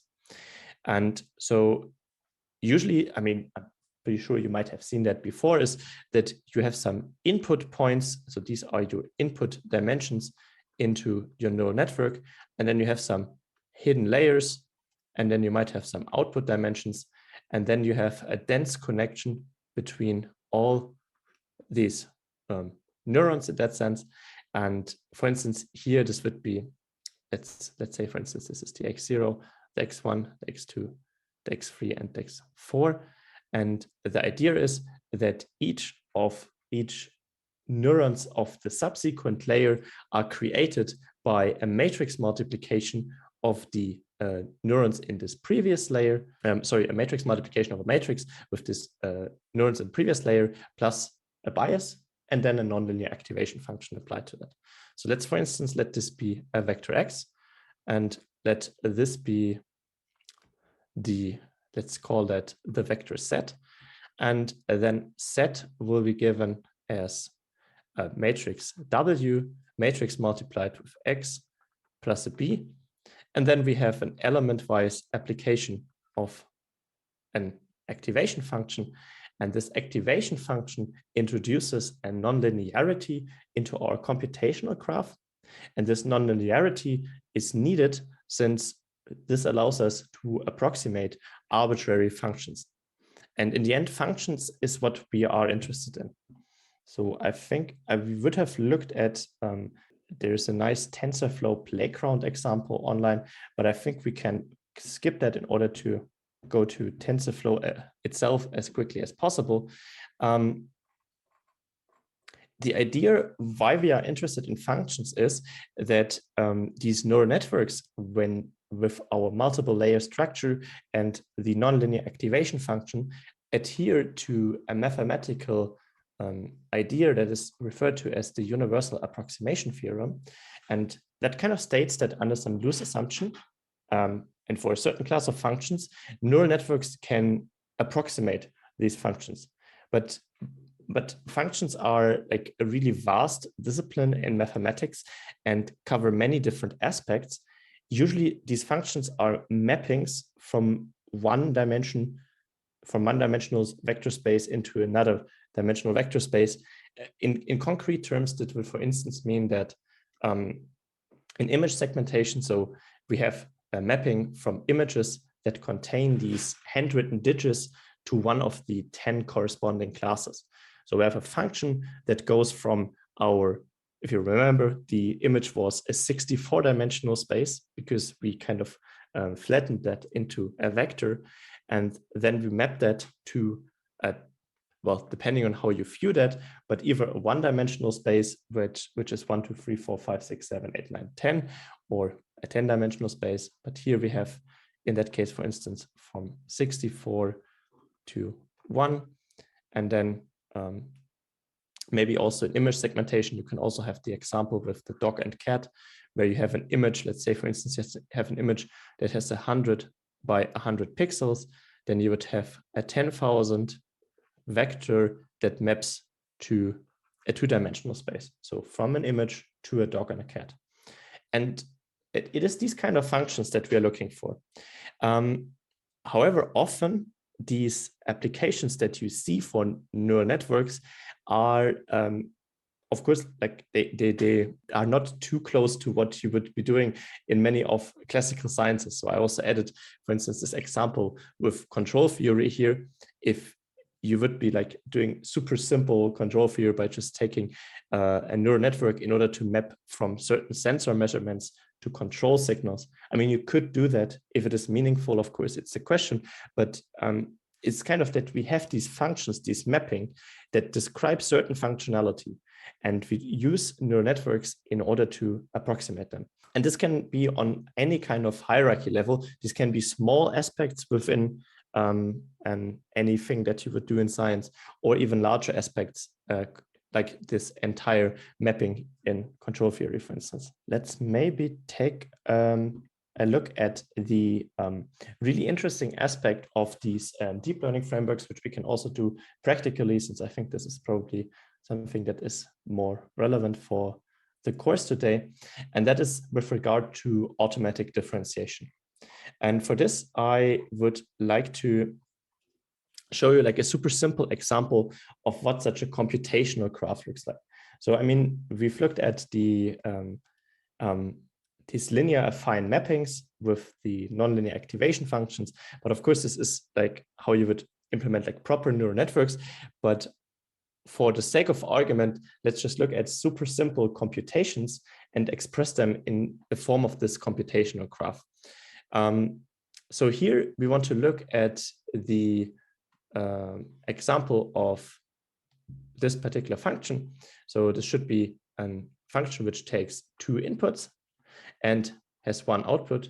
So it is a mapping. So f basically is a mapping from a two-dimensional space to a one-dimensional space. So again, a function in that sense.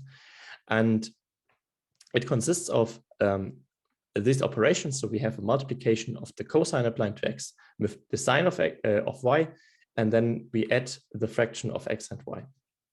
And if you were to code that in any kind of programming language, this expression has to be evaluated in some way.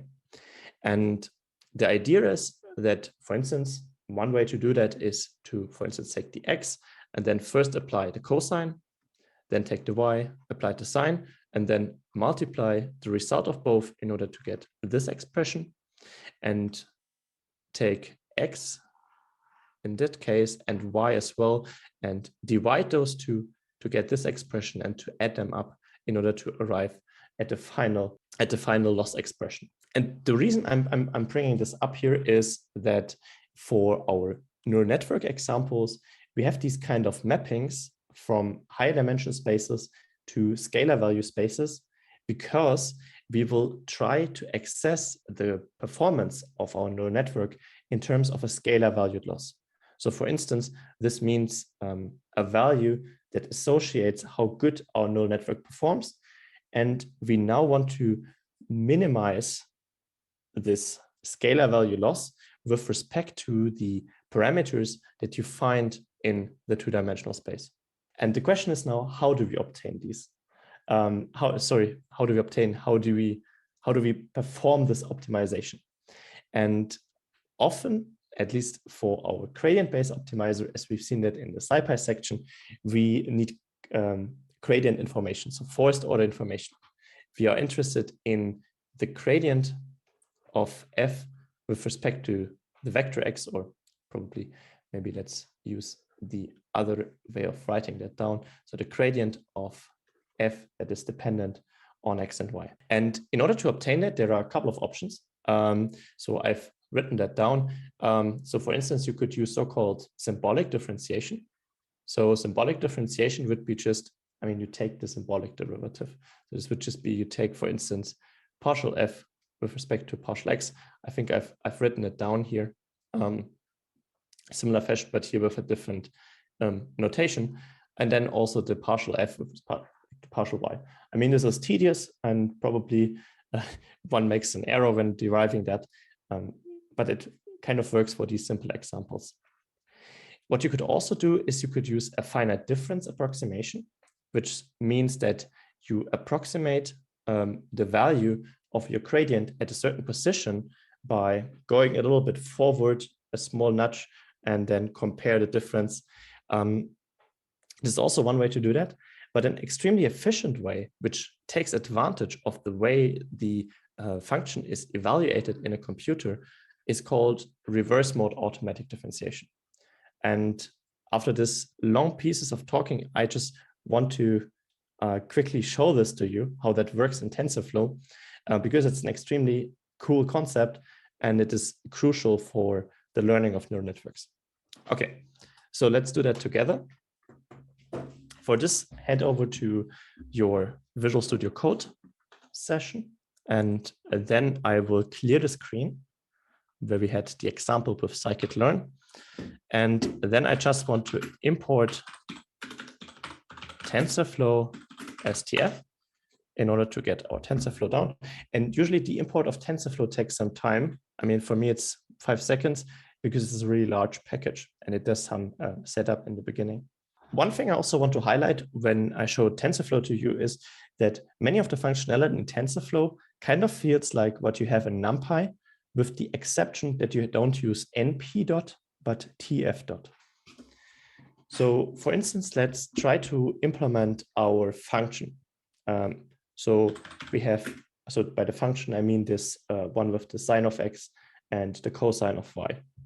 So let's define, or how should we name it? Maybe an example scalar function, which takes x. And in this particular case, x is referred to as a vector. So we can index that, or we want to treat it as a vector. And it should return the following. So we have tf.cosine. So in order to get our cosine function of x of 0, in order to access our array at position 0, multiplied with tf.sine of x of 1, plus x of 0 divided by x of 1. And that's our example function defined. And then we can look at a query point. I mean, a query point is just like a two-dimensional point where we want to evaluate our function. We have to define it. And if you're now coming from the NumPy world, you would probably say, well, how about tf.array? And then let's take some arbitrary values, let's say 2.0, 3.0. And I mean, this should not work. Let's try it. No, it doesn't work, of course. It does not have an attribute array. And that is because TensorFlow decided to call its high dimensional arrays tensors.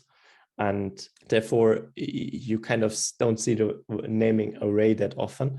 Then it also makes sense why it's called TensorFlow, because when we then have these neural networks, which have these complicated computational graphs, the tensors are flowing through the neural networks, therefore TensorFlow.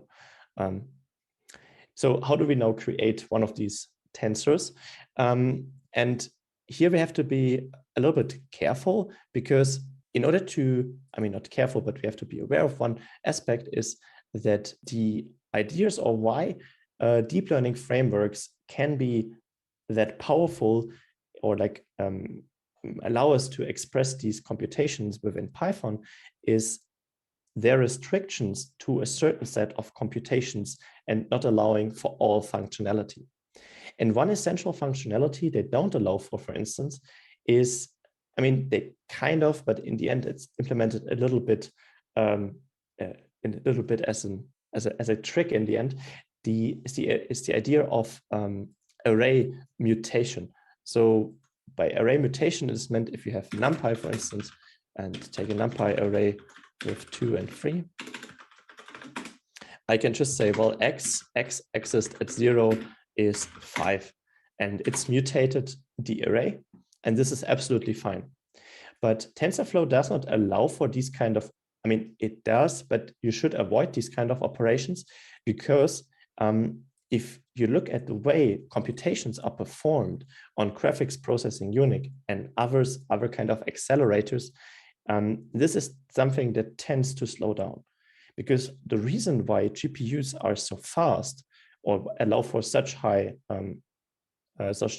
powerful computation is because they try to do the computations to multiple elements at the same time. So it's kind of like these vector registers and thread level parallelism that we've seen that NumPy exploited, but on a way larger scale. And accessing an array at just one point, and augmenting one value would stagnate the computation on all the rest of the elements. So therefore, it's usually not found there. But okay, I'm getting ahead of myself. So let's create one of these tensors, and one of the way to create this is by saying we have a TensorFlow constant. So we do maybe a query point again, and say this is a tf.constant. And this tf constant then takes a list. And so how by this we can instantiate it similarly to NumPy by handing over 2.0 and 3.0. And here I'm getting some, let's say, some warnings or some info message. This usually only happens the first time you execute some TensorFlow code. In particular, for me, I'm getting some warnings because it says it hasn't found a GPU. I mean, it's just a small laptop, but of course, it's just how TensorFlow lets you know how it is just doing the computations in the backend. And if we look at the query point, we kind of see it's a TensorFlow tensor. And here we see way more information than with a NumPy array. So we see that it has a shape of 2. It has a d-type of float32. And if it were to be casted into a NumPy array, then it would have the format of the following. So because we can always access a TensorFlow array and turn it into the NumPy version. So into the NumPy version. So kind of to switch between the worlds of TensorFlow and NumPy in case we need that. Okay, long story short, we have this query point and now can evaluate our function. So I think we called it the example scalar function. And if we apply the example scalar function to the query point, we get a scalar value. So it is a mapping from a 2-dimensional point to a 1-dimensional point. And now we might be interested in computing the gradient. And as said, we can find the analytical gradient. So as with the, it's in the, as shown in the slides. So basically, this is the analytical gradient. So let's just try to implement that and say def gradient of example scalar function. And the gradient also takes a position x, and then it returns a tf.constant.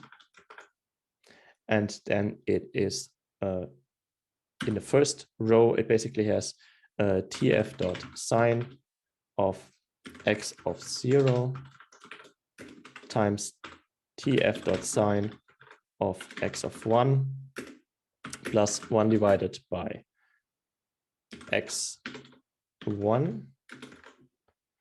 And that's kind of the first row. And then we have an element in the second row, which is tf.constant on x0 multiplied with tf.constant, cosine on x of 1 minus x of 1 divided by x of 2 to the second power to the power of 2. Here we go. Yes. Exactly. And now we can query that function, for instance, at our query point, and then we get the gradient. Oh, sorry. Oh, yes, I think, yes, I used 2 as an index. So that should not be the case. And you also see that the error messages with TensorFlow are usually tend to be larger, in particular because there is so much more going on in the backend. But let's try that again. In case that would work, this would be a function that, given our point, would produce us a gradient. And this gradient could then be used in an optimization. But as said here, in order to obtain this gradient, we would have to derive the expression by hand. And that is the tedious part. And now the essential aspect of our TensorFlow implementation, or the deep learning framework that TensorFlow is to perform reverse mode automatic differentiation. And that's what I want to show to you.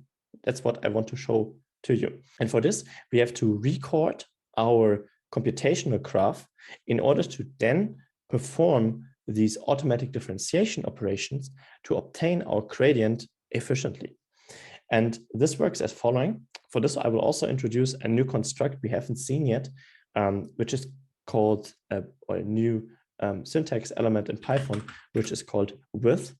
And with allows us to create a local scope in which we, I mean, for instance, a point where one wants to use this with scope, it's maybe except for the example where we're going to do it now, is if you wanted to open a file, because with the with construct, you can kind of enclose the operations when you want to write out something to a file within this certain scope, and ensure that after the scope closed, that your file has been fully flushed and has been written to.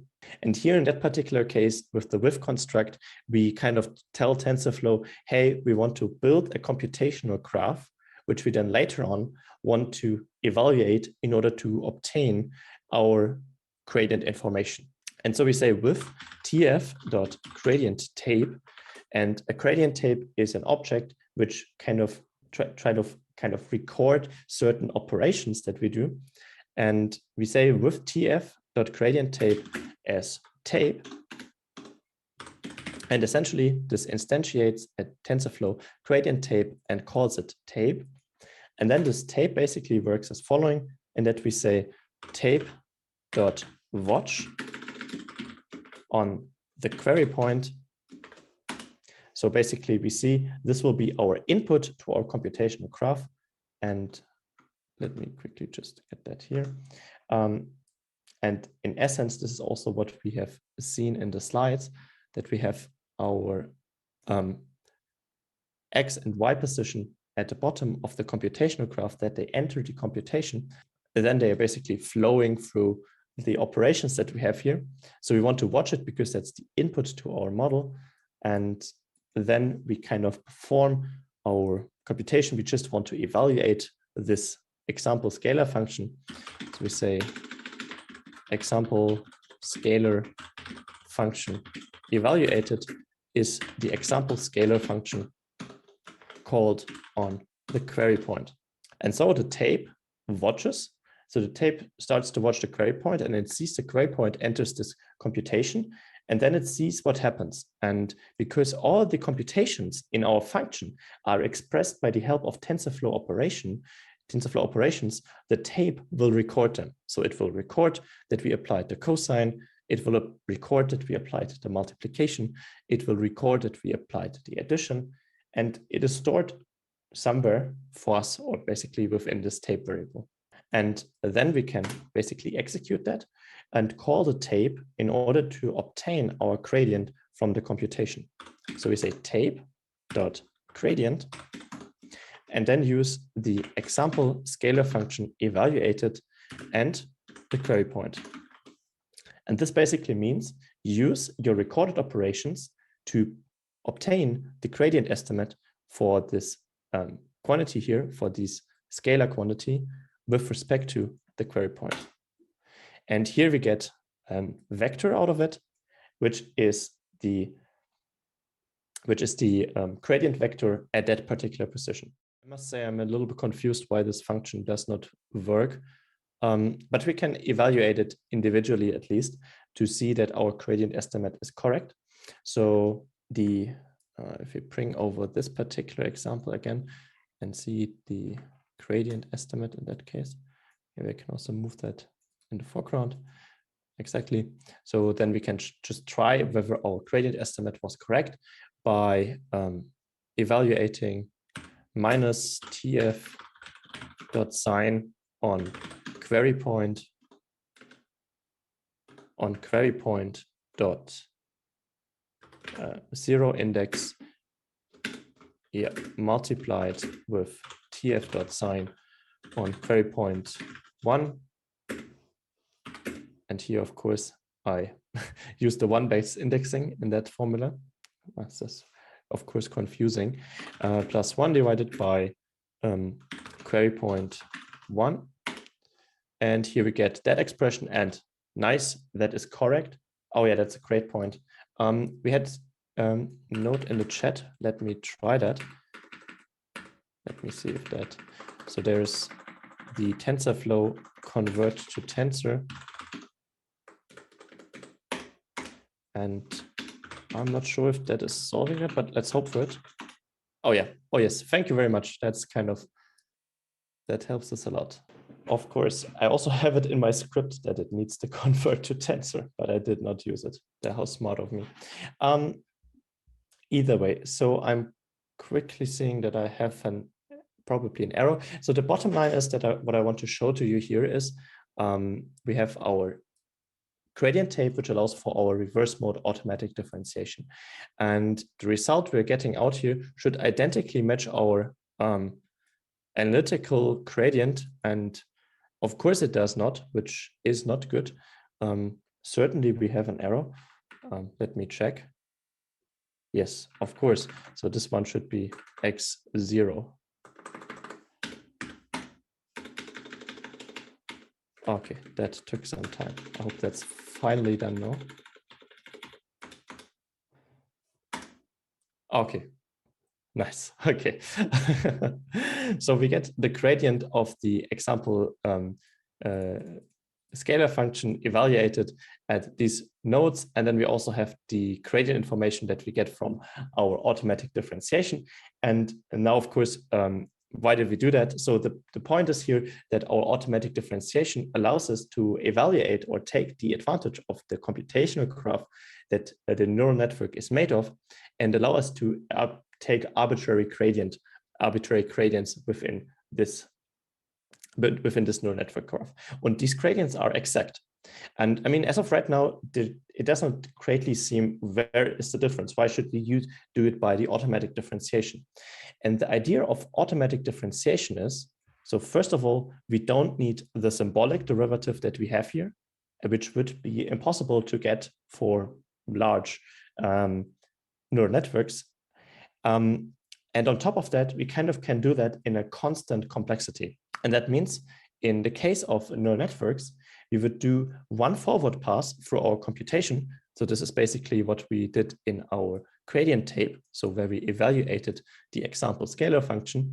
And then we do one backward pass, which is what the tape does when we apply when we call the gradient function. So basically we run through our neural network twice and then obtain gradients.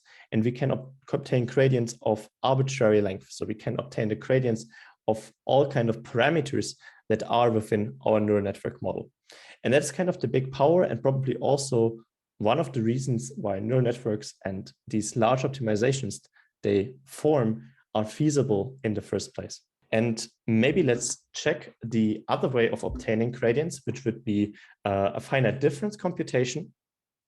So in order to get the finite difference computation, we would take our original example scalar function that we had here, and we evaluate it on the query point.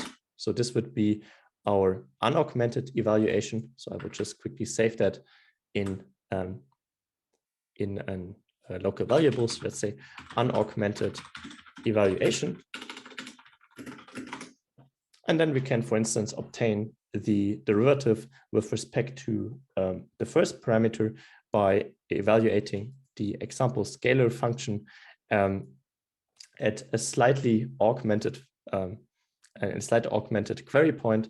So I want to call that augmented query point, and this is going to be the query point plus a TF constant with a small value. So let's say, for instance, 1 to 1.0 to times 10 to the minus 6 in the first X entry, and then 0 in the second entry.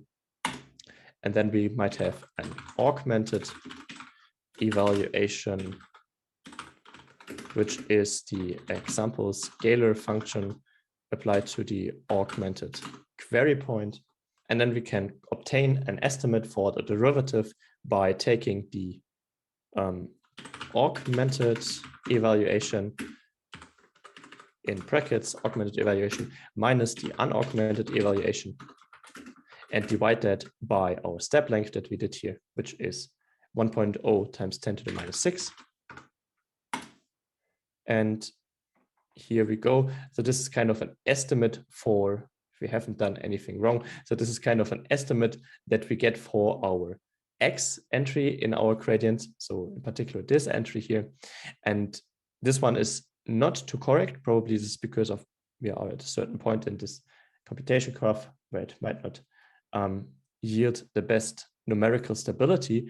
Although the big point I kind of want to highlight here is that the ways of obtaining gradients, so either by the symbolic derivative or also by the finite differences, are kind of an unattractive way for TensorFlow or for neural network optimization, since we have either the option that we can't obtain this symbolic derivative, since it is really hard to get for a large computational graph, or in the case of finite differences, we run into complexity issues, because when we want to evaluate one element of the gradient, it takes us one classical evaluation. Okay, I mean, this can be reused, but then we have to augment it in each entry. So this would just yield the x component of the gradient, and then we would have to do another one in order to get the y component of the gradient.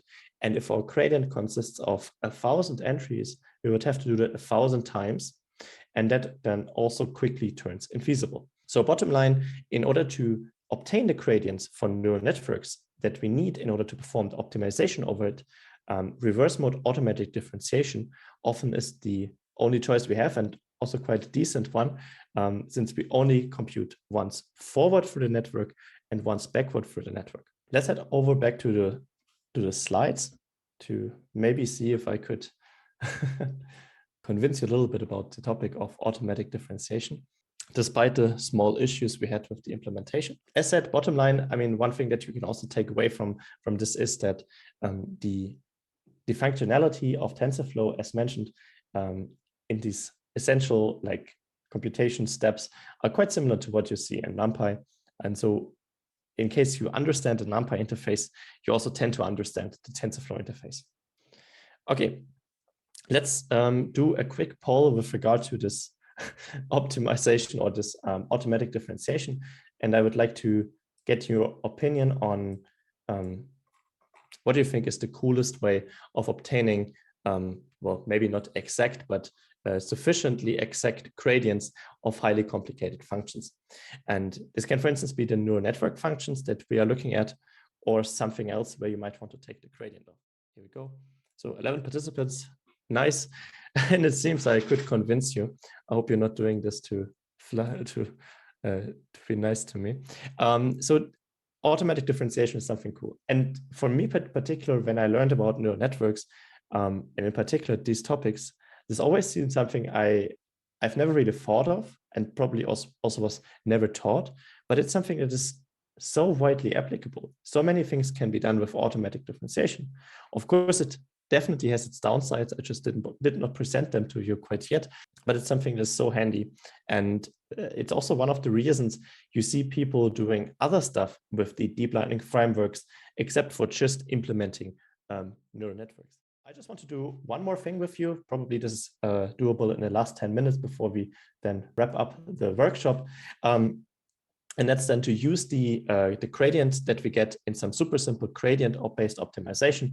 I mean, I'm super sorry that we could not go into actual neural networks, but at least the concept might help you to catch up on that, or you want to watch the full video after that. So already you see the solution down there. Don't look at the solution yet.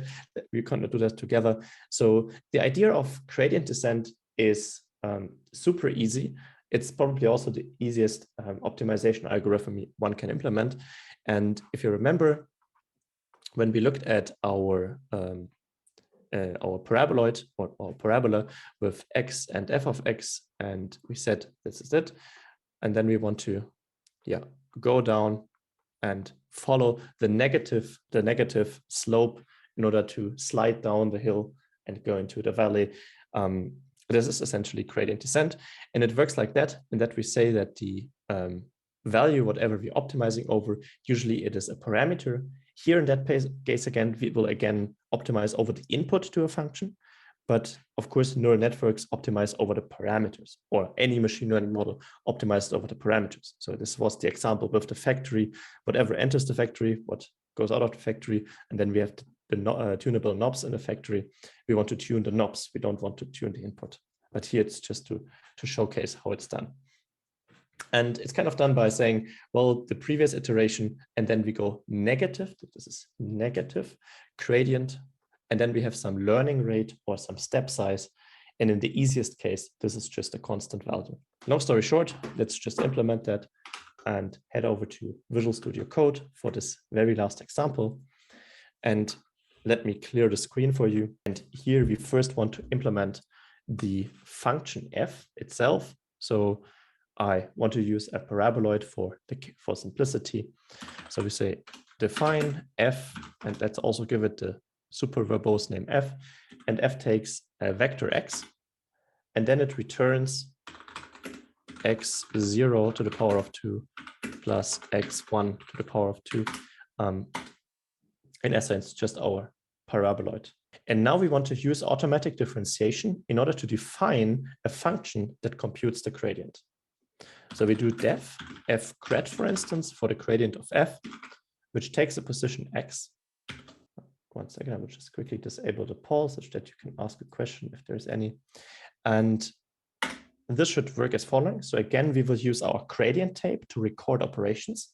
So we say with tf.gradient tape as tape, we record the operation. So first we want to watch on x, and then we will evaluate f by calling f on x. So this is a function that depends on x, and this x shall be used within a computational graph. So we will watch x, and x is then entering f, and then f is a computational graph. So here it is super simple. It's just square the 0th entry, square the first entry, and then add these 2 entries up. And then we want to use it and obtain the gradient by saying gradient is tape, or maybe let's just call it grad, is tape dot gradient of f eval with respect to x. And then we return the gradient. And then maybe let's try to find an initial point. And here let's do tf convert to tensor this time. And let's say, for instance, at 1.5, 1.5. And then if we evaluate f at this initial point, we get our scalar value, so 1.5 squared plus 1.5 squared. And if we evaluate our gradient function at the initial point, we get the gradient at that particular point, which is 3, 3. So that's a vector. I mean, it's an 1-axis array. And then let's just implement an optimization loop by saying for I in range of 10. So a loop. And here, this is something where looping actually makes sense, because first of all, it's kind of like a subsequent operation. So one optimization step comes after the next. And the overhead of Python when it comes to this looping is negligible compared to the computational effort the steps in the looping take. And here we just say that, maybe let's first say x is the, should we say x? Maybe let's call it the point is the initial point, because then we can override it and then say for I in range of 10 and say that the point is updated to be the point minus 0.1 times f grad of the point. And again, this is our gradient descent. This is the heart of the step. We take the gradient, we multiply it with this learning rate, we negate it in order to get the opposite direction, because the gradient always points into the steepest direction, so the steepest ascent, but we want to go down because we want to minimize. So we take the negative of it, and then we subtract it from it. And then let's just print the point. And then what do we expect to see over the optimization? We kind of expect to see that this 1.5, 1.5 that we have here slowly moves towards 0, 0, which is the optimum of our 2D paraboloid. And then we can hit enter, and here we go. Here's a couple of, this is the easiest thing you can do. We kind of monitor our iteration, and we see, yeah, it's moving down. So you see that the order of magnitude for the value of the point is decreasing. And now, of course, as said, we did the optimization of the input to a model, so the input to the factory and not to the knobs in the factory. So the knobs would, for instance, be if we had a prefactor by saying x0 squared plus a times x1 squared, and then a is a parameter. And then we could, of course, take the derivative with respect to A with our automatic differentiation. And that's the flexibility. We can take the derivative with respect to anything, literally. And it works because we build the computational graph and then can roll it back. And then we use the gradient information to update the value. So here we updated the input because we wanted to optimize over the input, but in neural networks, you optimize over the parameters. And so we slowly step down and get to optimal parameters in theory. Of course, with neural networks, it's not that easy, but at least that's the concept. That's what one wishes for when we do the optimization. Unfortunately, as said, we could not go into actual neural networks, but at least, I mean, the good thing is that if you want to look that up, the interface to Keras, the really high-level interface to using neural networks with TensorFlow is, I think it's really easy to catch up on that. I mean, it has some difficult aspects, but for the simplest scenarios, one can easily set up a neural network. And then the idea is that actually what we have done here together, you never have to worry about because, I mean, you should a little bit be worrying about, but in the end, that's what Keras is doing for you under the hood.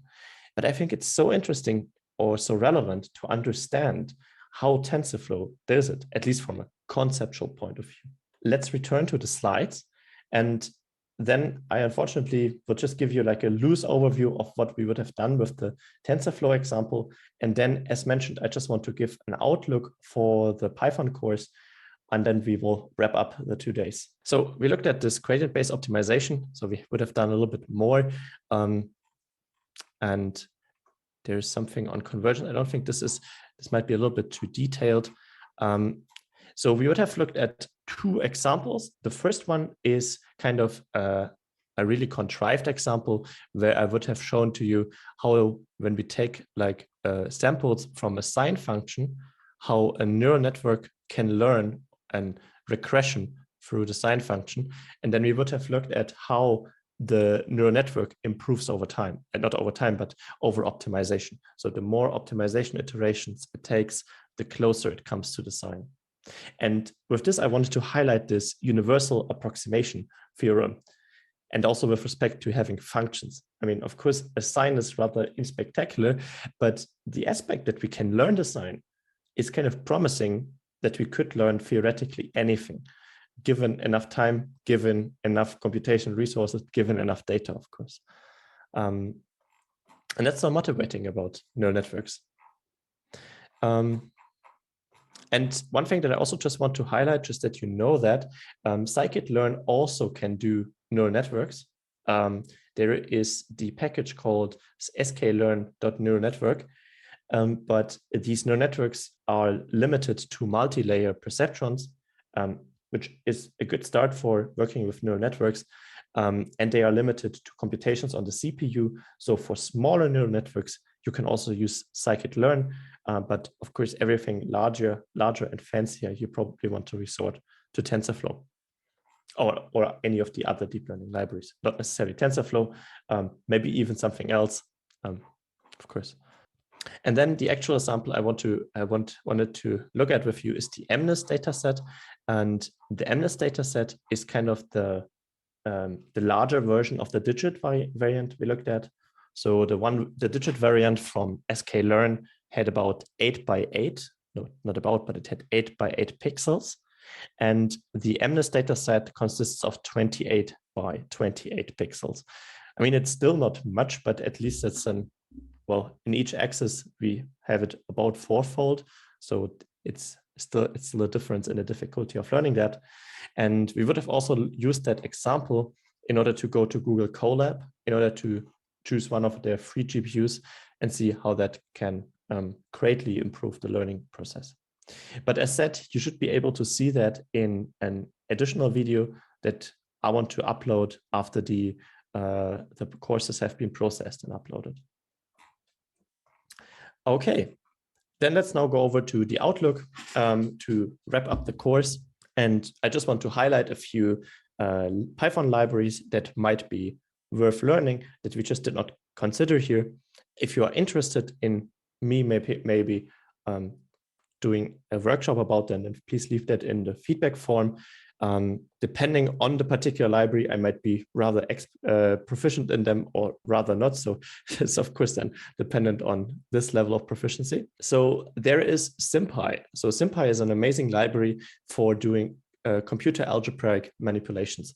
So I think in MATLAB, it's called the Symbolics Processing Toolbox. So in MATLAB, I think it's called the Symbolics Processing Toolbox, or I think probably just the Symbolics Toolbox. So Sim Toolbox. And I would say that SymPy is a full-fledged replacement for this. And it probably even has more functionality than the Symbolic Toolbox. I could be wrong though, but at least it's really vast. And I like it a lot. And you can use so many things for so many things. Then we have the Streamlit, but I think we did that together. I hope I could convince you with Streamlit. Then there is JAX. I believe that JAX is the future of deep learning in Python. I mean, it's a kind of a controversial opinion, certainly. I would not necessarily recommend learning JAX for a Python beginner, since it is a rather low-level library, but it's extremely, extremely powerful. So I can just highly recommend it. And then there's OpenCV, which is not necessarily a Python library, but there's like Python bindings. So you can use OpenCV from Python, and OpenCV is then used for image analysis, classical image analysis. So this includes, for instance, some filters, read-in routines for certain image formats, edge detection algorithms, all this kind of stuff. Then I mentioned that also with the Scikit-Learn chapter. Yeah, I also mentioned that in the Scikit-Learn chapter, there's Dask, which allows you to kind of bring Python to high performance computing for job-based parallelism. And this is especially cool if you have those large grid searches that you might encounter when using, when you want to tune hyperparameters. And the idea of these grid searches is that the computation of them is embarrassingly parallel. That means that the computation for one combination of hyperparameters is totally independent of the computation with another hyperparameter. So you can easily parallelize that, and that can be done with Dask and schedule and then kind of orchestrated to multiple machines and schedulers like Slurm, if you've heard that before. Then there is ChaosPy. ChaosPy is a cool library to perform uncertainty quantification. I learned it as part of a course and I liked it a lot. It's super high level and allows you to do many of these rather, I think, abstract algorithms for uncertainty quantification. So if you're into that, it's something to recommend as well. And then there is Flask. Flask is a typical example for writing simple web APIs and web servers. So it's a little bit out of the scope for this kind of course, but at least you might find that helpful, or at least being aware of that. Okay, that brings me towards the end of the course. So what to do next? First of all, I would ask you to fill out the feedback form. It's best probably to open it now, and feel free to fill it in right after the course. And then something that I find particularly cool, if you like this kind of way of teaching, which is rather top-down, which is hands-on and so on and so forth, you might be interested in learning something about numerical linear algebra in Python, for instance, in the top-down approach. I like this course a lot. I mean, I haven't taken that course in particular, but I've looked into their material, and I think it's an amazing collection of concepts, which also gives you more hands-on with NumPy and SciPy. And then, of course, I couldn't say it more often, the amazing user guide of Scikit-Learn. And they have so many tutorials, examples. It's crazy.